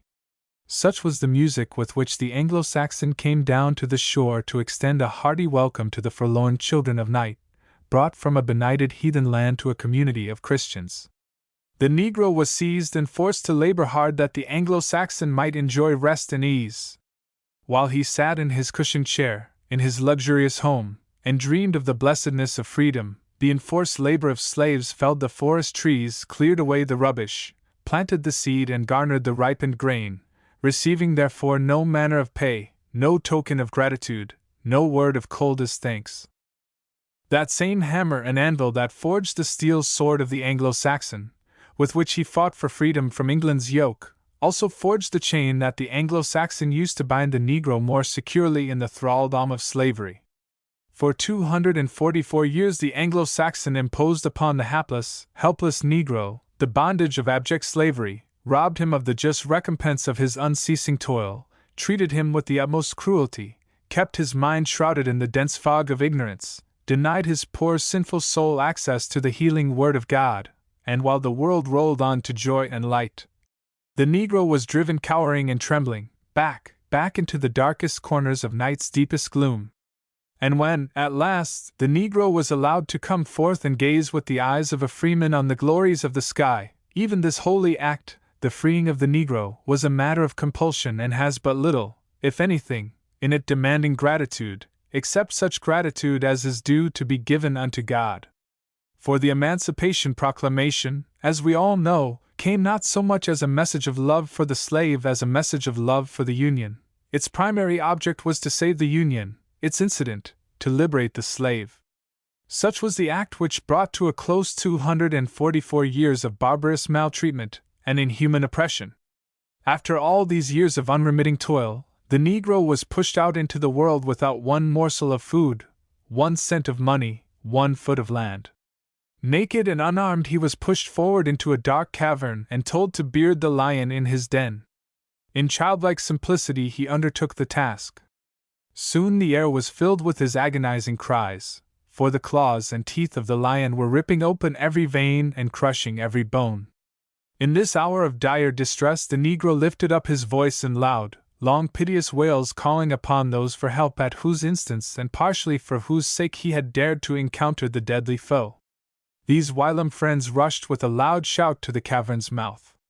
But when they saw the fierce eyes of the lion gleaming in the dark and heard his fearful growl, this loud shout suddenly died away into a feeble, cowardly whimper, and these boastful creatures at the crackling of a dry twig turned and scampered away like so many jackrabbits. Having thus briefly reviewed our past treatment at the hand of the Anglo-Saxon, we now proceed to consider the treatment which we receive at his hands today. The industrial situation. During the long period of slavery, the Negro race was not allowed to use the mind as a weapon in the great battle for bread. The Anglo-Saxon said to the Negro, in most haughty tones, in this great battle for bread, you must supply the brute force while I will supply the brain. If you attempt to use your brain, I will kill you, and before I will stoop so low as to use my own physical power to earn my daily bread, I will kill myself. This edict of the Anglo-Saxon race, issued in the days of slavery, is yet in force in a slightly modified form. He yet flees from physical exertion as though it were the leprosy itself, and yet violently pushes the Negro into that from which he has so precipitately fled, crying in a loud voice, "Unclean, unclean." If forced by circumstances to resort to manual labor, he chooses the higher forms of this, where skill is the main factor. But he will not labor even here with the Negro, but drives him out and bars the door. He will contribute the public funds to educate the Negro, and then exert every possible influence to keep the Negro from earning a livelihood by means of that education. It is true that in the goodness of his heart he will allow the Negro community to have a Negro preacher, teacher, doctor, pharmacist, and jackleg lawyer, but further than this he will not go. Practically all of the other higher forms of labor are hermetically sealed so far as the Negro is concerned. Thus, like Tantalus of old, we are placed in streams of water up to our necks, but when we stoop down to drink thereof the waters recede. Luscious fruit, tempting to the eye and pleasing to the taste, is placed above our heads, only to be wafted away by the winds of prejudice, when, like Tantalus, we reach up to grasp and eat our civil rights. An Italian, a Frenchman, a German, a Russian, a Chinaman, and a Swede come, let us suppose, on a visit to our country. As they draw near our public parks, they look up and see placards forbidding somebody to enter these places. They pause to read the signs to see who it is that is forbidden to enter. Unable to understand our language, they see a Negro child returning from school, and they call the child to read and interpret the placard. It reads thus: "Negroes and dogs not allowed in here." The little Negro child, whose father's sweaty, unrequited toil cleared the spot whereon the park now stands, loiters outside of the wicker gate in company with the dogs of the foreigners and gazes wistfully through the cracks at the children of these strangers sporting on the lawn. This is but a fair sample of the treatment which our race receives everywhere in the South. If we enter a place where a sign tells us that the public is served, we do not know whether we are to be waited upon or driven out like dogs. And the most shameful and hopeless feature connected with the question of our civil rights is that the Supreme Court has lent its official sanction to all such acts of discrimination. The highest court in the land is the chief bulwark of caste prejudice in democratic America. Education. The race that thinks of us and treats us as we have just indicated has absolute charge of the education of our children. They pay our teachers poorer salaries than they do their own. They give us fewer and inferior school buildings, and they make us crawl in the dust before the very eyes of our children in order to secure the slightest concessions. They attempt to muzzle the mouths of Negro teachers, and he who proclaims too loudly the doctrine of equality as taught by Thomas Jefferson will soon be in search of other employment. Thus, they attempt to cripple our guides so that we may go forward at a feeble pace. Our children, early in life, learn of our maltreatment, and having confidence in the unused strength of their parents, urge us to right our wrongs. We listen to their fiery words and gaze in fondness on their little clenched fists. We then bow our heads in shame and lay bare to them the chains that yet hold our ankles, though the world has pronounced us free. In school, they are taught to bow down and worship at the shrine of the men who died for the sake of liberty, and day by day they grow to disrespect us, their parents who have made no blow for freedom. But it will not always be thus. Courts of justice. Colored men are excluded from the jury box. Colored lawyers are discriminated against at the bar, and Negroes, with the highest legal attainments, are not allowed to even dream of mounting the seat of a judge. Before a court that has been lifted into power by the very hands of prejudice, justice need not be expected. The creature will, presumably, serve its creator. This much the creator demands. We shall mention just one fact that plainly illustrates the character of the justice to be found in our courts. If a Negro murders an Anglo-Saxon, however justifiably, let him tremble for his life if he is to be tried in our courts. On the other hand, if an Anglo-Saxon murders a Negro in cold blood, without the slightest provocation, he will, if left to the pleasure of our courts, die of old age and go down to his grave in perfect peace. A court that will thus carelessly dabble and play in puddles of human blood needs no further comment at my hands. Mob law. The courts of the land are the facile instruments of the Anglo-Saxon race. They register its will as faithfully as the thermometer does the slightest caprice of the weather. And yet the poor boon of a trial in even such courts as these is denied the Negro, even when his character is being painted with hell's black ink and charges that threaten his life are being laid at his door.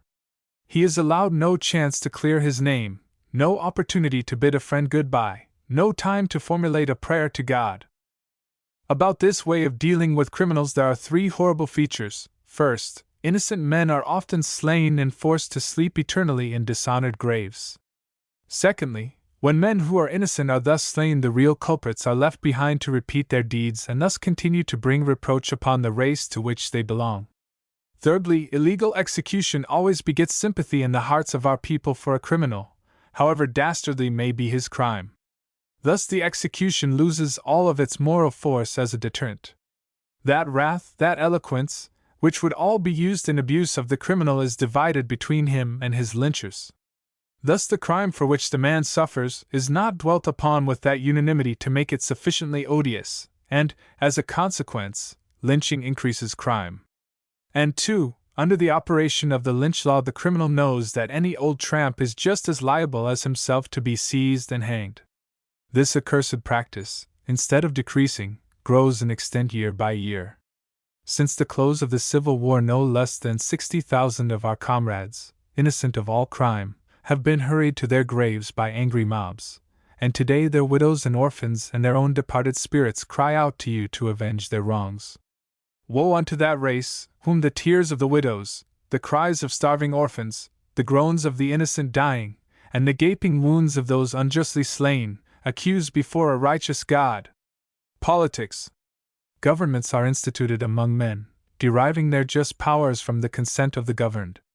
These words were penned by the man whom the South has taught us to revere as the greatest and noblest American statesman, whether those who are now alive or those who are dead. We speak of Thomas Jefferson. They have taught us that he was too wise to err and that his sayings are truth incarnate.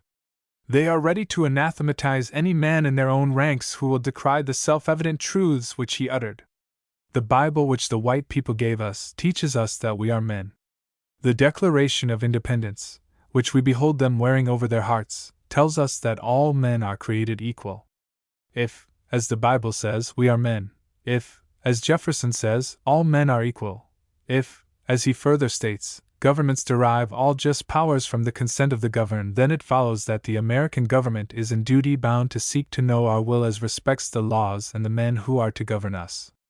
But instead of seeking to know our will, they employ every device that human ingenuity can contrive to prevent us from expressing our opinion. The monarchical trait seems not to have left their blood. They have apparently chosen our race as an empire, and each Anglo-Saxon regards himself as a petty king, and some gang or community of Negroes as his subjects. Thus our voice is not heard in the general government. Our kings, the Anglo-Saxons, speak for us, their slaves. In some states we are deprived of our right to vote by frauds, in others by violence, and in yet others by statutory enactment. But in all cases it is most effectually done. Burdens may be put upon our shoulders that are weighing us down, but we have no means of protesting. Men who administer the laws may discriminate against us to an outrageous degree, but we have no power to remove or to punish them. Like lean, hungry dogs, we must crouch beneath our master's table and snap eagerly at the crumbs that fall.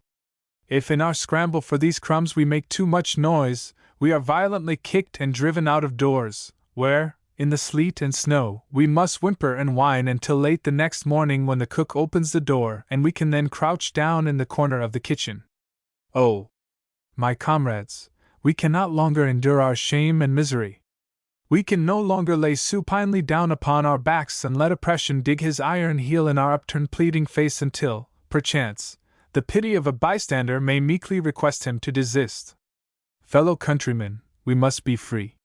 The sun that bathes our land in light yet rises and sets upon a race of slaves. The question remaining before us, then, is how we are to obtain this freedom. In olden times, revolutions were effected by the sword and spear. In modern times the ballot has been used for that purpose. But the ballot has been snatched from our hands. The modern implement of revolutions has been denied us. I need not say more. Your minds will lead you to the only gate left open. But this much I will say, let not so light, so common, so universal a thing as that which we call death be allowed to frighten you from the path that leads to true liberty and absolute equality. Let that which under any circumstances must come to one and all be no terror to you. To the martyr, who perishes in freedom's cause, death comes with a beauteous smile and with most tender touch. But to the man whose blood is nothing but sour swill, who prefers to stay like fattening swine until pronounced fit for the butcher's knife, to such, death comes with a most horrifying visage, and seizing the victim with cold and clammy hands hurries with his disgusting load to some far-away dumping ground. How glad am I that I can glance over this audience, and see written upon your faces utter disdain of death. In concluding, let me say, I congratulate you that after years of suffering and disunion our faces are now all turned toward the golden shores of liberty's lovely land. Some tell us that a sea is in our way, so deep that we cannot cross. Let us answer back in joyful tones as our vessels push out from the shore, that our clotted blood, shed in the middle of the sea, will float to the other side, even if we do not reach there ourselves. Others tell us that towering, snow-capped mountains enclose the land. To this we answer, if we die on the mountainside, we shall be shrouded in sheets of whitest snow, and all generations of men yet to come upon the earth will have to gaze upward in order to see our whitened forms. Let us then, at all hazards, strike a blow for freedom. If it calls for a Thermopylae, be free. If it calls for a Valley Forge, be free. If contending for our rights, given unto us by God, causes us to be slain, let us perish on the field of battle, singing as we pass out of the world, sweet freedom's song, though every word of this soul-inspiring hymn must come forth wrapped in our heart's warm blood. Gentlemen of the Imperium and Imperio, I await your pleasure. Chapter 18. The Storm's Master. When Bernard ceased speaking and took his seat, the house was as silent as a graveyard. All felt that the time for words had passed, and the next and only thing in order was a deed. Each man seemed determined to keep his seat and remained silent until he had some definite plan to suggest. At length one man, somewhat aged, arose and spoke as follows. Fellow citizens, our condition is indeed past enduring, and we must find a remedy. I have spent the major portion of my life in close study of this subject, searching for a solution. My impression is that the Negro will never leave this country. The day for the wholesale exodus of nations is past. We must, then, remain here. As long as we remain here as a separate and distinct race, we shall continue to be oppressed. We must lose our identity. I, therefore, urge that we abandon the idea of becoming anything noteworthy as a separate and distinct race and send the word forth that we amalgamate. When the word, amalgamate, escaped his lips, a storm of hisses and jeers drowned further speech, and he quickly crouched down in his seat. Another arose and advocated emigration to the African Congo Free State.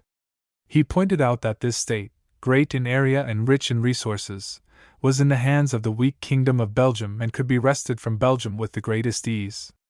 In fact, it might be possible to purchase it, as it was the personal property of King Leopold. He further stated that one of his chief reasons for suggesting emigration was that it would be a terrible blow to the South. The proud Southerner would then have his own forests to fell and fields to tend. He pictured the haughty Southern lady at last the queen of her own kitchen.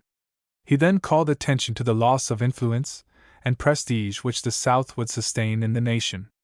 By losing nearly 1/2 of its population, the South's representation in Congress would be reduced to such a point that the South would have no appreciable influence on legislation for 1/2 a century to come. He called attention to the business depression that would ensue when the Southern supply merchant lost such an extensive consumer as the Negro. He wound up by urging the Imperium to go where they would enjoy all the rights of free men, and by picturing the demoralization and ruin of the South when they thus went forth. His suggestion met with much favor, but he did not make clear the practicability of his scheme. At length a bold speaker arose who was courageous enough to stick a match to the powder magazine which Bernard had left uncovered in all their bosoms. His first declaration was, "I am for war," and it was cheered to the echo. It was many minutes before the applause died away. He then began an impassioned invective against the South and recited in detail horror after horror, for which the South was answerable. He described hangings, revolting in their brutality. He drew vivid word pictures of various burnings, mentioning one where a white woman struck the match and ignited the pile of wood that was to consume the trembling Negro. He told of the Texas horror, when a colored man named Smith was tortured with a red-hot poker, and his eyes gouged out, after which he was slowly roasted to death. He then had Mrs. Cook arise and gather her children about her, and tell her sorrowful story. As she proceeded, the entire assembly broke down in tears, and men fell on each other's necks and wept like babes. And oh! Their hearts swelled, their bosoms heaved, their breath came quick with choking passion, and there burst from all their throats the one hoarse cry, "War! War! War!"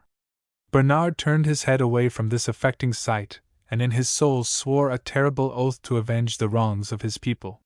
When quiet was sufficiently restored, the man with the match arose and offered the following resolutions. Whereas the history of our treatment by the Anglo-Saxon race is but the history of oppression, and whereas our patient endurance of evil has not served to decrease this cruelty, but seems rather to increase it, and whereas the ballot box, the means of peaceful revolution, is denied us, therefore, be it resolved that the hour for wreaking vengeance for our multiplied wrongs has come. Resolved, secondly, that we at once proceed to war for the purpose of accomplishing the end just named, and for the further purpose of obtaining all our rights due us as men. Resolved, thirdly, that no soldier of the Imperium leave the field of battle until the ends for which this war was inaugurated are fully achieved. A dozen men were on their feet at once to move the adoption of these resolutions. The motion was duly seconded and put before the House. The chairman asked, "Are you ready to vote?" "Ready," was the unanimous, vociferous response. The chairman, Belton Piedmont, quietly said, "Not ready." All eyes were then pointed eagerly and inquiringly to him. He called the senior member of the House to the chair and came down upon the floor to speak. We are now about to record one of the most remarkable feats of oratory known to history. Belton stood with his massive, intellectual head thrown back, and a look of determined defiance shot forth from his eyes. His power in debate was well known, and the members settled themselves back for a powerful onslaught of some kind, but exactly what to expect they did not know. Fortunately for Belton's purpose, surprise, wonder, expectancy had for the time being pushed into the background the more violent emotions surging a moment before. Belton turned his head slowly, letting his eye sweep the entire circle of faces before him, and there seemed to be a force and an influence emanating from the look. He began, "I call upon you all to bear me witness that I have ever in word and deed been zealous in the work of building up this Imperium, whose holy mission it is to grapple with our enemy and wrest from him our stolen rights, given to us by nature and nature's God. If there be one of you that knoweth aught against my patriotism, I challenge him to declare it now, and if there be anything to even cast a suspicion upon me, I shall gladly court a traitor's ignoble doom." He paused here. No one accepted the challenge, for Belton was the acknowledged guiding star that had led the Imperium to the high point of efficiency where Bernard found it. "By your silence," Belton continued, "I judge that my patriotism is above suspicion, and this question being settled, I shall feel free to speak all that is within me on the subject now before me. I have a word to say in defense of the South." "No! No! No! No!" burst from a score of throats. Friends crowded around Belton and begged him to desist. They told him that the current was so strong that it was death to all future usefulness to try to breast it. Belton waved them away and cried out in impassioned tones, "On her soil I was born, on her bosom I was reared, into her arms I hope to fall in death, and I shall not from fear of losing popular favor desist from pointing out the natural sources from which her sins arise, so that when judgment is pronounced justice will not hesitate to stamp it with her righteous seal." "Remember your scars!" shouted one. "Yes, I am scarred," returned Belton. "I have been in the hands of an angry mob, I have dangled from a tree at the end of a rope, I have felt the murderous pistol drive cold lead into my flesh, I have been accounted dead and placed upon the dissecting table, I have felt the sharp surgical knife ripping my flesh apart when I was supposed to be dead. All of these hardships and more besides I have received at the hands of the South. But she has not and cannot drive truth from my bosom, and the truth shall I declare this day." Seeing that it was useless to attempt to deter him, Belton continued his speech without interruption. "There are many things in the message of our most worthy President that demand attention. It was indeed an awful sin for the Anglo-Saxon to enslave the Negro. But in judging a people we must judge them according to the age in which they lived, and the influence that surrounded them. If David were on earth alive today and the ruler of an enlightened kingdom, he would be impeached forthwith, fined for adultery, imprisoned for bigamy, and hanged for murder. Yet while not measuring up to the standard of morality of today, he was the man after God's own heart in his day and generation. If Abraham were here today he would be expelled from any church that had any regard for decency. And yet, he was the father of the faithful, for he walked according to the little light that struggled through the clouds and reached him. When slavery was introduced into America, it was the universal practice of mankind to enslave. Knowing how quick we all are to heed the universal voice of mankind, we should be lenient toward others who are thus tempted and fall. It has appeared strange to some that the Americans could fight for their own freedom from England and yet not think of those whom they then held in slavery. It should be remembered that the two kinds of slavery were by no means identical. The Americans fought for a theory and abstract principle. The Negro did not even discern the points at issue, and the Anglo-Saxon naturally did not concern himself at that time with any one so gross as not to know anything of a principle for which he, the Anglo-Saxon, was ready to offer up his life. Our president alluded to the fact that the Negro was unpaid for all his years of toil. It is true that he was not paid in coin, but he received that from the Anglo-Saxons which far outweighs in value all the gold coin on earth.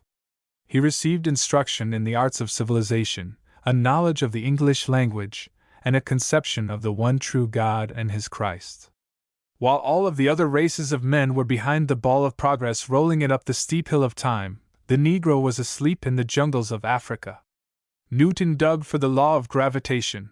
Herschel swept the starry sky in search of other worlds.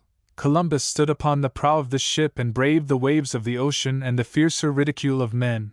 Martin Luther, single-handed and alone, fought the Pope, the religious guide of the world, and all of this was done while the Negro slept. After others had toiled so hard to give the bright light of civilization to the world, it was hardly to be expected that a race that slept while others worked could step up and at once enjoy all the fruits of others' toil. Allow me to note this great fact, that by enslavement in America the Negro has come into possession of the great English language. He is thus made heir to all the richest thoughts of earth.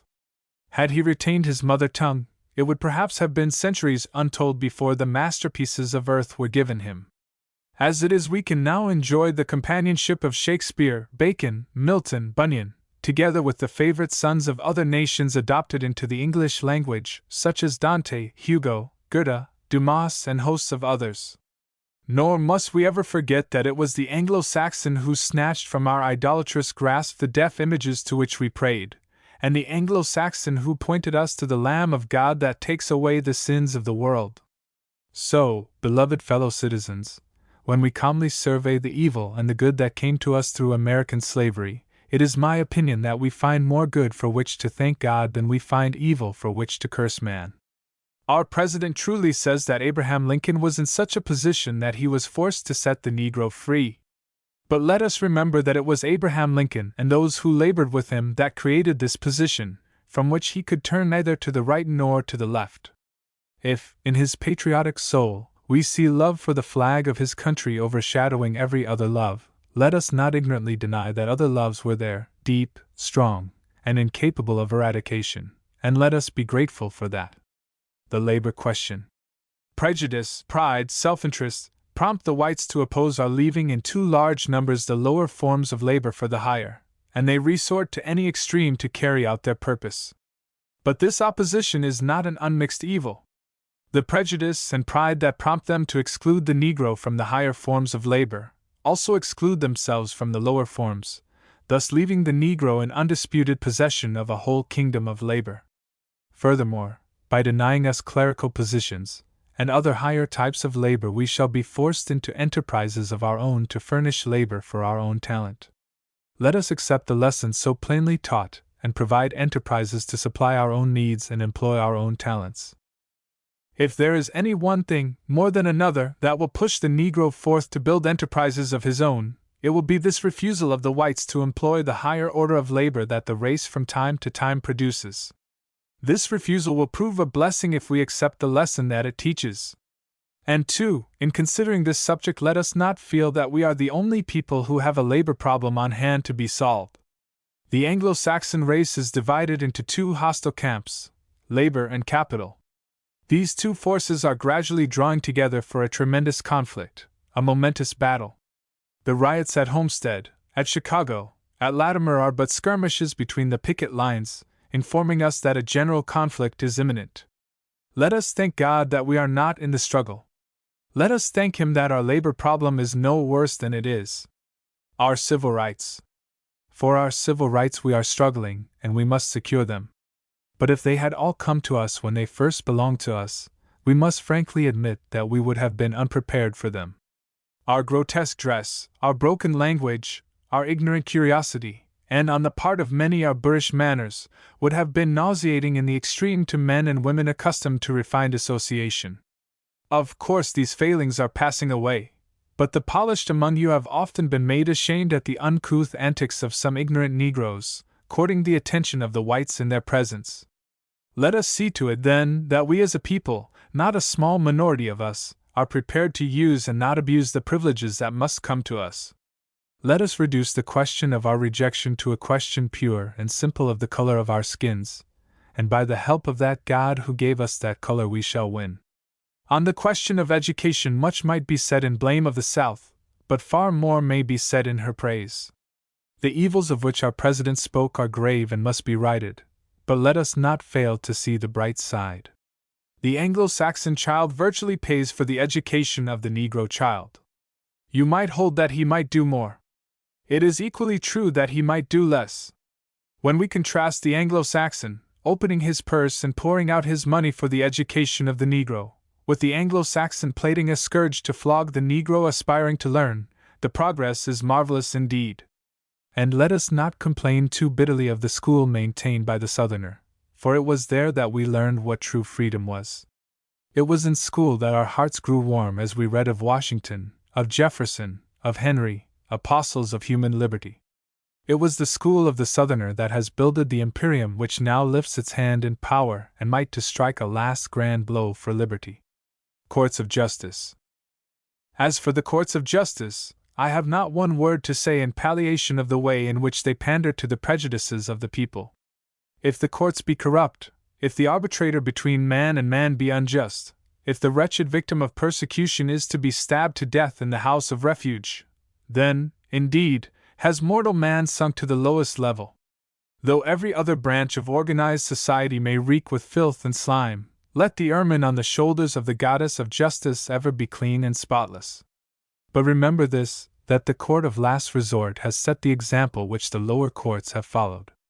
The Supreme Court of the United States, it seems, may be relied upon to sustain any law born of prejudice against the Negro, and to demolish any law constructed in his interest. Witness the Dred Scott decision, and in keeping with this, the decision on the Civil Rights Bill and separate coach law. If this court, commonly accepted as being constituted with our friends, sets such a terrible example of injustice, it is not surprising that its filthy waters corrupt the various streams of justice in all their ramifications. Mob law. Of all the curses that have befallen the South, this is the greatest. It cannot be too vehemently declaimed against. But let us look well and see if we, as a people, do not bear some share of the responsibility for the prevalence of this curse. Our race has furnished some brutes lower than the beasts of the field, who have stirred the passions of the Anglo-Saxon as nothing in all of human history has before stirred them.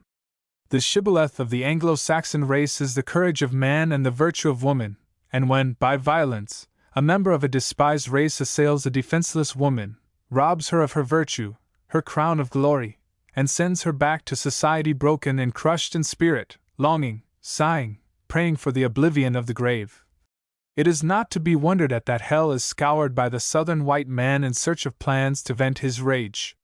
The lesson for him to learn is that passion is ever a blind guide, and the more violent the more blind. Let him not cease to resent with all the intensity of his proud soul the accursed crime, but let this resentment pursue such a channel as will ensure the execution of the guilty, and the escape of the innocent. As for us, let us cease to furnish the inhuman brutes whose deeds suggest inhuman punishments. But I am aware that in a large majority of cases where lynchings occur, outrages upon women are not even mentioned. This fact but serves as an argument against all lynchings, for when lawlessness breaks forth, no man can set a limit where it will stop. It also warns us as a race to furnish no crime that provokes lynching, for when lynching once gets started, guilty and innocent alike will suffer, and crimes both great and small will be punished alike. In regard to the lynching of our comrade Cook, I have this to say. Every feature connected with that crime but emphasizes its heinousness. Cook was a quiet, unassuming, gentlemanly being, enjoying the respect of all in a remarkable degree. Having wronged no one, he was unconscious of having enemies. His wife and loving little ones had retired to rest, and were enjoying the deep sleep of the innocent. A band of whites crept to his house under the cover of darkness, and thought to roast all alive. In endeavoring to make their escape, the family was pursued by a shower of bullets, and Cook fell to the ground, a corpse, leaving his loved ones behind, pursued by a fiendish mob. And the color of Cook's skin was the only crime laid at his door.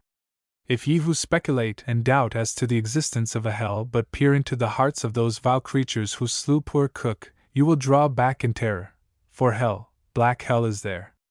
To give birth to a deed of such infamy, their hearts must be hells in miniature. But there is one redeeming feature about this crime. Unlike others, it found no defense anywhere.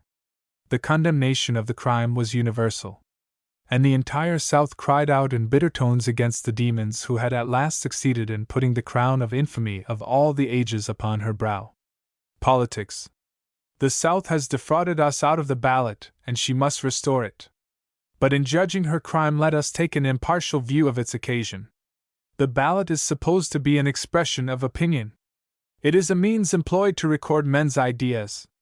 It is not designed as a vehicle of prejudice or gratitude, but of thought, opinion. When the Negro was first given the ballot, he used it to convey expression of love and gratitude to the North, while it bore to the South a message of hate and revenge.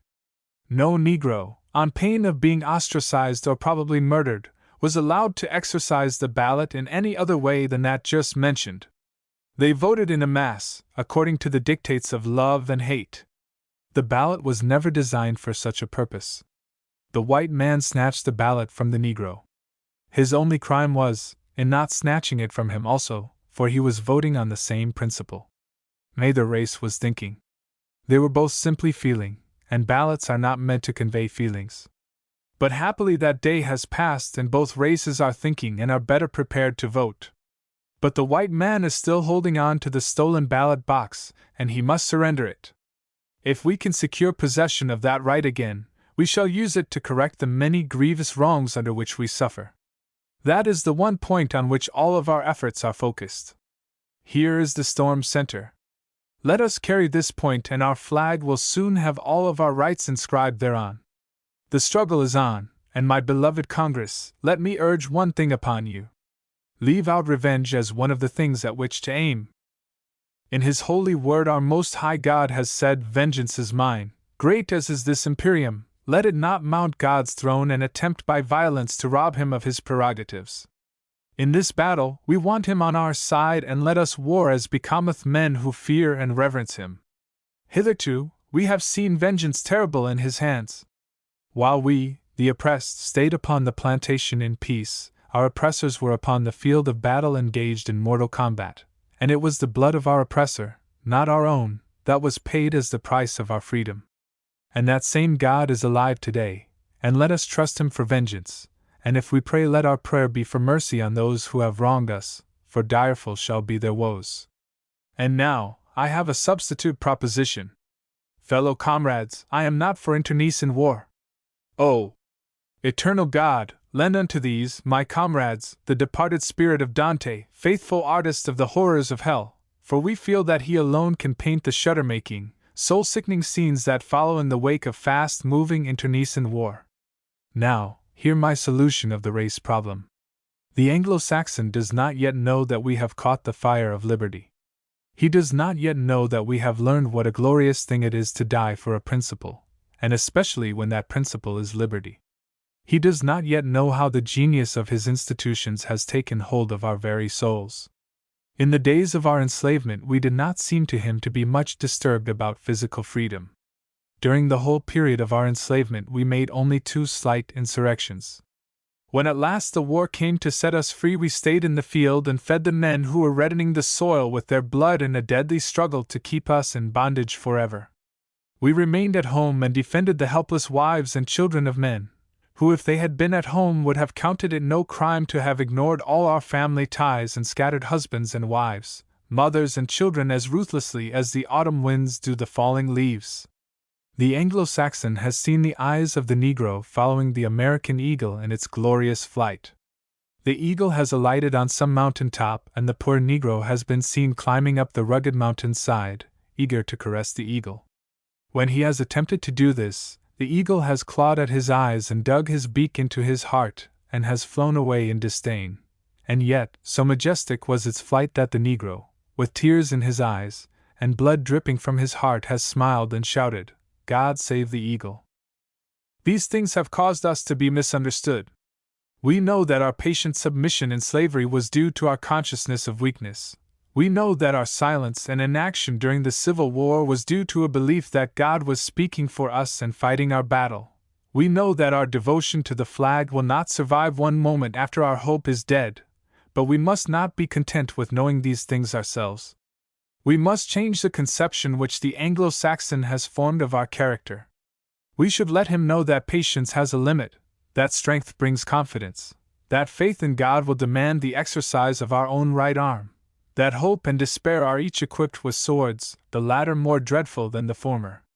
Before we make a forward move, let us pull the veil from before the eyes of the Anglo-Saxon that he may see the new Negro standing before him humbly, but firmly demanding every right granted him by his Maker and wrested from him by man. If, however, the revelation of our character and the full knowledge of our determined attitude does not procure our rights, my proposition, which I am about to submit, will still offer a solution. Resolutions. 1.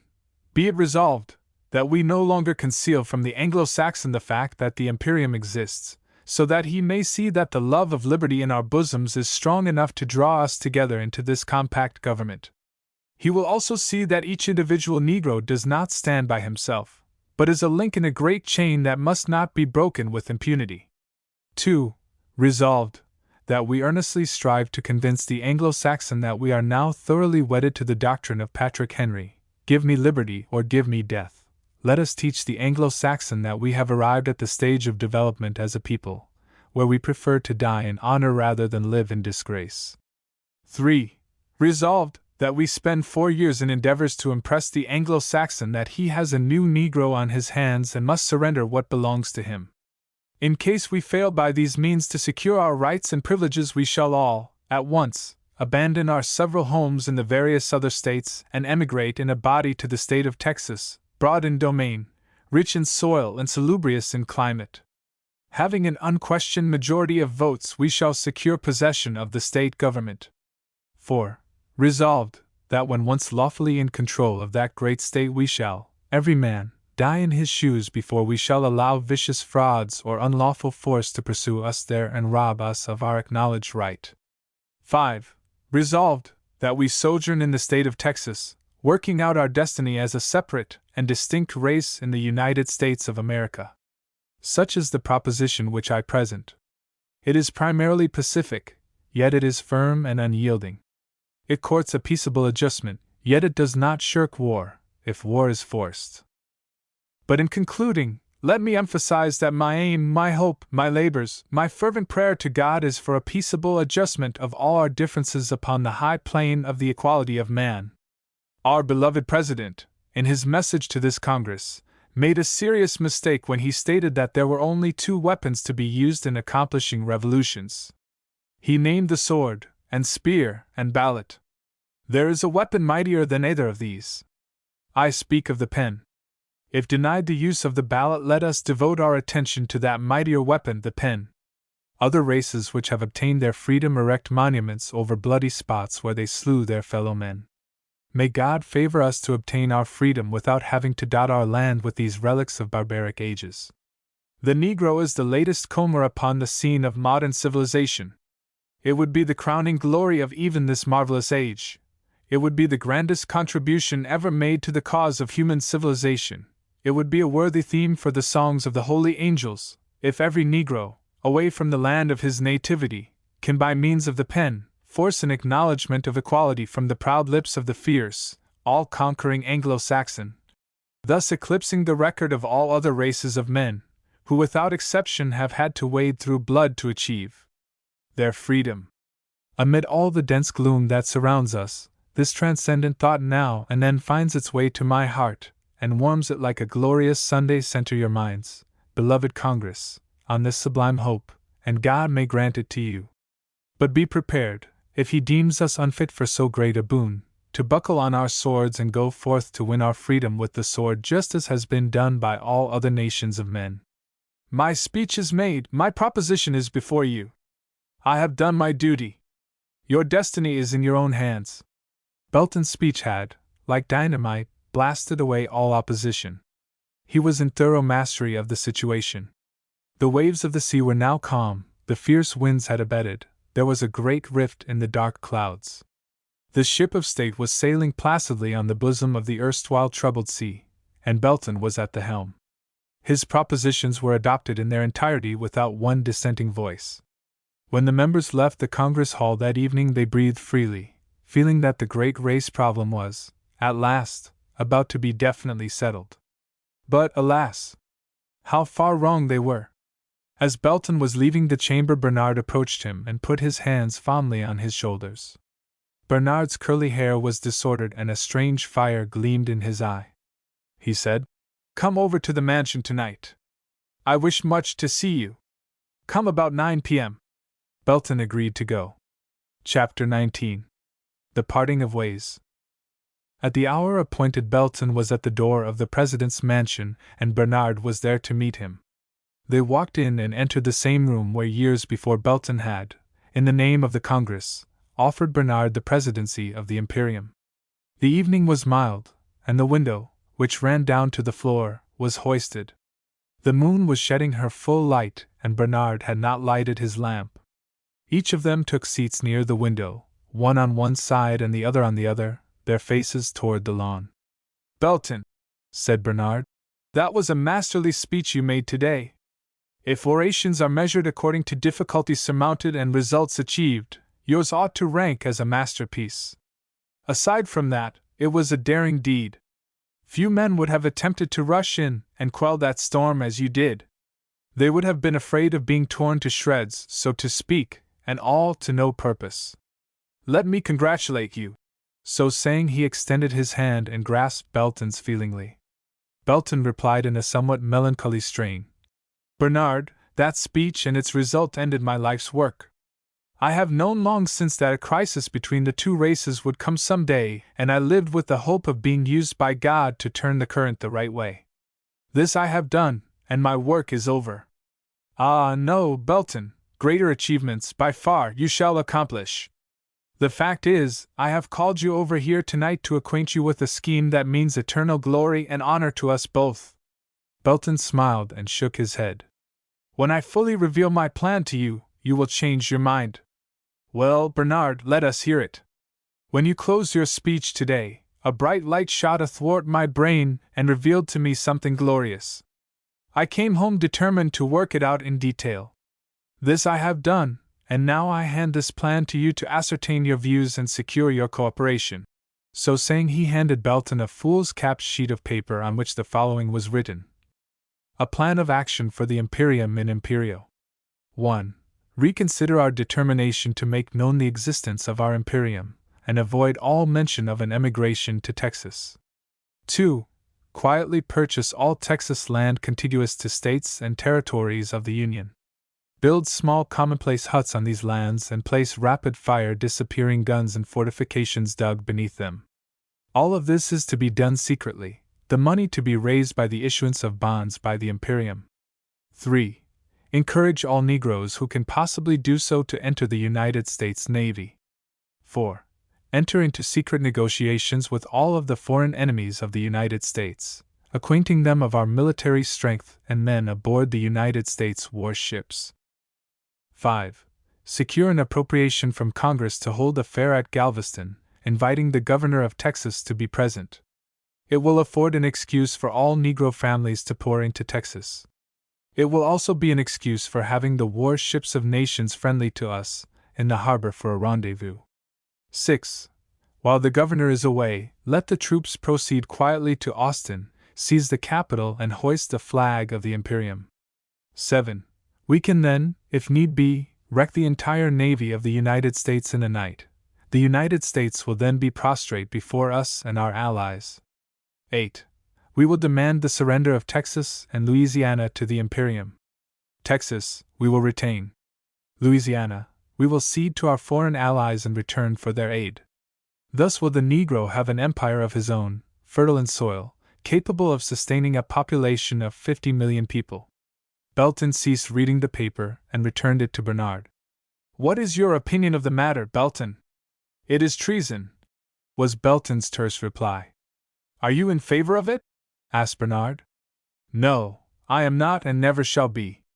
I am no traitor and never shall be one.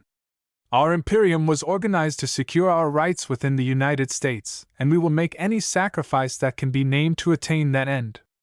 Our efforts have been to wash the flag free of all blots, not to rend it, to burnish every star in the cluster, but to pluck none out. Candidly, Bernard, I love the Union and I love the South. Soaked as Old Glory is with my people's tears and stained as it is with their warm blood, I could die as my forefathers did, fighting for its honor and asking no greater boon than Old Glory for my shroud and native soil for my grave. This may appear strange, but love of country is one of the deepest passions in the human bosom, and men in all ages have been known to give their lives for the land in which they had known nothing save cruelty and oppression. I shall never give up my fight for freedom, but I shall never prove false to the flag. I may fight to keep her from floating over cesspools of corruption by removing the cesspool, but I shall never fight to restrict the territory in which she is to float. These are my unalterable opinions. Bernard said, Well, Belton, we have at last arrived at a point of separation in our lives. I know the Anglo-Saxon race. He will never admit you to equality with him. I am fully determined on my course of action and will persevere. Each knew that further argument was unnecessary, and they arose to part. They stood up, looking each other squarely in the face, and shook hands in silence. Tears were in the eyes of both men. But each felt that he was heeding the call of duty, and neither had ever been known to falter. Belton returned to his room and retired to rest. Bernard called his messenger and sent him for every man of prominence in the Congress of the Imperium. They all slept in the building.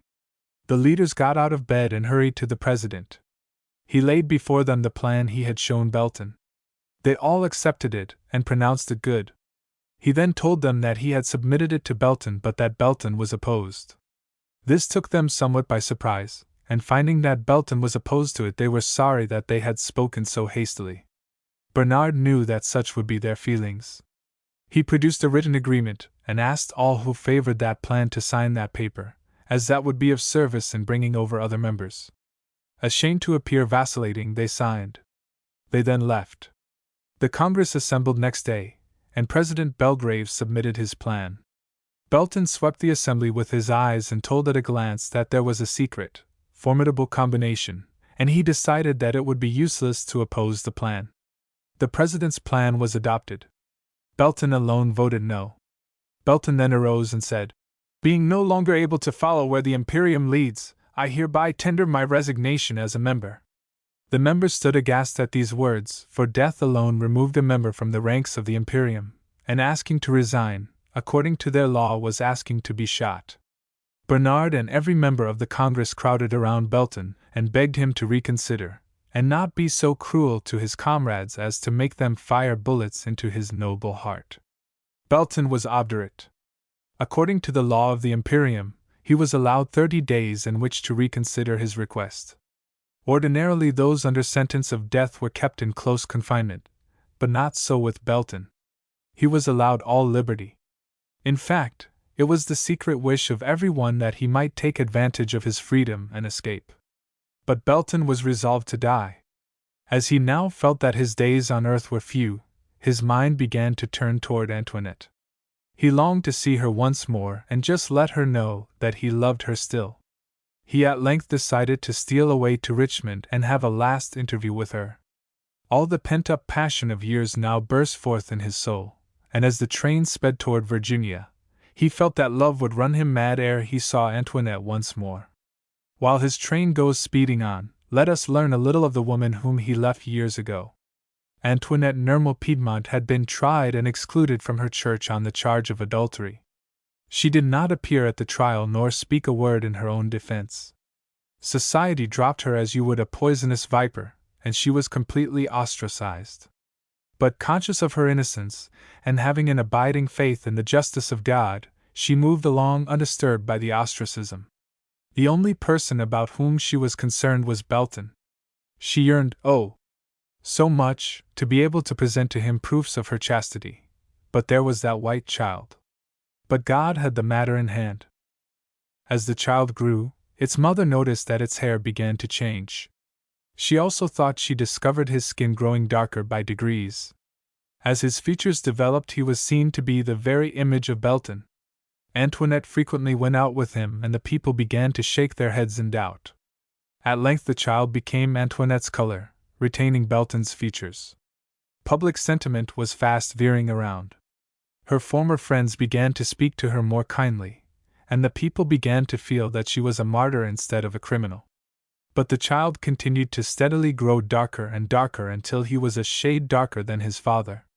The church met and rescinded its action of years ago. Every social organization of standing elected Antoinette Nermal-Piedmont an honorary member. Society came rushing to her. She gently smiled, but did not seek their company. She was only concerned about Belton. She prayed hourly for God to bring him back to her. And now, unknown to her, he was coming. One morning, as she was sitting on her front porch enjoying the morning breeze, she looked toward the gate and saw her husband entering. She screamed loudly, and rushed into her son's room and dragged him out of bed. She did not allow him time to dress, but was dragging him to the door. Belton rushed into the house. Antoinette did not greet him, but cried in anxious, frenzied tones, "Belton! There is your white child! Look at him! Look at him!" The boy looked up at Belton, and if ever one person favored another, this child favored him. Belton was dazed. He looked from child to mother and from mother to child. By and by it began to dawn on him that that child was somehow his child. His wife eyed him eagerly. She rushed to her album and showed him pictures of the child taken at various stages of its growth. Belton discerned the same features in each photograph, but a different shade of color of the skin. His knees began to tremble. He had come, as the most wronged of men, to grant pardon. He now found himself the vilest of men, unfit for pardon. A picture of all that his innocent wife had suffered came before him, and he gasped, "Oh God, what crime is this with which my soul is stained?" He put his hands before his face. Antoinette divined his thoughts and sprang toward him. She tore his hands from his face and kissed him passionately, and begged him to kiss and embrace her once more. Belton shook his head sadly and cried, "Unworthy, unworthy!" Antoinette now burst forth into weeping. The boy said, "Papa, why don't you kiss Mama?" Hearing the boy's voice, Belton raised his eyes, and seeing his image, which Antoinette had brought into the world, he grasped her in his arms and covered her face with kisses, and there was joy enough in those two souls to almost excite envy in the bosom of angels. Belton was now recalled to life. He again loved the world. The cup of his joy was full. He was proud of his beautiful, noble wife, proud of his promising son. For days he was lost in contemplation of his new-found happiness. But at last a frightful picture arose before him. He remembered that he was doomed to die, and the day of his death came galloping on at a rapid pace. Thus a deep river of sadness went flowing on through his happy Elysian fields. But he remained unshaken in his resolve. He had now learned to put duty to country above everything else. Then, too, he looked upon his boy and he felt that his son would fill his place in the world. But Antoinette was so happy that he could not have the heart to tell her of his fate. She was a girl again. She chatted and laughed and played as though her heart was full of love. In her happiness she freely forgave the world for all the wrongs that it had perpetrated upon her. At length the day drew near for Belton to go to Waco. He took a tender leave of his loved ones. It was so tender that Antoinette was troubled, and pressed him hard for an answer as to when he was to return or send for them. He begged her to be assured of his love and know that he would not stay away 1 second longer than was necessary. Thus assured, she let him go, after kissing him more than 100 times. Belton turned his back on this home of happiness and love, to walk into the embrace of death. He arrived in Waco in due time, and the morning of his execution came. In one part of the campus there was a high knoll surrounded on all sides by trees. This knoll had been selected as the spot for the execution. In the early morn, while the grass yet glittered with pearls of water, and as the birds began to chirp, Belton was led forth to die. Little did those birds know that they were chirping the funeral march of the world's noblest hero. Little did they dream that they were chanting his requiem. The sun had not yet risen but had reddened the east with his signal of approach. Belton was stationed upon the knoll, his face toward the coming dawn. With his hands folded calmly across his bosom, he stood gazing over the heads of the executioners, at the rosy east. His executioners, 5 in number, stood facing him, 20 paces away. They were commanded by Bernard, the president of the Imperium. Bernard gazed on Belton with eyes of love and admiration. He loved his friend, but he loved his people more. He could not sacrifice his race for his dearest friend. Viola had taught him that lesson. Bernard's eyes swam with tears as he said to Belton in a hoarse whisper, "Belton Piedmont, your last hour has come. Have you anything to say?" "Tell posterity," said Belton, in firm ringing tones that startled the birds into silence, "that I loved the race to which I belonged and the flag that floated over me, and being unable to see these objects of my love engage in mortal combat, I went to my God, and now look down upon both from my home in the skies to bless them with my spirit." Bernard gave the word of command to fire, and Belton fell forward, a corpse. On the knoll where he fell he was buried, shrouded in an American flag. Chapter 20. Personal. Burl Trout. I was a member of the Imperium that ordered Belton to be slain. It fell to my lot to be one of the 5 who fired the fatal shots, and I saw him fall. Oh, that I could have died in his stead! When he fell, the spirit of conservatism in the Negro race fell with him. He was the last of that peculiar type of Negro heroes that could so fondly kiss the smiting hand. His influence, which alone had just snatched us from the edge of the precipice of internecine war, from whose steep heights we had, in our rage, decided to leap into the dark gulf beneath, was now gone. His restraining hand was to be felt no more. Henceforth Bernard Belgrave's influence would be supreme. Born of distinguished parents, reared in luxury, gratified as to every whim, successful in every undertaking, idolized by the people, proud, brilliant, aspiring, deeming nothing impossible of achievement, with Viola's tiny hand protruding from the grave pointing him to move forward, Bernard Belgrave, president of the Imperium in Imperio, was a man to be feared.